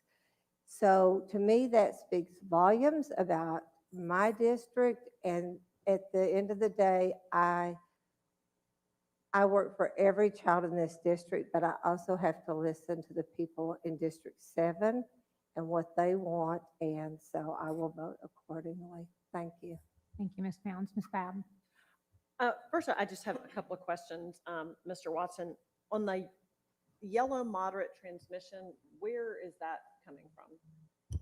That comes from the Tennessee Department of Health data. So they update this every day, and there's so in between moderate and high is substantial, and it's based on number of inactive cases per 100,000 and also positivity rate. And so the big guidance that the CDC adjusted on August the 4th, I think, that's what they referenced. They said to universal mask, even vaccinated, due to high community transmission. That's what they were basing it on.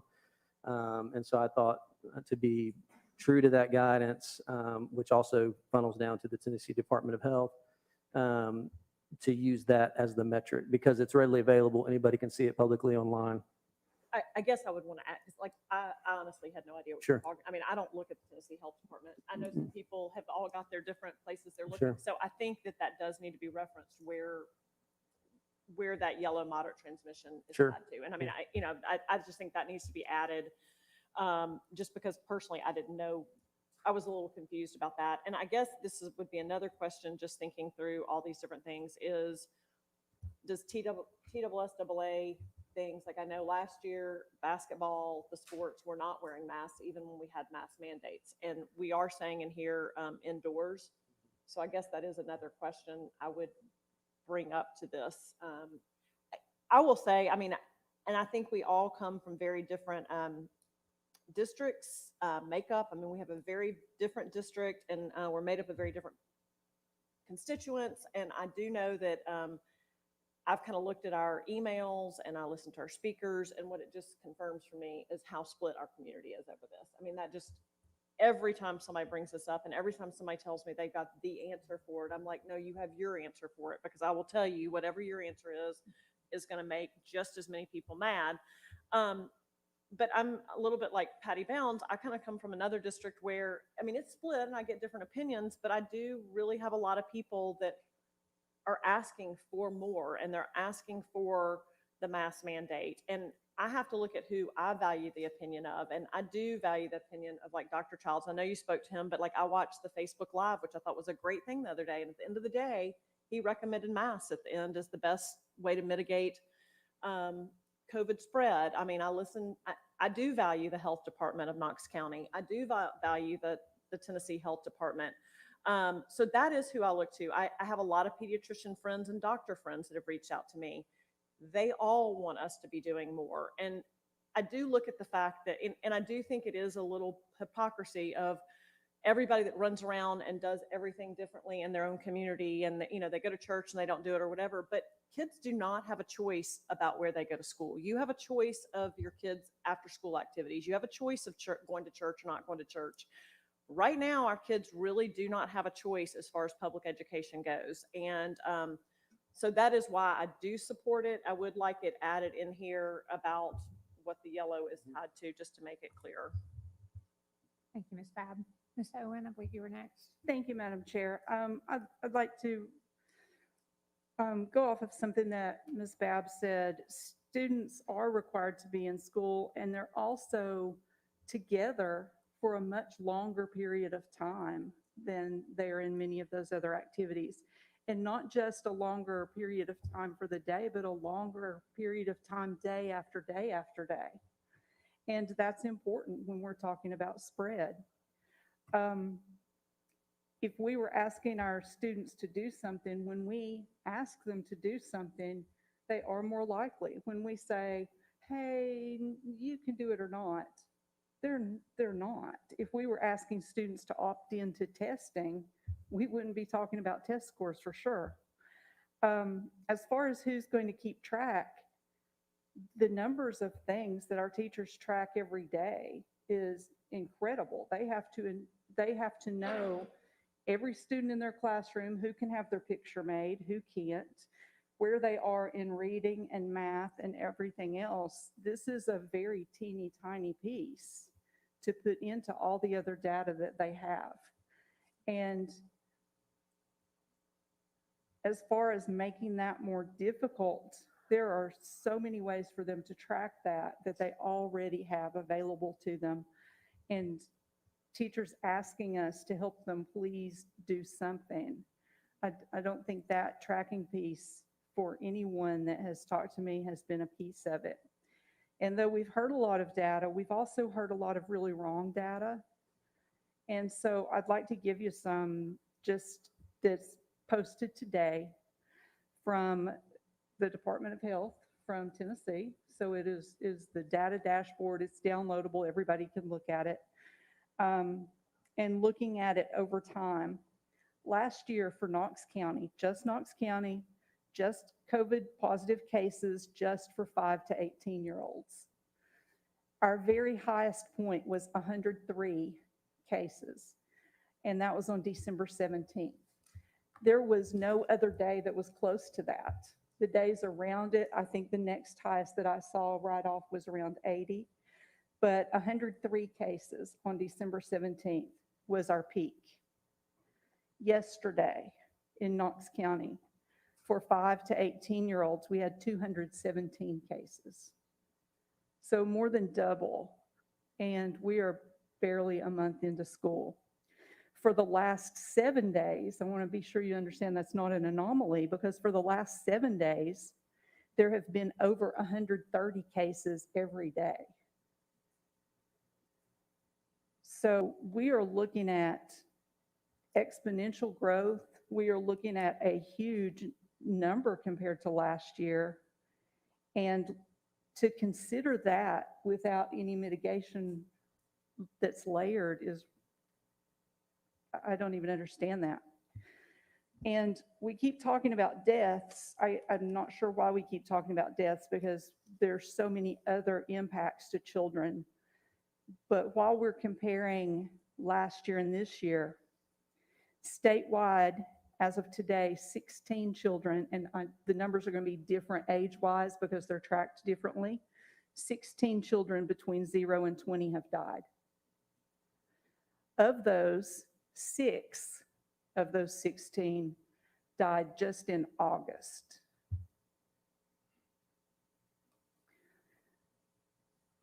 Those are numbers we need to seriously think about. Because for this whole time that we've been talking about COVID, there have been 16 deaths, but 6 of them just in August. Thank you.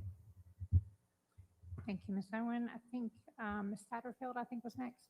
Thank you, Madam Chair.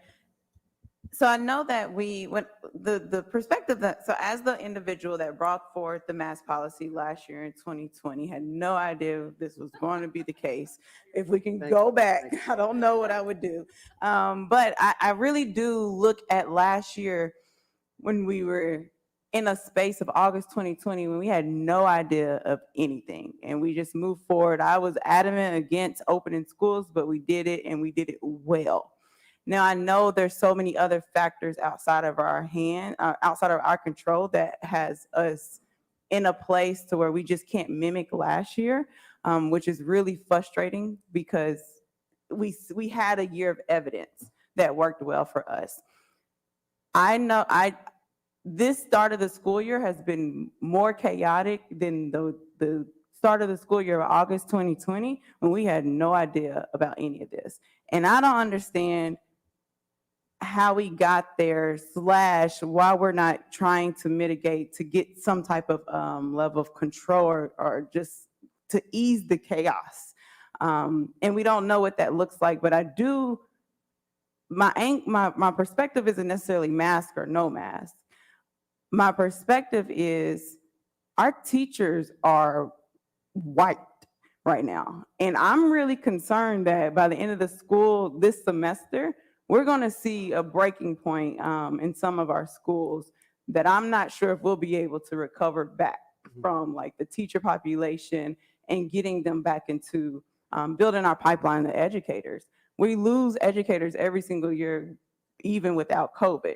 So I'm just really concerned that we're not taking care of our teachers. And if it means just a mask mandate for a mask option, call it whatever you want. You don't call it a mandate, call it an option. But if that's what the teachers need and that's what they're communicating to say, hey, if I have to come into this building every day with sickly kids, I want to be able to have some type of protection. And if that is what a teacher needs at this point when we're 18 days in, I think us as a board have to give that option and see how it works. Because we did have it last year, and we don't know if it worked or not, but I do know it was less chaotic than it is now. So if we put that back to see how it flows, I think that's giving a level of respect to our educators more than anything. But I'm really concerned about the aftermath of this first month of some of our schools. Because we don't have subs. There's a lot of openings right now. There's kids sitting in auditoriums just because there's no teacher available because they're sick or there's just vacancies. And that's a real reality. So that's where I stand. I'm open to whatever that looks like to make that work. But I think we owe it to our teachers to at least try. Thank you, Ms. Satterfield. Mr. Jen, I think you were next. Thank you, Madam Chair. I had a whole thing prepared, but I don't think it's really appropriate now based off all the conversation that we've had. Of course, as student representative, the first thing I would like to say is that, yes, currently when you walk around schools, obviously it varies from school to school. The kind of general consensus I can feel is that you have maybe 10, 20, possibly 30% of students masked, as it currently is with our recommendation policy. But I do, again, like I said our last meeting, but I do think that if you had a mandate or at least some prerogative that suggested the board would really, really want students to wear a mask, that more students would. I was actually talking to a friend of mine, I think it was 2 weeks ago, at an SGA meeting, and they were not wearing masks, but they were telling me like when they went to Kroger, they saw a lot of older people, they would put a mask on. They also told me that they had no issues with a board passing a mandate, and that if the board did pass a mandate, they would wear a mask and follow that guidance.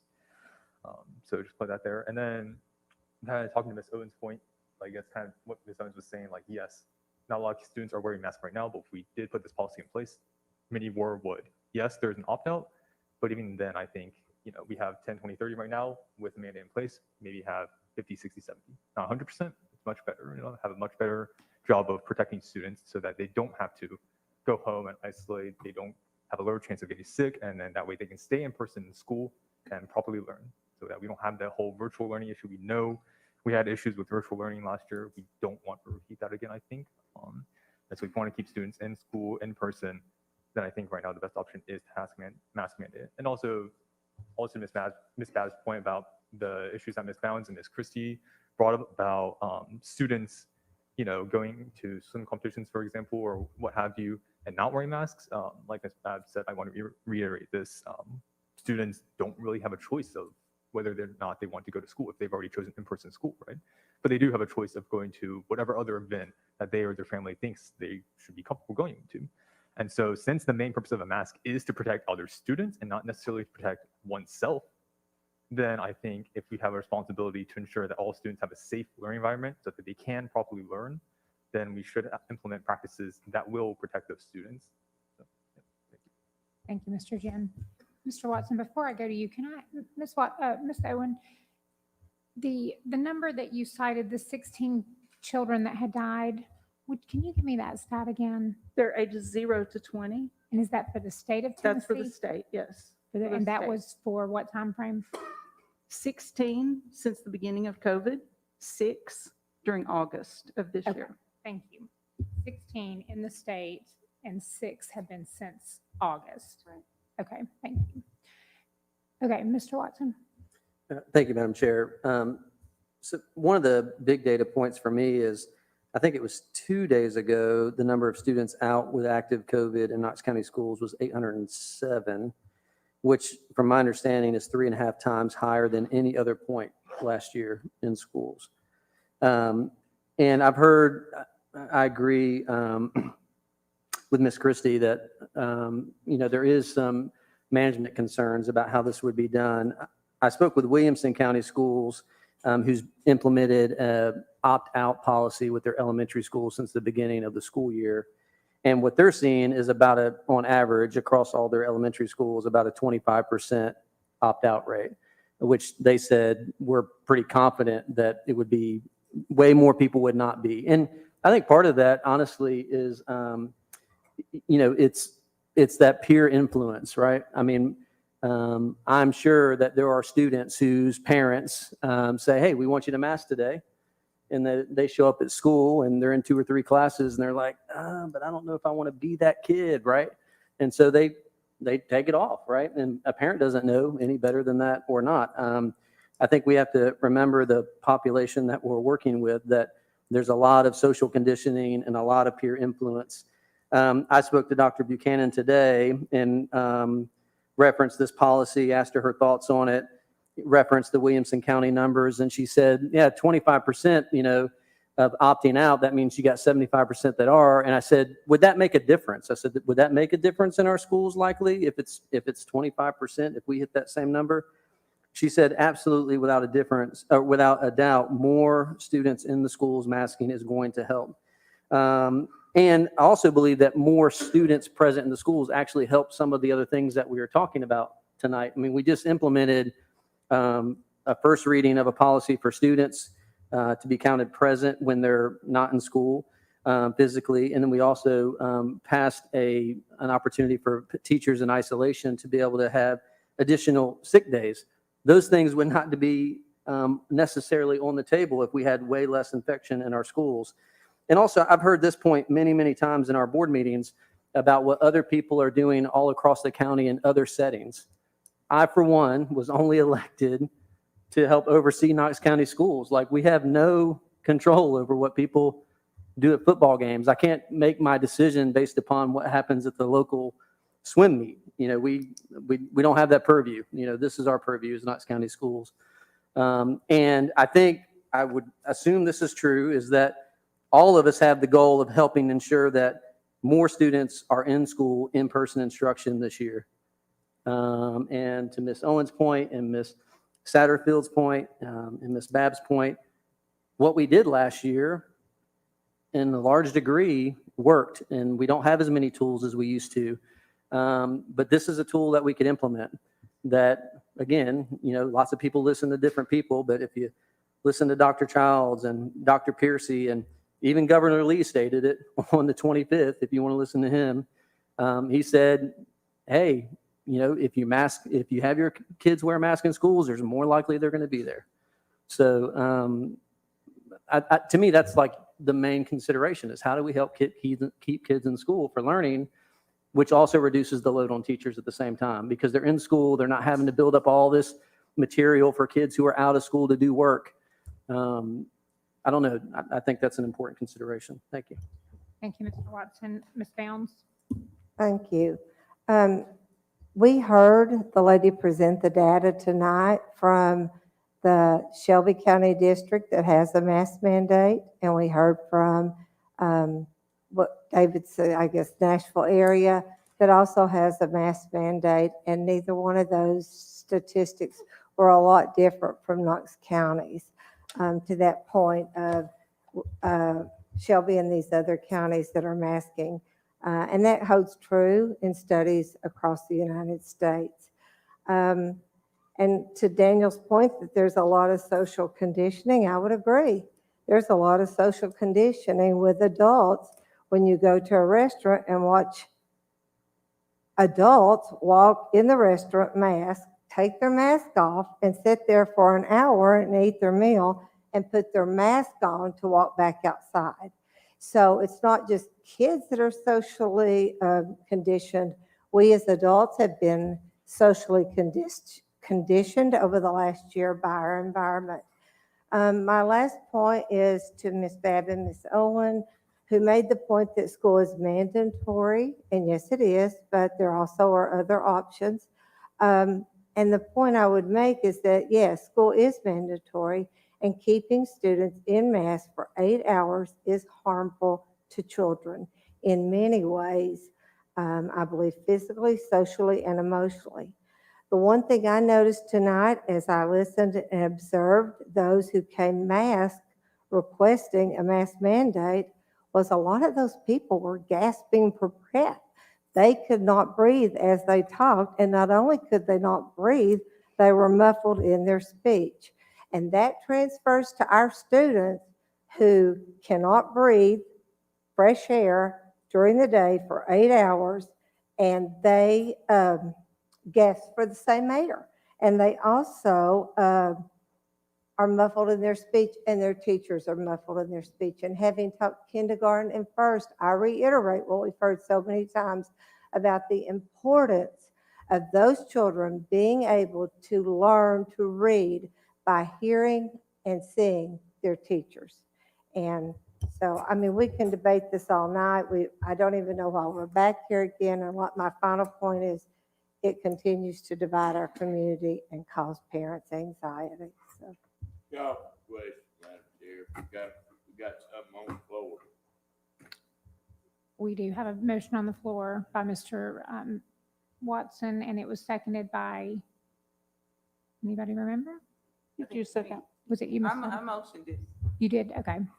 I didn't motion it, yeah, actually. Ms. Satterfield? Did you motion it? Yeah. Oh, and Ms. Owen seconded, okay. Yeah. Thank you, sorry about that, it's been a while, okay. So we have a call for the question, do we have any discussion on that? All in favor? Aye. Oh, wait, I'm sorry, I don't think we had a second on that. Okay, Ms. Bab seconds, all in favor? Any opposed? Motion carries. Okay, we're going to do a roll call vote, Ms. Courtney. Ms. Satterfield, Yes.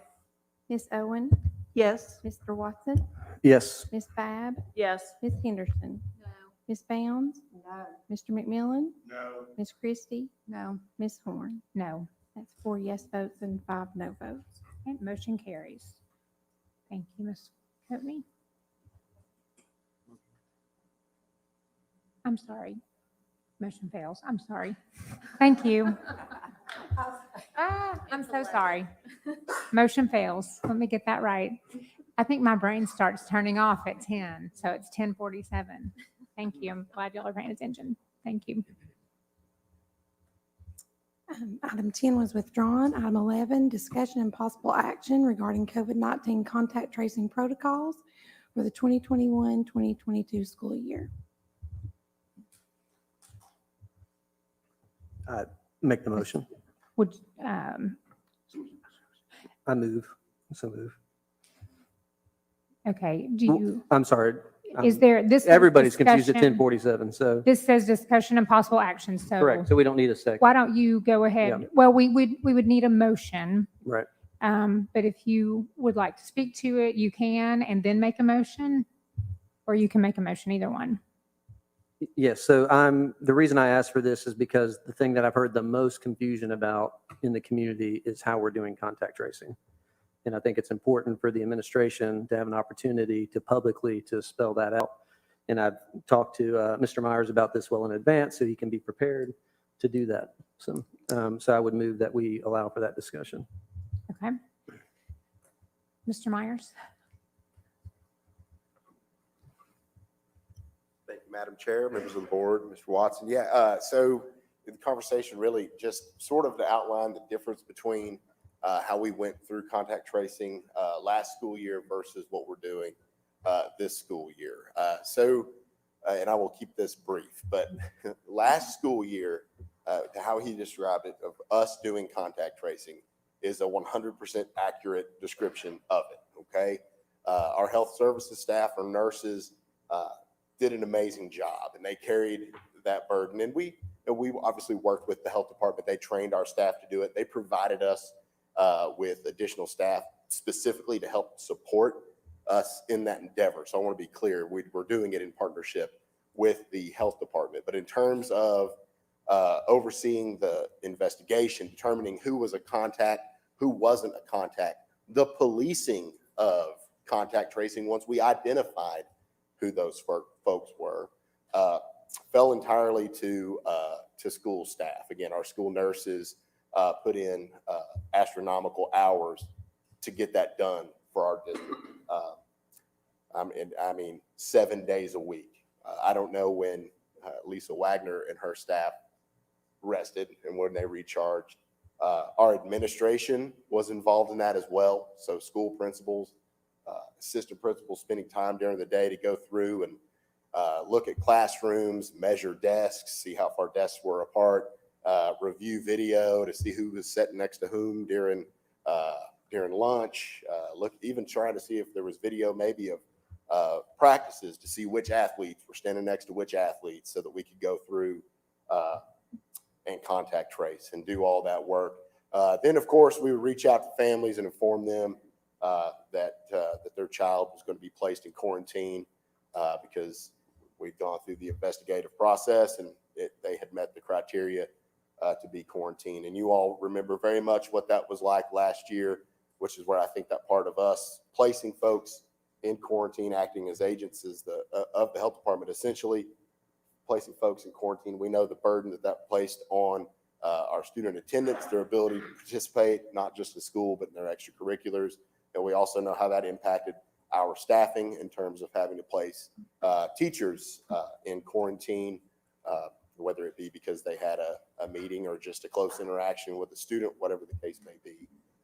So last year, the biggest difference would be that investigative piece of truly contact tracing, determining who was next to whom and for how long, and then making the determination that that individual needs to be placed in quarantine, and then again, making that contact with family to place them there. How that contrasts for this year is that, the Department of Ed and the State Department of Health sent out joint communication to schools. Contact tracing is the responsibility of the Department of Health.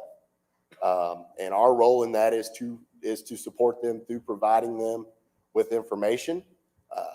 We are constantly in ongoing communication with the health department. Dr. Buchanan and her team have been great partners over the last 2 years as we've worked through this pandemic. I don't know that I've ever called her team and they've not answered, and I don't know that they've ever called us and we've not answered. So we continue to work closely with the health department and collaborate on the best possible ways for us to provide them the information they need in order to contact trace.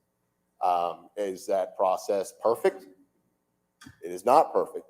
That's why we continually work to improve that process so that we can get the information they need in their hands as quickly as we can so that they can go through the process of contact tracing however they see best fit to do it, which means, again, they would have ownership of making contacts to families of students who they have identified as being a close contact.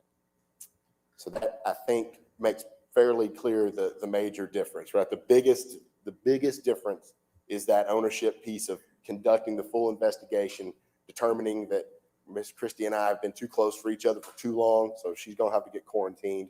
And then we're going to call her guardians and say, hey, this is such and such from Knox County Schools, your child's being quarantined. That is to me the biggest difference. And then this year, sharing that information. Thank you, Mr. Myers. And I spoke with some nurses and I just asked for their opinion. And it sounds like you mentioned that they worked just astronomical hours. I mean, basically my conversation with them, went something like this. We did it last year. They predict a mass exodus of nurses if we require that again this year. And, I think about the fact that every single time we talk about the budget, we always say we need more nurses. So last year we expected them to do their job, plus we expected them to do the job of contact tracing, which is another full-time job.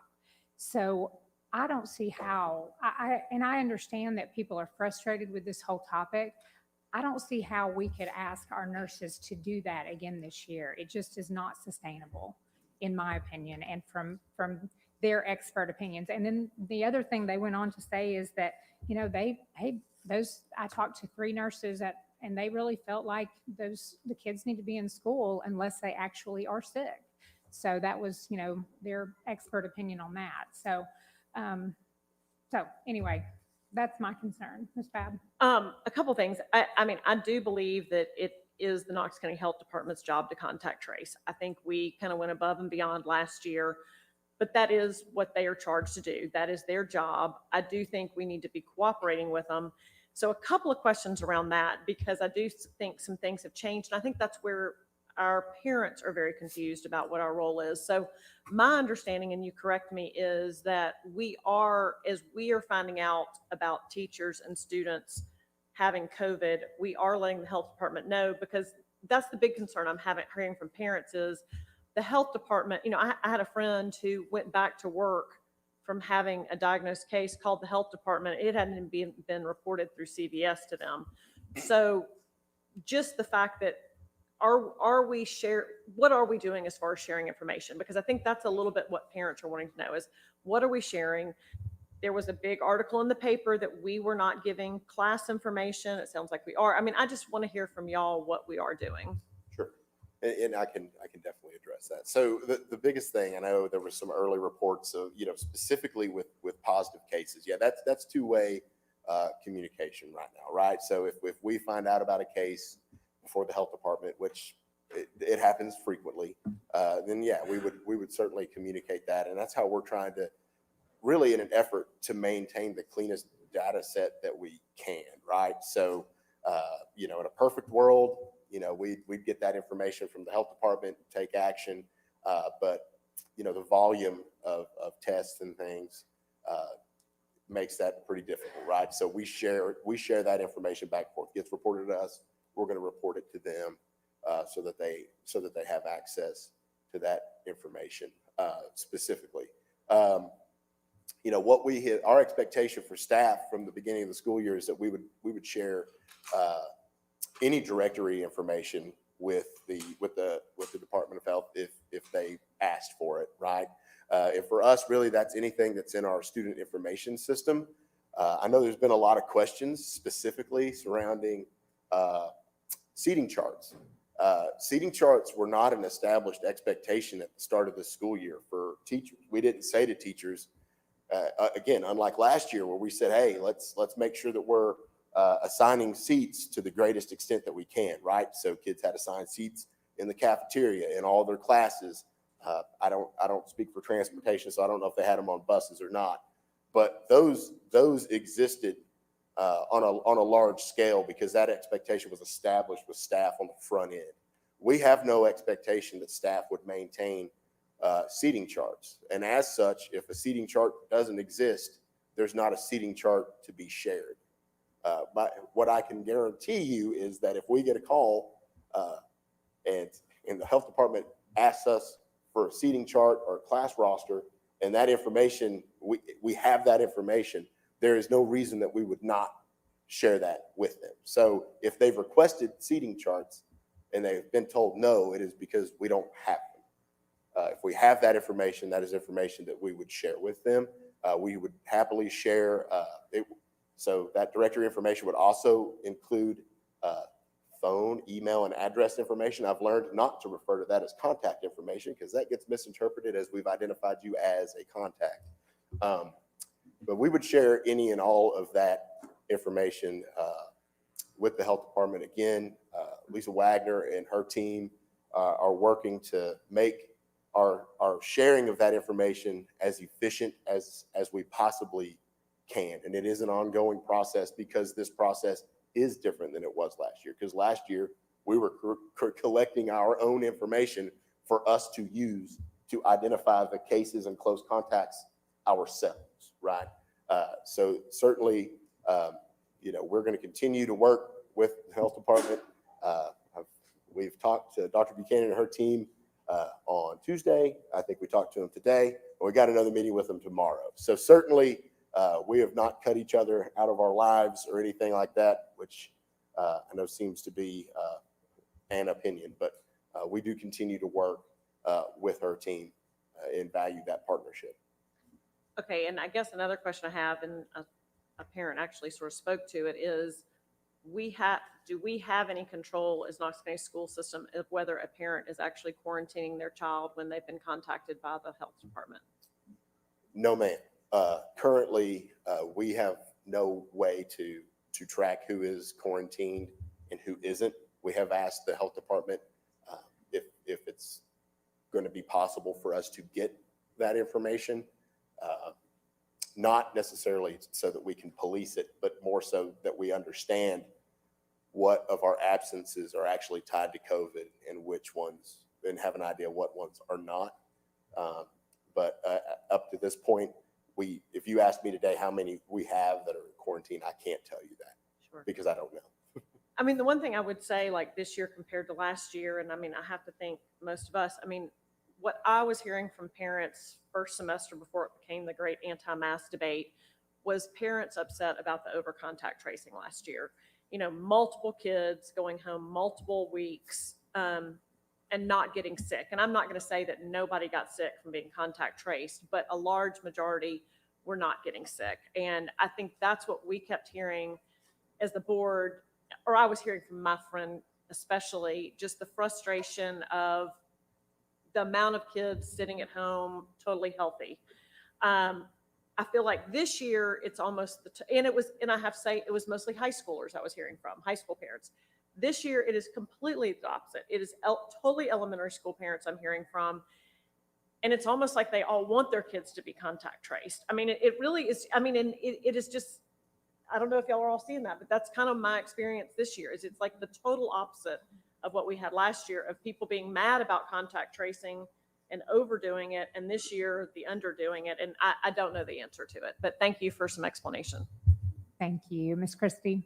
Yeah, just to speak to a little bit about the story about the not sharing seating charts, and maybe you can address this in your phone call tomorrow. And it's probably just a miscommunication, maybe somewhere in the health department. But I do know of a situation last week where a teacher called to report a positive case of one of her family members. And because she wanted to expedite the process, she offered a seating chart in that phone call to the health department. And they refused to take it. All they wanted to know was if the child plays sports. And maybe that's something you can ask them about, and maybe that's some kind of miscommunication with internally at the health department. Obviously, that's not something we have any, but it might be that we've been offering these and they've been refusing them. And maybe that everyone's not aware of that in the leadership at the health department. Sure. Yeah. I mean, I can definitely ask about that specifically. Yes. Mr. Watson? Thank you, Madam Chair. I think some of the reason why we're getting so many questions about this is because how much more transmission there is with the Delta variant in kids. I mean, we didn't see near the number of kids getting infected last year as we have this year. So just to be clear, the information that we would provide, should we have it, to the health department is directory information, a seating chart, and is there anything else in that list, if we had it, we would provide?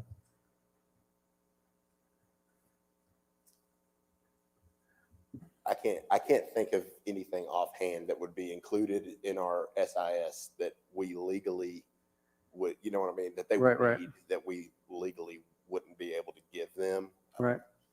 I'm trying to think of an example. We've tried to provide principals with examples of things that we will share, but you just listed all of them. So, you know, I can't think of anything we would say, no, absolutely not. As long as we don't cross that line into we're actually doing the contact tracing. Right. So I'm only asking you this because I told you in advance I would, so I know you're ready, even though it's 11 o'clock. Is there anything that you feel like we can do to improve what we're doing in contact tracing? You know, I think that our primary objective, and this again is something we've been working on in an ongoing fashion, is to become more efficient. How can we get the information that they request to them faster. I know Lisa Wagner worked with the epidemiology folks over at the health department to develop a spreadsheet and do a couple things to try to get that information faster. I know that we worked to identify specific contacts within each school using our school nursing staff, again, in an effort to just become more efficient and become faster. The issue is essentially what you just said, right? We're dealing with the situation where really and truly, if we activated our nurses tomorrow to go contact trace, we're still not going to catch up, right? We're dealing with a different situation. And that's entirely. exactly what the health department today told me too. I called them and asked that very question. If our nurses were doing it with you, and they said we would still be behind without a doubt. The one thing that they stressed was information. So as I'm hearing the discussion, the only thing that I really have question about and wondering why is contact tracing by definition hinges on information that's available, right?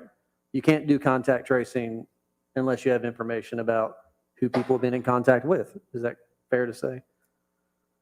That is correct. Part of contact tracing, however, is identifying who people have been around, right? So once I get into, right, you're making, Christy and I, now I'm contact tracing for you because I've told you who they've been around. I've done that investigation. right, right, because there's the investigative side. But the investigation the more information that's available in the investigation, the quicker it can potentially occur, right? Absolutely, yeah. So the more information, the more accurate information that we have, that we can not share with them, the faster we share it, the better position they're in to conduct the investigation, yes. So my only question then is, if we were doing seating charts last year, and I know some of that had to do with distancing, we had 20,000 kids out in virtual and there was more room to do that and all those types of things. Are we unintentionally hamstringing the health department's ability to do that quickly by not asking our teachers to do seating charts? I definitely don't think that was the spirit of not requiring teachers. Well, to that's why I said have, unintentionally. I didn't think it was the spirit of it. Certainly, we want teachers to have the autonomy in their classroom to manage it as they see fit. Last year was an anomaly, so we asked them, hey, make sure we need everybody to have seating charts. It's certainly, again, having seating charts in cafeterias and other common areas would, in my measure, be an anomaly. So, I think that as we launched the start of the school year, looking at the information that we had available to us in terms of what it looked like with the spread of COVID-19 in our summer programs, we also had summer camps going on for extracurriculars and saw very little spread of COVID-19. So heading into the school year, none of us were necessarily thinking, man, we need to make sure every single teacher has a seating chart, because that's not really a practice that we would have had in the past to enforce that, other than, again, last year doing it. So I agree. I think during this summer, I love not being masked. And I was around a lot of different places, right? Things were very different. And if you look at the data, it tells you that too. But we also have said consistently in Knox County schools that as things change, we would adjust as well.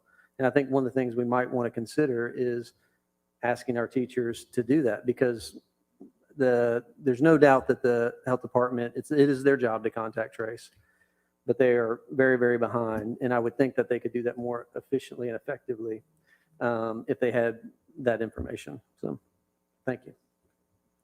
Thank you. Ms. Owen? Thank you, Madam Chair.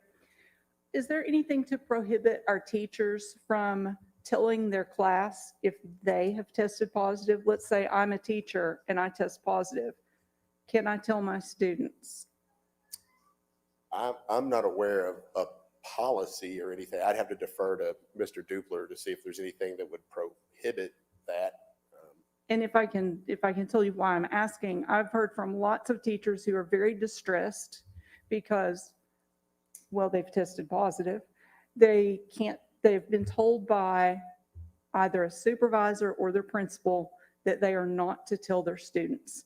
They've been told, we're not contact tracing, you can't talk about it. And so they want to tell their students that they've potentially, that they've been exposed, and they're being told that they can't. And so I'd like some clarification for our teachers on whether they can or not.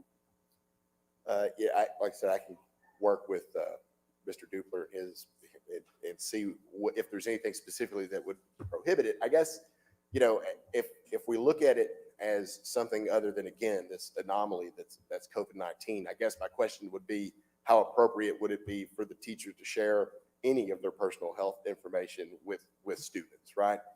I know that obviously COVID-19 is a different thing, but I think the question that you're asking, I think I would have to give it a little bit more consideration, to be quite honest, because I don't know, you know, if we were just talking about a general health condition, would that be appropriate use of instructional time or school resources?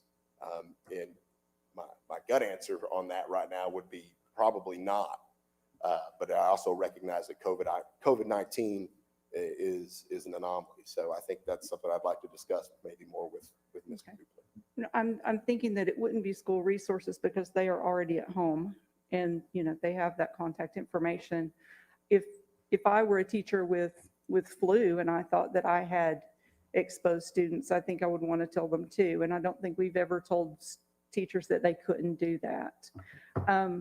And something just to consider, I know that the health department can use non-medical volunteers for contact tracing, but they are so far behind that they're not even currently able to contact those volunteers.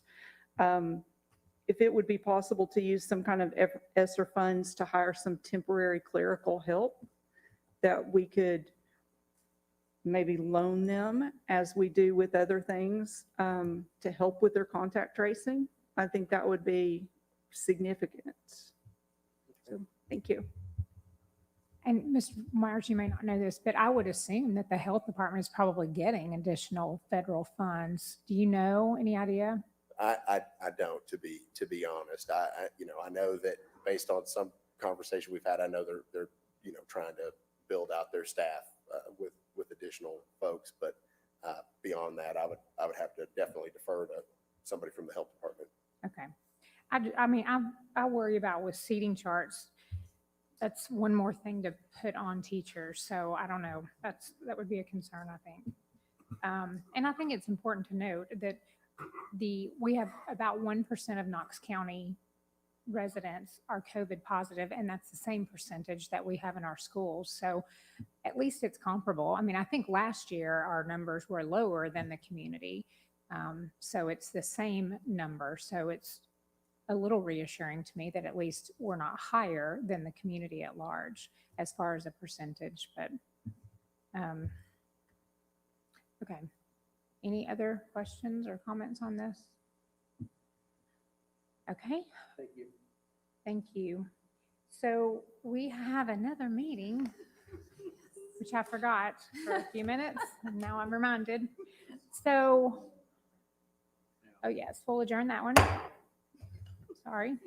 Okay, now, before we get into this, I have a question for board members. Would you like to take a few minutes break, or would you like to just quickly go through this? I'm not sure how many questions people have on this agenda, so I hope not many. Because we're going to talk about it again next week, too. Yeah, there's another opportunity. To Right, ask so questions, so. Can we super fly through it, do you guys think, or tell me? Because I'm fine to take a break, but just, I'd say rock and roll. I'm sorry. Let's do it. Okay, let's just do it, because we can come back and talk again next week about this. Okay, a few announcements before we get into it. Let's see. Okay, our next policy review meeting is scheduled for September 22nd at 1:30. The location will be announced as we get closer to that date. Board members, also just a reminder that our annual workshop is approaching on September 23rd and 24th. And I believe Ms. Coatney's already sent out an email requesting topics if you'd like to have something considered for that agenda. If you would get those to her by this Friday, September 3rd, so that the agendas can be set and staff members can be made aware of those as soon as possible. And are there any requested changes to this work session agenda? Okay, do we have a motion to approve? Okay, we have a motion by Ms. Satterfield, a second by Mr. Watson. Any discussion? All in favor? Any opposed? Motion carries. Okay, do you have a report, Mr. Superintendent? Yes, ma'am. Thank I you. do. I'd like to move away from the traditional report, I guess, that we've done in the past and just talk about this evening for just a few minutes for us to remember a former KCS student who died last week while serving his country. Army Staff Sergeant Ryan C. Canals, a 2016 graduate of Gibbs High School, died in a terror attack in Kabul, Afghanistan on August 26. I'd like to extend our deepest condolences to Ryan's family and friends and to the Gibbs community. Also like to express our gratitude to Ryan for making the ultimate sacrifice on behalf of his country. He is a true hero and an inspiration to us all. Thank you, Madam Chair. Thank you, Mr. Superintendent. Okay, we have items and comments. Any questions on 1, 2, or 3? Okay, 4, 5, or 6?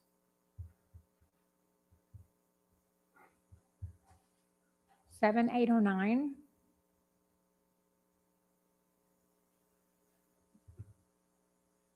10, 11, 12?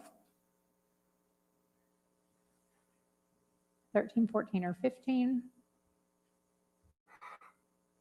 16, 17, or 18? Okay, 19 or 20? Fantastic. Board policies, these are all second readings, so I'm assuming that we are all good here. Anyone? Okay. Grants, any questions on A, B, or C? D, E, or F? G, H, or I? Quick question. Yes, ma'am. Just on those, the ones about, I think it's C, there were 2 different ones about the carryover funds. If somebody can just kind of explain how that works. Sorry. Dr. Reisbeck and Ms. Satterfield, do you have a Just wanted to question? make sure also? you were awake. Raising the roof. Celebrate. Oh, you celebrated a little too soon, my dear. So Go thank you, ahead, Ms. Babbitt. Dr. Reisbeck. Thank you, Madam Chair. Thank you, Ms. Babbitt. So these are 21st century grant dollars that come that do after school programming, enrichment, tutoring, those sorts of things at the schools. And sorry, I'd have to look to see the schools again. I think it's Pond Gap, Inskip, and Christenberry. Okay. Good memory. 11:15, I remember. Okay. So the reason there's carryover dollars is those were dollars that were used last year. I mean, it's kind of an ongoing program for them. With fewer students there, fewer teachers, that's who we pay to do that. Fewer teachers were needed, so there were carryover dollars. So this is both the approval of this year's money for the program as well as the carryover dollars that we didn't spend last year. Okay, thank you. Thank you so much. Okay, everybody good on, that's okay. Everybody good? Grants, now you may celebrate, Ms. Satterfield. Okay, any questions on the 2 contracts? Mr. Watson? I just want to make a comment on the contract with Adrian Burnett. If you read the detail, Johnson Architecture actually went above and beyond to ensure that they didn't just use a straight percentage increase, but they actually tried to do it to minimize the impact of the increase for us. So I just want to give a shout out to Johnson Architecture for doing that and being thoughtful about Knox County schools. All right, thank you. Okay, any other questions on, any other questions on A or B in the regular items? Oh, I'm sorry. That's where I That's thought we okay. were. So, That's okay. That's all yeah, right. yeah. Okay. Okay, and then the last item, C. Yes, Mr. Watson. Just, I want to make reference that the 2,090,000 is a higher number than what's in the detail. But that the remaining part of that detail will be provided next week. So if anybody noticed that there's a $200,000 difference, it's because the detail's not there. Okay, so we'll have more information on that. Yeah. Okay. Any other questions on this? Okay, and let's see. We do not have public forum. Anyone signed up, correct? We would let them speak if they were here, but okay, and there's board forum. So, okay, Ms. Satterfield. Thank you, Madam Chair. I just, it's just on my heart to lift up. I just want to, for just people in the community, that like we've been working really hard as school board members. Like I'm kind of envious of the other elected body at this moment. So I just want to just appreciate my colleagues, even if we don't have a agree. don't agree on some things and a lot of things, but I see the work that everyone has put in across on this board. And so I just want to appreciate that and acknowledge that. And thank you for saying that, Ms. Satterfield. I actually meant to say that at the beginning and I didn't, but thank you for saying that. It's really true. This, especially the last few weeks, this board has really been a little crazy busy. So thank you all. Thanks for saying that. I'm sorry, Mr. Jen, I did not mean to skip you. I apologize. No, that's okay. No, I just wanted to make a quick comment. I believe September does start Suicide Awareness Month and prevention. So I just like to say to all the students out there, like, if you are going through difficult times right now, you matter. You are loved by our community. You are loved by your friends, by your family, and do not be afraid to seek help. Do not be afraid to go talk to somebody if you need that. Just do what is best for you to ensure that you are in the right place mentally to go forward in your life and to succeed in your life.